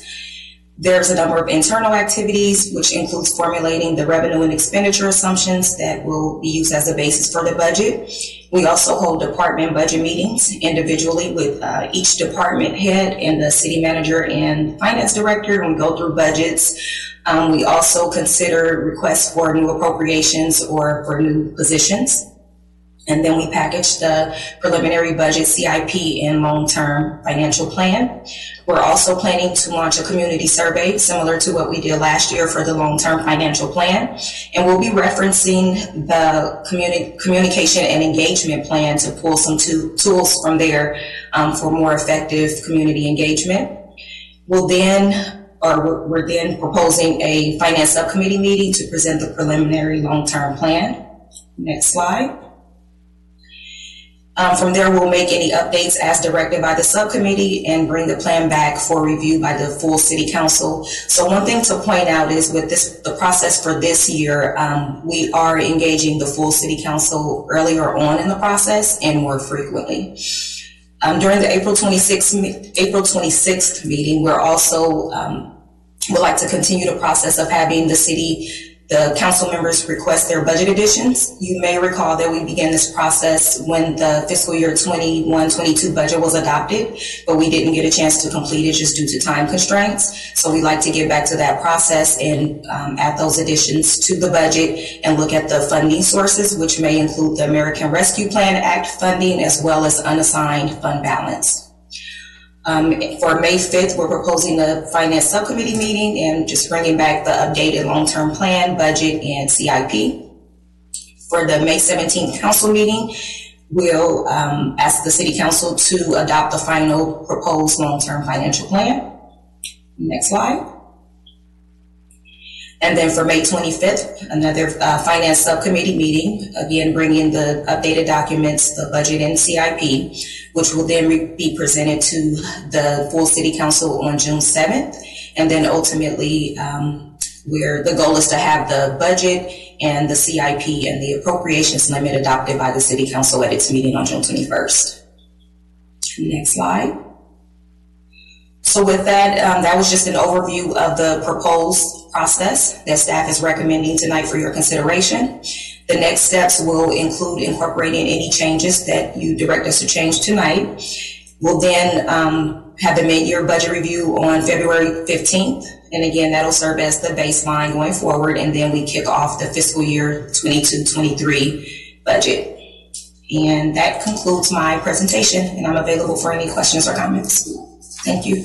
Thank you, Director. Excellent presentation. Thank you. In a timely matter. Council members, questions, please. Councilmember Martinez. Ruben? Thank you. Yes, I think Director Guillory was open to comments as well, so I want to thank you for presenting us once again with how the budget process is planned, undertaken, and evaluated, and also for considering part of the evaluation. I understand from City Manager is not only, you know, your piece of it is heavily on the side of the auditing process, which we just learned more about, but also the evaluation of the process, which is what you all, both of you and other staff, I'm sure, are able to see somewhat at a distance from those of us who attempted to make sense of what was presented to us, and as well try to go through a couple of new sets of processes last year when we were reviewing and going through what was going to be in the budget, both at the Finance Subcommittee level as well as the larger council. So I thank you for proposing the insertion of new opportunities to inform all of us, almost, I believe, concurrently, rather than in a phased approach, so that we do hear the information together. Yes. I recall that having been in the subcommittee, it almost seemed like it was that the subcommittee's members' work was really disregarded at the time we got to council, given how although we had considered some things during subcommittee, they really were not later during the council, and I think that's part of it. But I also felt that when there were a number of suggestions made by council members that sort of kind of came at the end and didn't allow for, again, the thoughtful deliberation in the context that we all knew about at the same time. So thank you very much. Welcome. Thanks for the feedback. Thank you, Councilmember Martinez. Ruben, your feedback was valuable, and I know that you chaired that committee last year, and it was very valuable. Thank you. Councilmember Tave. I just wanted to kind of echo what Councilmember Martinez Ruben mentioned. I think that we can all remember that process, and it felt a little bit like the subcommittee was operating in a vacuum. I think staff, this is fantastic. This is definitely a step in the right direction for a more inclusive process, a more transparent process. I just want to say that, you know, just when we look at our finances, this is one great step forward, and we should all really be proud of the fact that this process is being refined and more inclusive for our council and community. So just thank you, and staff's really great job. And I'm hoping that, you know, as we go through this process, then we refine it as we go and have these conversations. So thank you. Thank you. Thank you. Councilmember Mayor Pro Tem Murphy.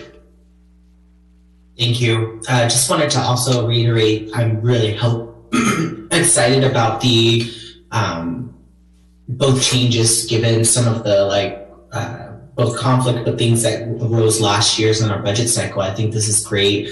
Thank you for mapping this out. I just wanted to ask a question about how I know we have a pretty good chart here in terms of some of the dates. Are these going to be mapped out on our city's website? Is there a kind of a center for this information outside of this presentation that we plan on amplifying kind of that chart you put? Because I think that would be really good even for me to share as I'm doing. We'll definitely share it on the city's website and the social media, of course, and the administrative report. Gotcha. Fantastic. And then I was just going to ask quickly, I know you mentioned the community survey. Are we still looking to do something similar to the balancing act there, or will we be focused a little bit more about the, I think we did like a long-term financial plan survey last year. That one got about, I think, like 70 also. Yeah, what are we looking to in that survey a little bit more? So we're still working out the details for that, but we are looking at both of those tools, both the online survey as well as Balancing Act. And as I mentioned, we'll also reference the communication and engagement plan because there'll be some good pointers and tips and tools that we can use from that, and then figure out what's the best way to move forward, because we would like to get input both for the budget and the long-term financial plan. So we'll have to map that out and see how that looks. But we'll consider all of those various tools. And then I was just wondering, this is a more broad question. I don't know if this is really a question specifically for you, Director Guillory. I'm just wondering, there's so much, we've had this conversation about like intergovernmental affairs, right?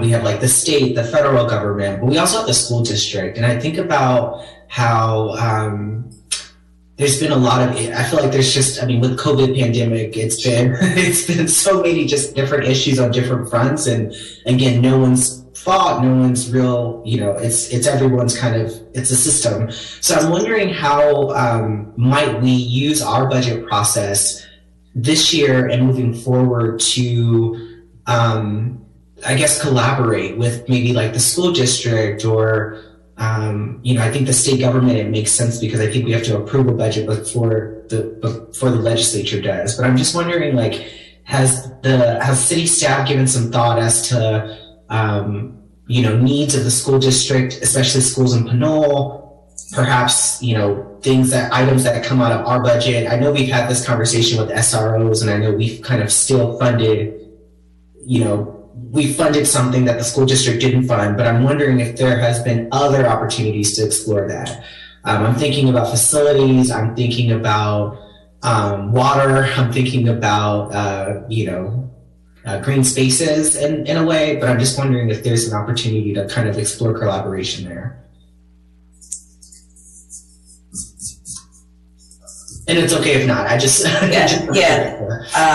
I don't have an answer for that, but I did take note of that, and we'll consider that as we go through the process. And I think with meeting with the council and the finance subcommittee more frequently, there's more opportunities to have those conversations. That is an item that I noted. And again, doesn't have to happen this year. I think the development process you've laid out is exceptional, and I'm looking forward to, we're trying out new things already. So I think it's like, you kind of want to test something and don't have too many variables to try out. But I have been thinking a lot about that in terms of the traffic conditions and some of the issues that have,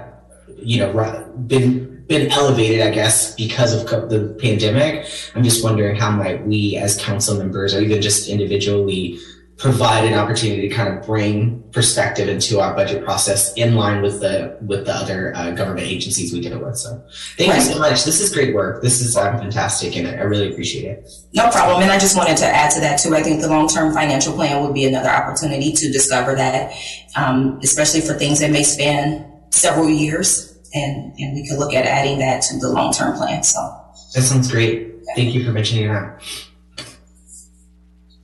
If I may just chime in there, cities, a number of cities do have more formal processes to have joint discussions with their school districts. So some cities have a practice of having an annual joint meeting between the city council and the school board, or they have subcommittees that are, a subset of the council member and a subset of the school district board that get together on a regular basis to talk about shared ideas. So, there are models out there for how that collaboration might work.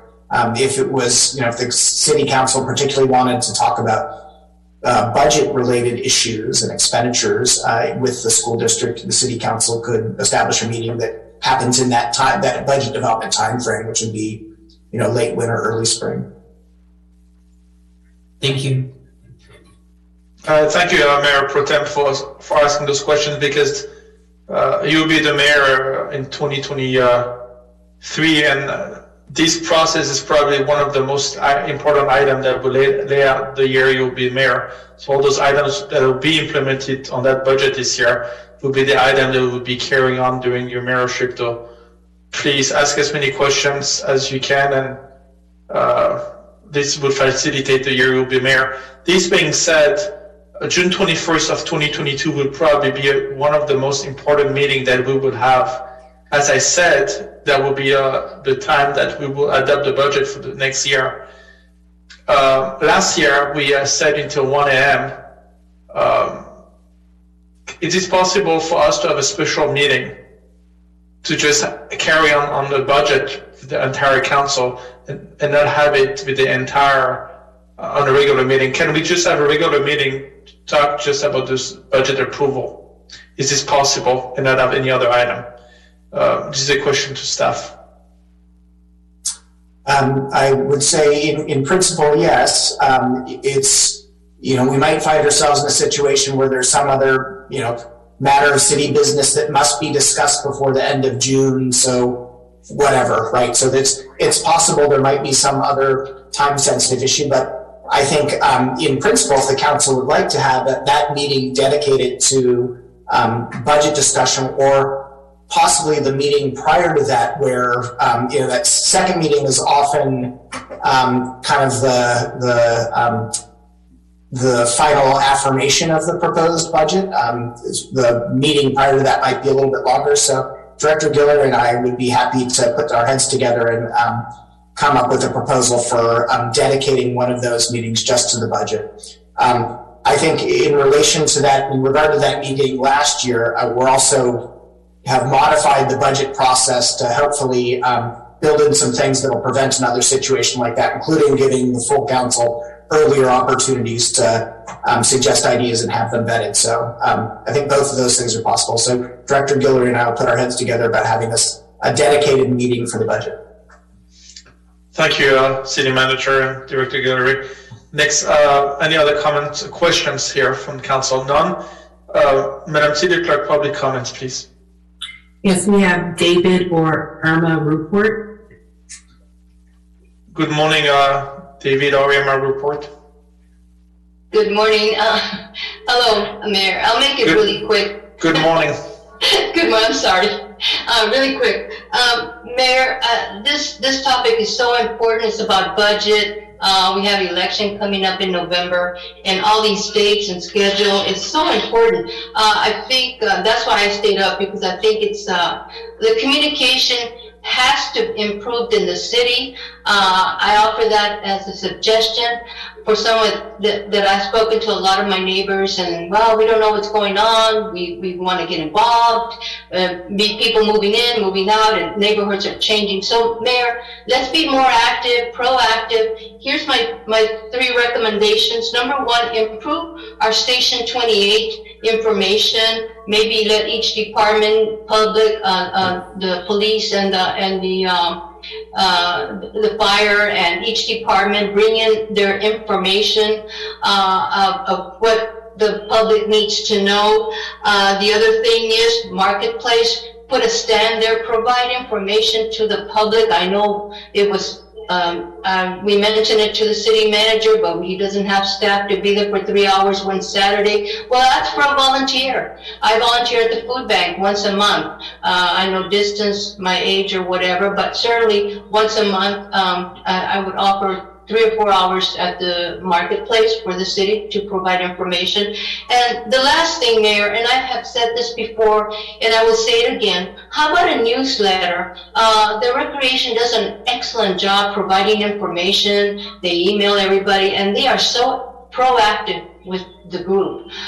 So how about a newsletter? Each page have a council member with their information, which each department, and then future dates and information how people can get involved and participate. Mayor, it's so important right now with the pandemic. People want to know, want this communication, but how do we get it? How do we improve?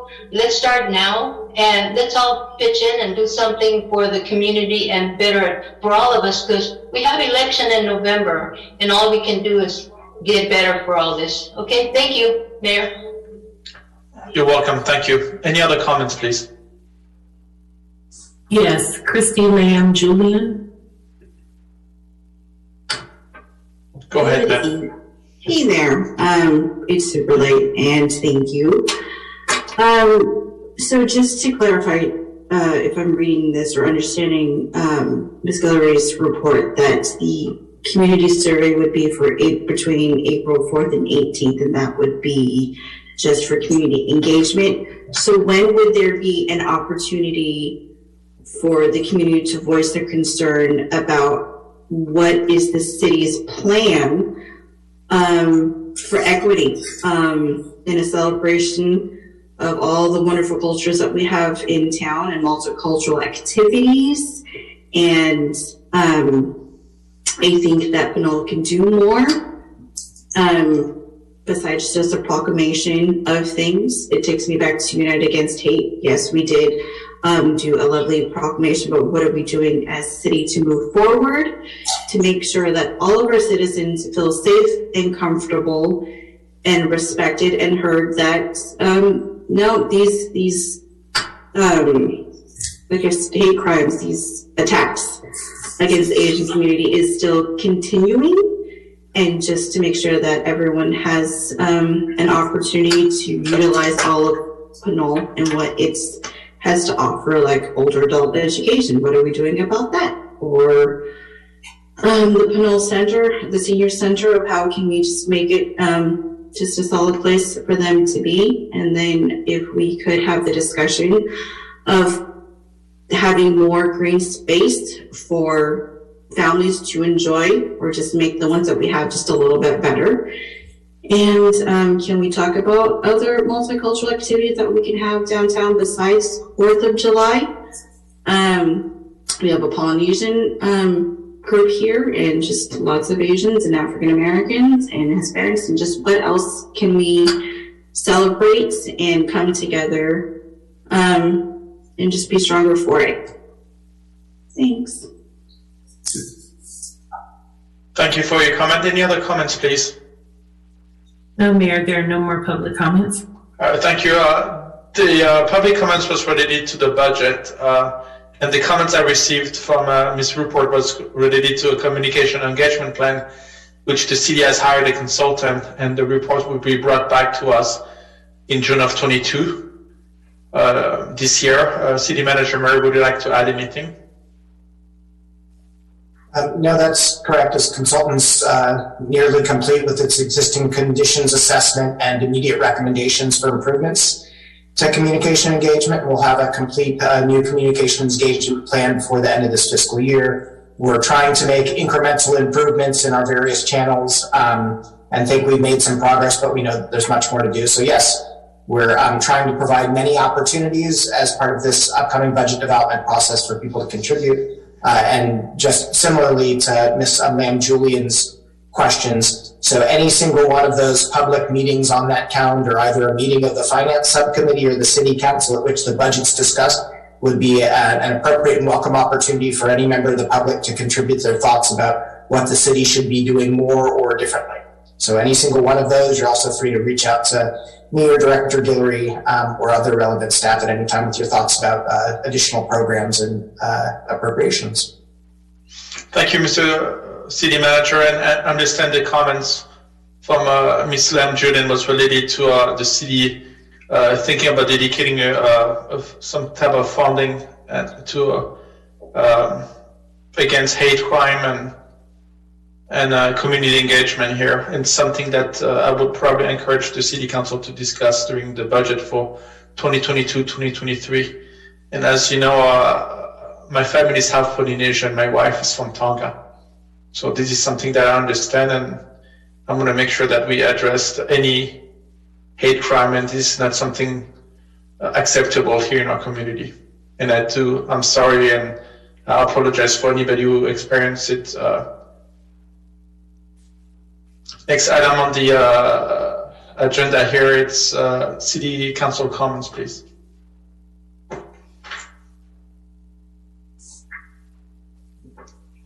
I don't see any comments from the council. I would then ask the City Council to please vote on that item. Make a motion. Councilmember Mayor Pro Tem Murphy. Yeah, I move to approve the, actually, I think it's just moving. Actually, I don't know if we need a motion. I think we were just giving staff direction. So I guess I'll move to direct staff to move forward with the development process for the fiscal year 2022-2023 operating and capital budget and long-term financial plan. Excellent. Any second, please? I'll second that. Excellent. Councilmember Martinez, you have your hand raised.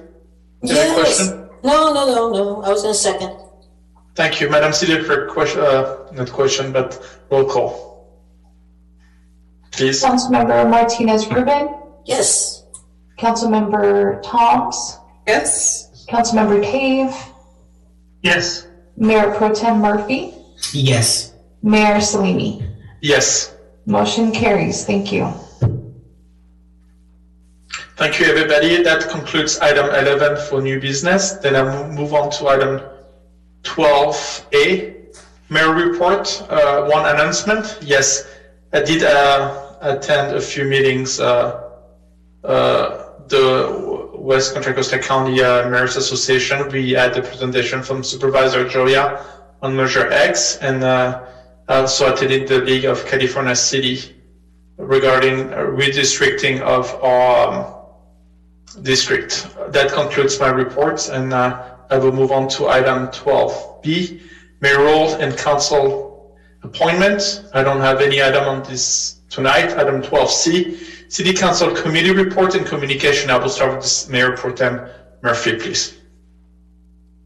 Thank you, Mayor. I just have one announcement, and that is that MCE Clean Energy will not be having a board meeting this month or executive board meeting, but for those who would like to tune in this Thursday, February 3rd at 8:30 a.m., we will have a technical committee meeting. We're essentially talking about smart charging, which is basically a new model that MCE has created in order to kind of talk about, again, electric vehicle charging and some other, again, it's very technical. But if you are interested in anything that we're doing that is a way to engage, it does have an open public comment. It's pretty early, I realize, for the community, but if folks want to join, just go to mcecleanenergy.org. The viewing access Zoom link as well as the information on the agenda is available.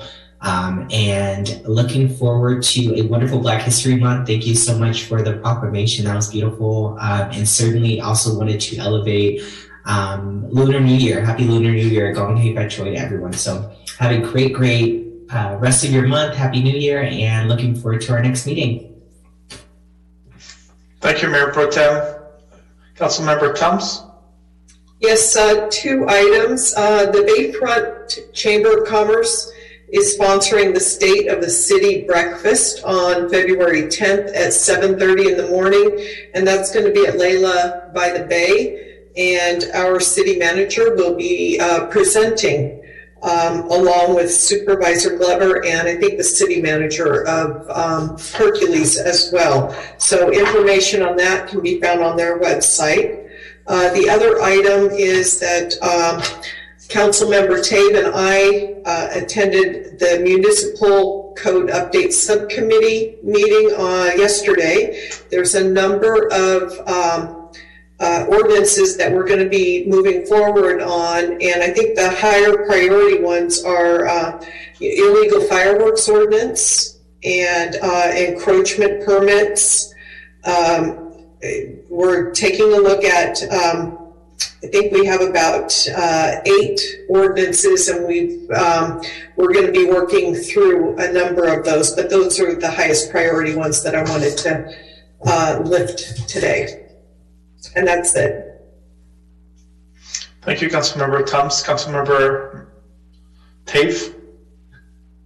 Yeah, I was just gonna, Councilmember Thoms and I had a great meeting. I think we got a lot of ground to cover. I'm gonna go very quickly because we did cover a lot of ground. And so update to code enforcement lien process, update to fireworks ordinance, update to the encroachment permit, consideration of an ordinance for the code of ethics to our municipal code, electrical building standards, polystyrene ordinance update, and we also covered an ordinance to allow purchase of military grade equipment and what that would look like. So those are really big items.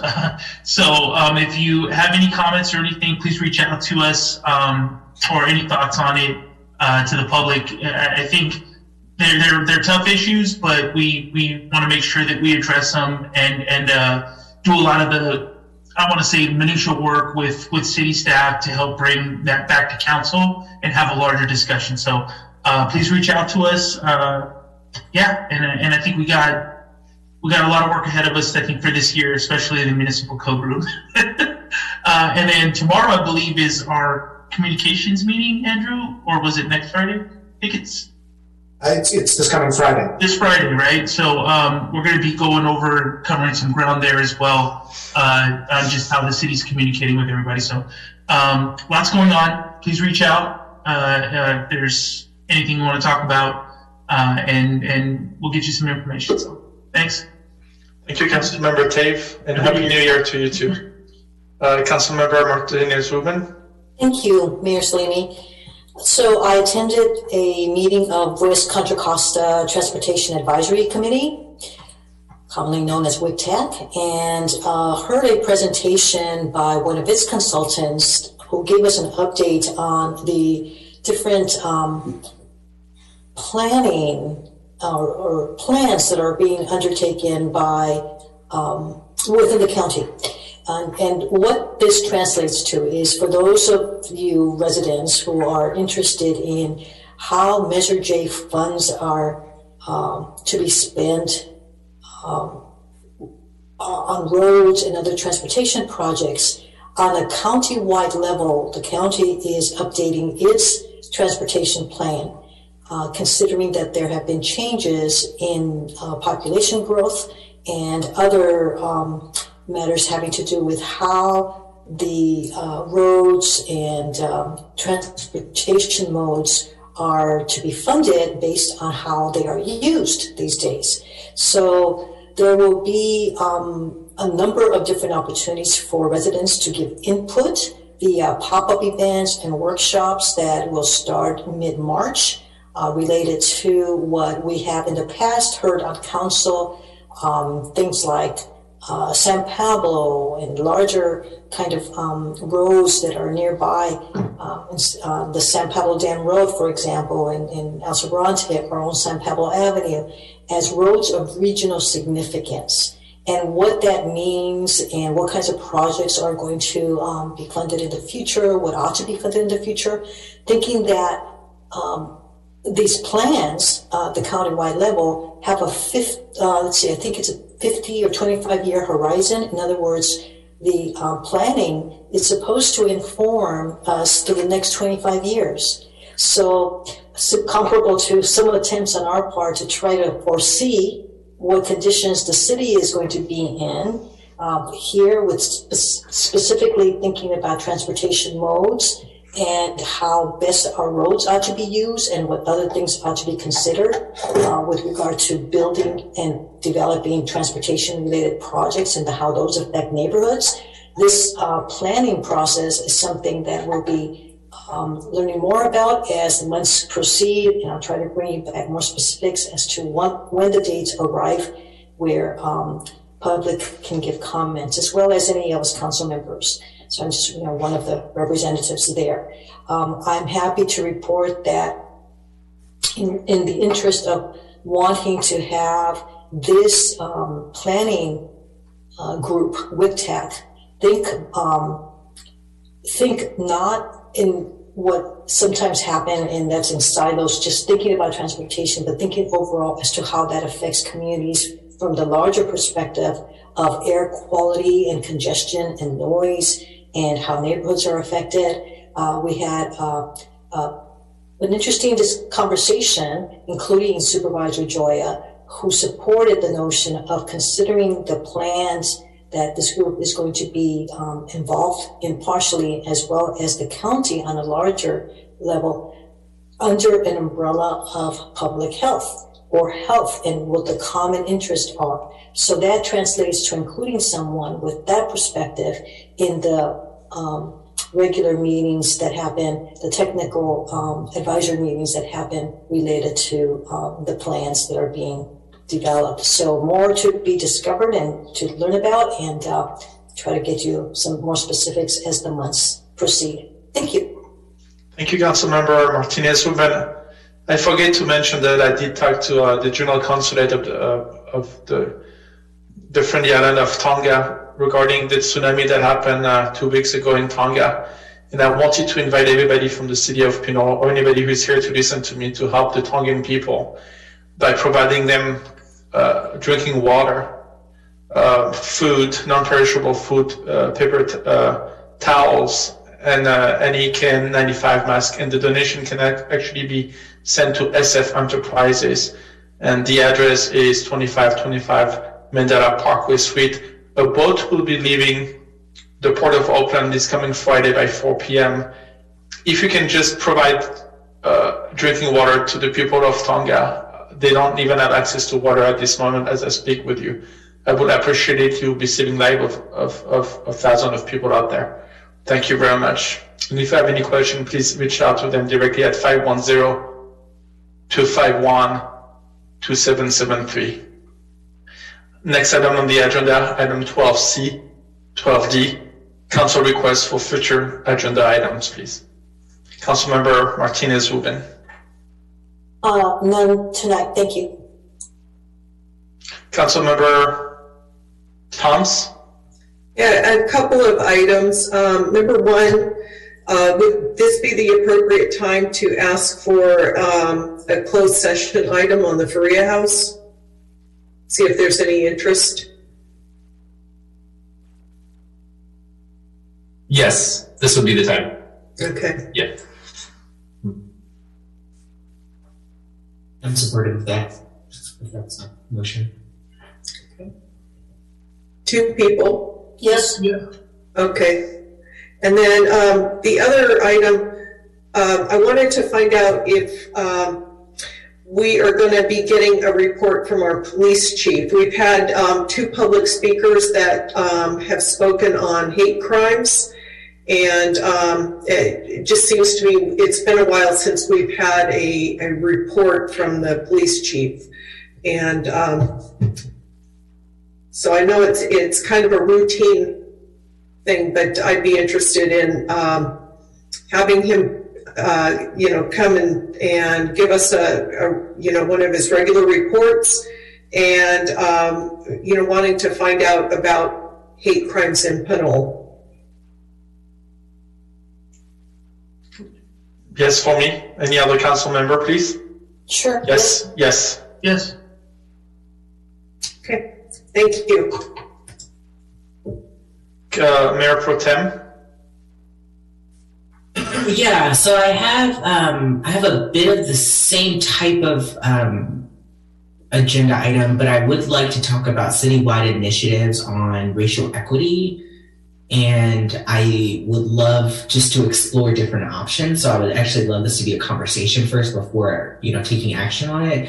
But that would be one of them. And I think that would be, in line with some of the public comments we had. But I'd love to see what's possible either via an ordinance or a new type of program we can create. But I do think that we probably should have a somewhat of a intentional conversation about racial equity in our city.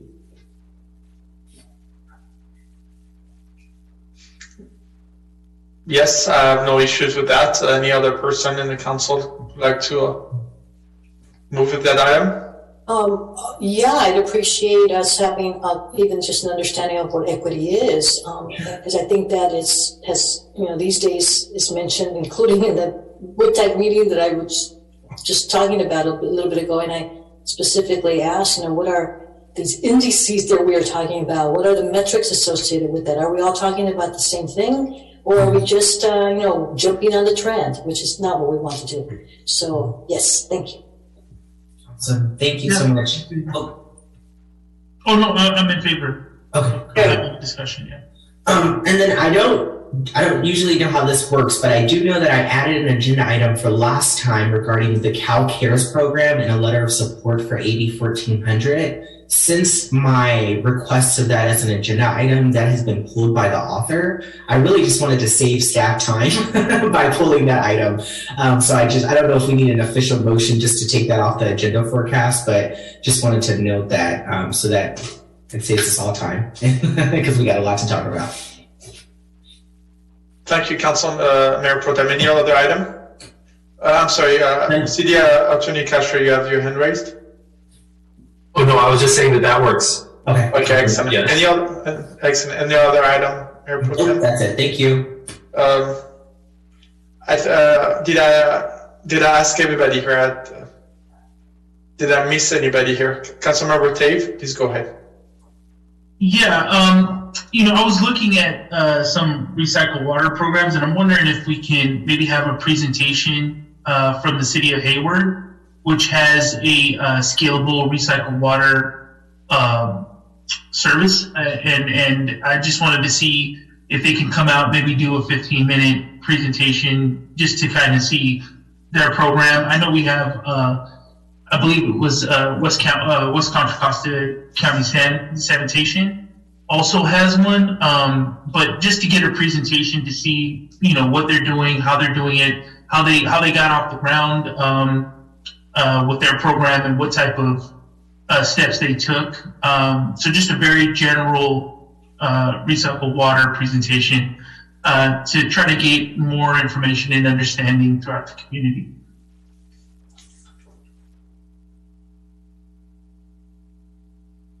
Councilmember Tave, I believe you also requested last year, it was part of the budget, a specific amount dedicated to for Pinole to produce recycling water, I believe. That was a report, that was a study to find out volume, and it was more technical.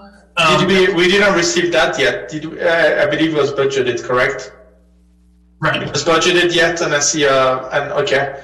I'm in favor of that item, and I will come back to that question to the city manager in a few seconds.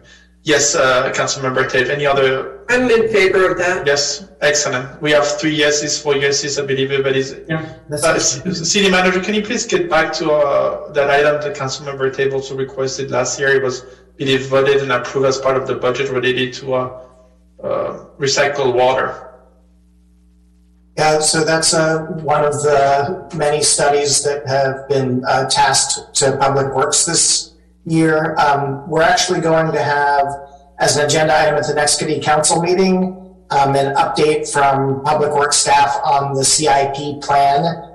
There were a number of studies that were added at the tail end of the budget development process without really having staff having had an opportunity to look into how far down a to-do list they could go. So we'll be discussing the status of all the CIP projects, including the recycled water analysis at the next council meeting, and probably asking for council's direction and prioritization of what projects to move forward on first, because I think there are more capital and public works related projects budgeted than the staff can get through this fiscal year.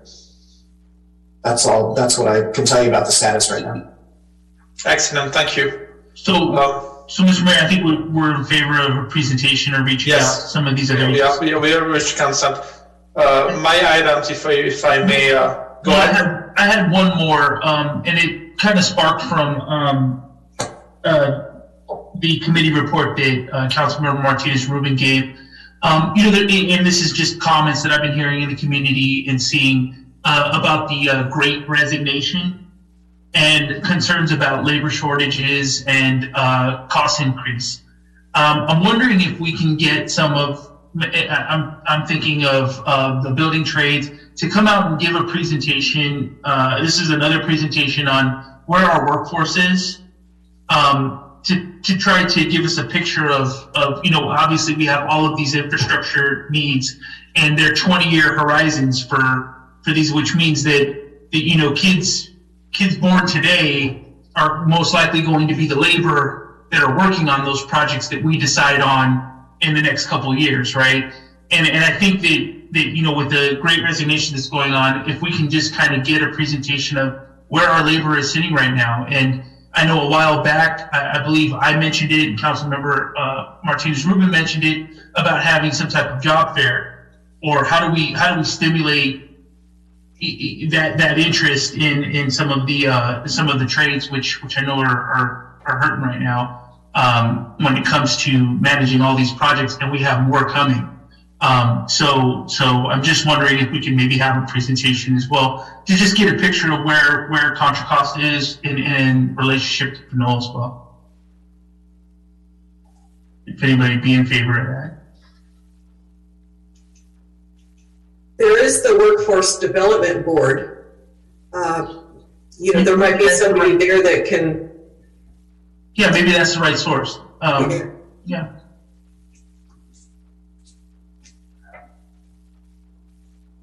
Yes, Councilmember Martinez-Rubin? Yeah, before Councilmember Thomas offered that resource, yes, the answer is yes, the short answer is yes. You got me to thinking that, whether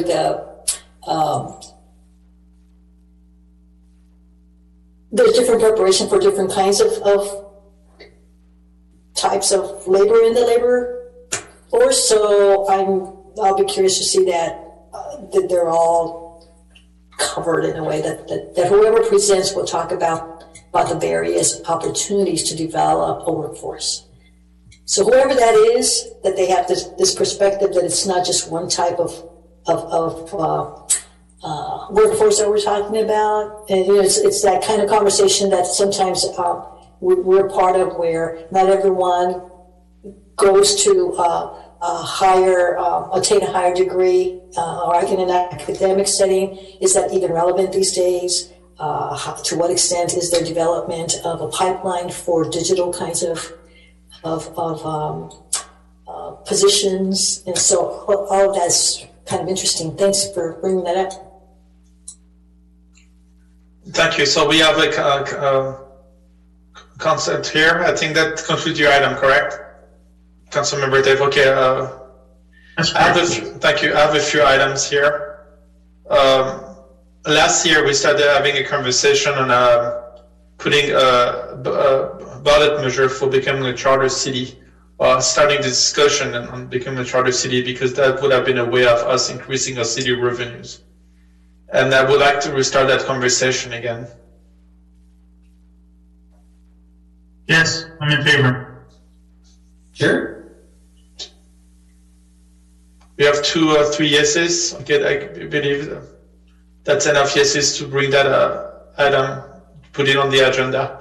And we are in a time crunch here, Mr. City Manager. I believe that we received a report that requires us to move forward in order to be able to put it for the ballot measure for 2022. So I believe the deadline for us to apply for any specific ballot measure will be in August of this year. So we have to put all the paperwork in place before August, including community engagement. Okay, thank you. The next item that I have here, it's related to the Bank of Pinole. I also had a conversation about the options that we had about opening a Bank of Pinole in the city of Pinole. We do have a lot of businesses that do business in the city of Pinole, and I believe that if we have our own community bank, that would actually help us to generate a lot of income for the city. And this is something that was reported back to us as part of the Finance Committee last year. And I believe the City Council decided to not move forward. But I would like the City Council to take a look again on opening a local bank. This will be a great source of revenue for the city of Pinole.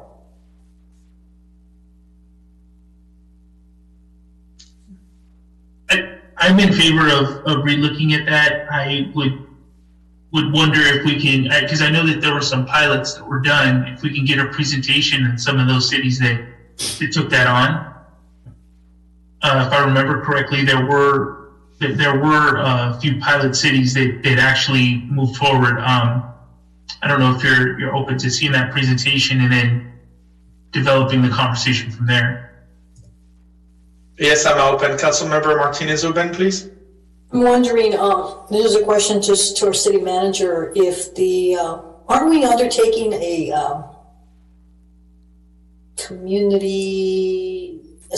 economic development strategy, and wouldn't this be an example of something that the consulting firm who's looking at that proposed, given their study of that as a possibility? Yeah, that's kind of where we left it with the council last year. So the council had some time ago requested a future discussion of establishing a municipal bank for Pinole. Staff provided its assessment of that as part of the last year's budget development process, and we recommended that the city not move forward on that and rather wait and see what the economic development consultants who will look at that matter recommend about whether the city should move forward. You know, regardless of what the economic development consultants, strategy consultants say, the city could decide at any point to begin to take steps in that direction. But that was the decision made by the council the last time it discussed them. Thank you. So we have. I'm requesting a presentation here, and Councilmember Tave is in favor of it. I'm in favor of it. Any other council member in favor of that presentation, please? Presentation sounds great. We're having one. Okay. Thank you. Do you have an idea as to who that would be, or is that going to be city staff's decision? I'm just wondering. Yeah, I remember part of that. If I could, I remember part of that legislation. There was, I want to say, a spectrum of large cities to small cities that were granted that access to that. I don't have them off the top of my head, but it'd be interesting to see, whether small cities were able to get that off the ground, or were the larger cities running into difficulties, or was it, just, knocking it out of the park, successful. But yeah, I know that there was an intent to try to stratify that to find out where it was working best. Thank you. So I have two more items here. I would like to request a future agenda report on activity of maintenance division. I believe back when Councilmember Tave and I were elected, we wanted to have an update on the maintenance division activities, and at that time the staff was not ready yet, but I'm asking again a future item agenda on the reporting on activity of maintenance division.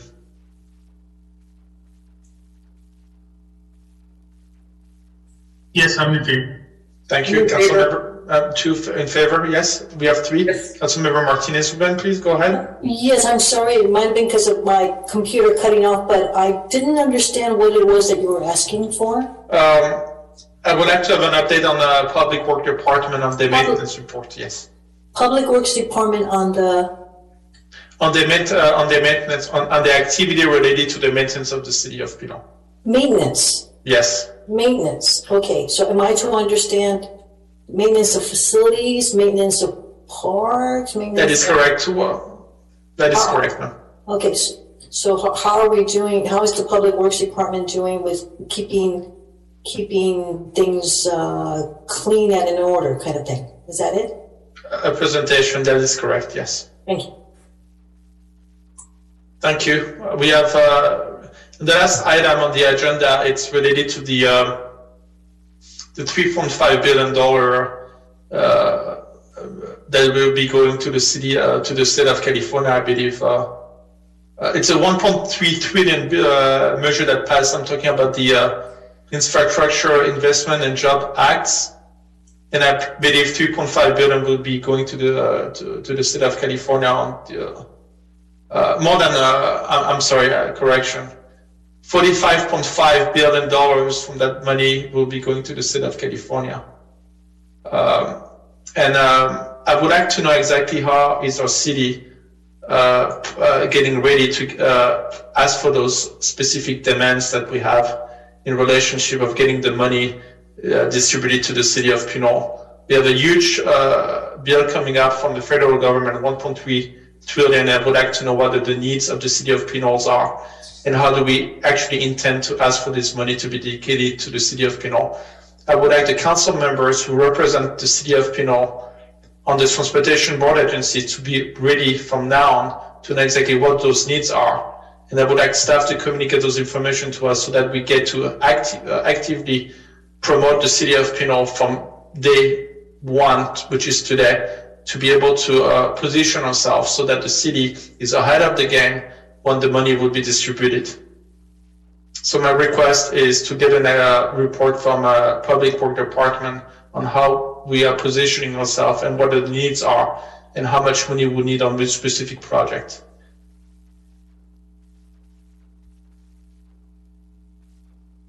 Any yeses? Yeah, I'm in favor. Absolutely. Yeah. Excellent, excellent. And I just want to clarify that it's not just for, that also include broadband services. I believe there's a few $1 billion related to broadband services that can be dedicated, and a lot of other things that can be dedicated towards helping the city of Pinole as well. Councilmember Martinez-Ruben. Thank you. Yeah, I hope staff, the way I see this is that part of the work that they're doing now at the department level to begin to look at their budgets is probably going to consider some of this. So I'm hoping that this additional request for a report back on what the city's needs are with regard to infrastructure is part of their consideration, but we'll find out. Thank you. Excellent. I believe, for instance, that we're getting some money for the completion of the San Pablo bridges that can be implemented by that type of money. That concludes my item here. I don't see anything else. Excuse me, Mayor, we do have one public comment. Okay, I was going to go to public comments. Okay. Thank you, no problem. Public comments, please. Okay, Rafael Menes. Good evening, sir. Good evening. So this is through the mayor to, I believe, the city attorney at this point.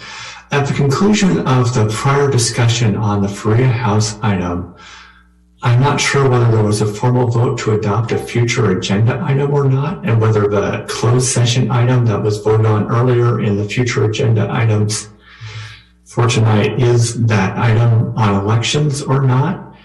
And I'm also unclear as to on what basis the council can hold a closed session item on the Faria House. Ordinarily, closed session is restrained to a relatively limited set of things that can be discussed in closed session because the public has the right to know what would be discussed. And frankly, with regards to the Faria House and the composition of what can be discussed within the closed session, I don't imagine there would be very much difference from what was discussed in open session tonight, except perhaps for the allowance for more obscenities because it wouldn't be broadcast.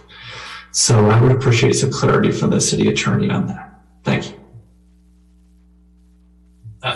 Through the chair, if I may. So from the prior discussion, so item 11, I think it may have been 11A, there was no formal action taken. There was no kind of majority vote to move any particular item forward. So the staff recommendation was not approved. There were a few motions that were brought forward, none of which were approved. So there was no action that came out of item 11A. There was a request for a future agenda item to have a closed session discussion of the Faria House. I will consult with staff to figure out what the level of discussion would be and whether or not it can be convened in a closed session. There is a closed session item for real property negotiations involving city properties, so it would likely fall under that category. We'll obviously make sure that that's something that would work given what's going to be discussed. And if it's something that is obviously not the subject of a closed session, then we will have to, that would take place in open session. So I'll work with the city manager and figure out exactly what will be presented and discussed and make sure that it complies with that. But it would be a real property negotiation related to a city parcel. And that was my intent. Yeah. Thank you, City Attorney Kasher. Any other public comment? Yeah, go ahead. I'm sorry. Well, just along the same vein, it would be noticed as such, even if it was closed session, and we could take public comment at that point as well, right? Yeah, absolutely. So we would have to identify the property, and so and there would be the ability for public comment prior to the closed session, and then we'd obviously report out of closed session if there was anything that was reportable from it. Okay, thank you. Councilmember Martinez-Uben. I was just wondering, and City Attorney Castro can let us know, has it become our practice to go beyond the 11 p.m. time without asking for a vote to continue? Or the fact that none of us said stop is okay?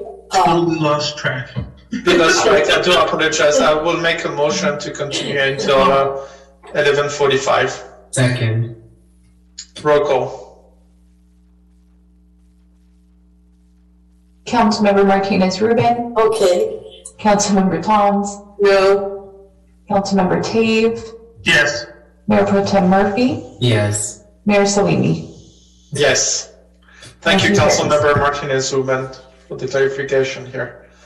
I'm having a lot of fun. It's only 10 o'clock on my watch. Okay, go. Any other comments from the public, please? No, Mayor, there are no more public comments. Thank you, Madam City Clerk. That concludes item 12D. I will move on to item 12E, City Manager Report and Department Staff Report. Mr. Andrew Murray, please go ahead. So briefly, just wanted to preview some things that we're anticipating will be on the agenda in the next City Council meeting. We're expecting to have one or two closed session items, one of them being labor negotiations with our management and confidential unit. Resolution confirming continued local emergency. We're planning to have a proclamation honoring and recognizing and celebrating our recently retired Assistant City Manager, Hector De La Rosa. There will be a resolution related to AB 361, which allows the council, if certain conditions are met, to meet virtually. We have a number of our recurring quarterly reports that will be presented, the quarterly CIP status update, quarterly investment report, quarterly update on our strategic plan, and what will be the second quarter budget report, but is also the mid-year budget adjustments. We will have the Bay Adapt resolution for consideration, a public hearing on the code enforcement lien abatement process. We'll have a presentation regarding the progress on design of the San Pablo Avenue Bridge replacement, including seeking some direction from the City Council on the design of that bridge. And as I mentioned previously, we have a number of CIP projects underway and many more planned, including some that were added and budgeted at the kind of tail end of the budget development process. And so the CIP and Public Works staff is going to be checking in with the City Council to talk about where things stand on the projects, what more can be achieved this fiscal year, and if not everything on the to-do list can be achieved this fiscal year, asking for the City Council's direction on what to prioritize. That's what we will be addressing at the next council meeting on February 15th, and that's all I have to report. Thank you. That concludes item 12E. Item 12F, City Attorney Report. Mr. Casher, please go ahead. Thank you, Mr. Mayor. Councilmember Toms and Councilmember Tave gave an excellent recap of the Municipal Code Update Subcommittee meeting and the work that we have ahead of us. That's what I plan on reporting on. So nothing further to report. Thank you. Excellent. Do we have any public comments on any item at this moment? I see none. No, Mayor. No public comments. Thank you. That concludes item 12. And then move on to item 13, which is the adjournment to the regular City Council meeting of February 15, 2022, in remembrance of Amber Schwartz. It's 11:27 p.m. and I close this meeting. Thank you very much and have a great evening. See you on the 15th, everybody. Thank you. Good night, everyone. Good night. Bye-bye.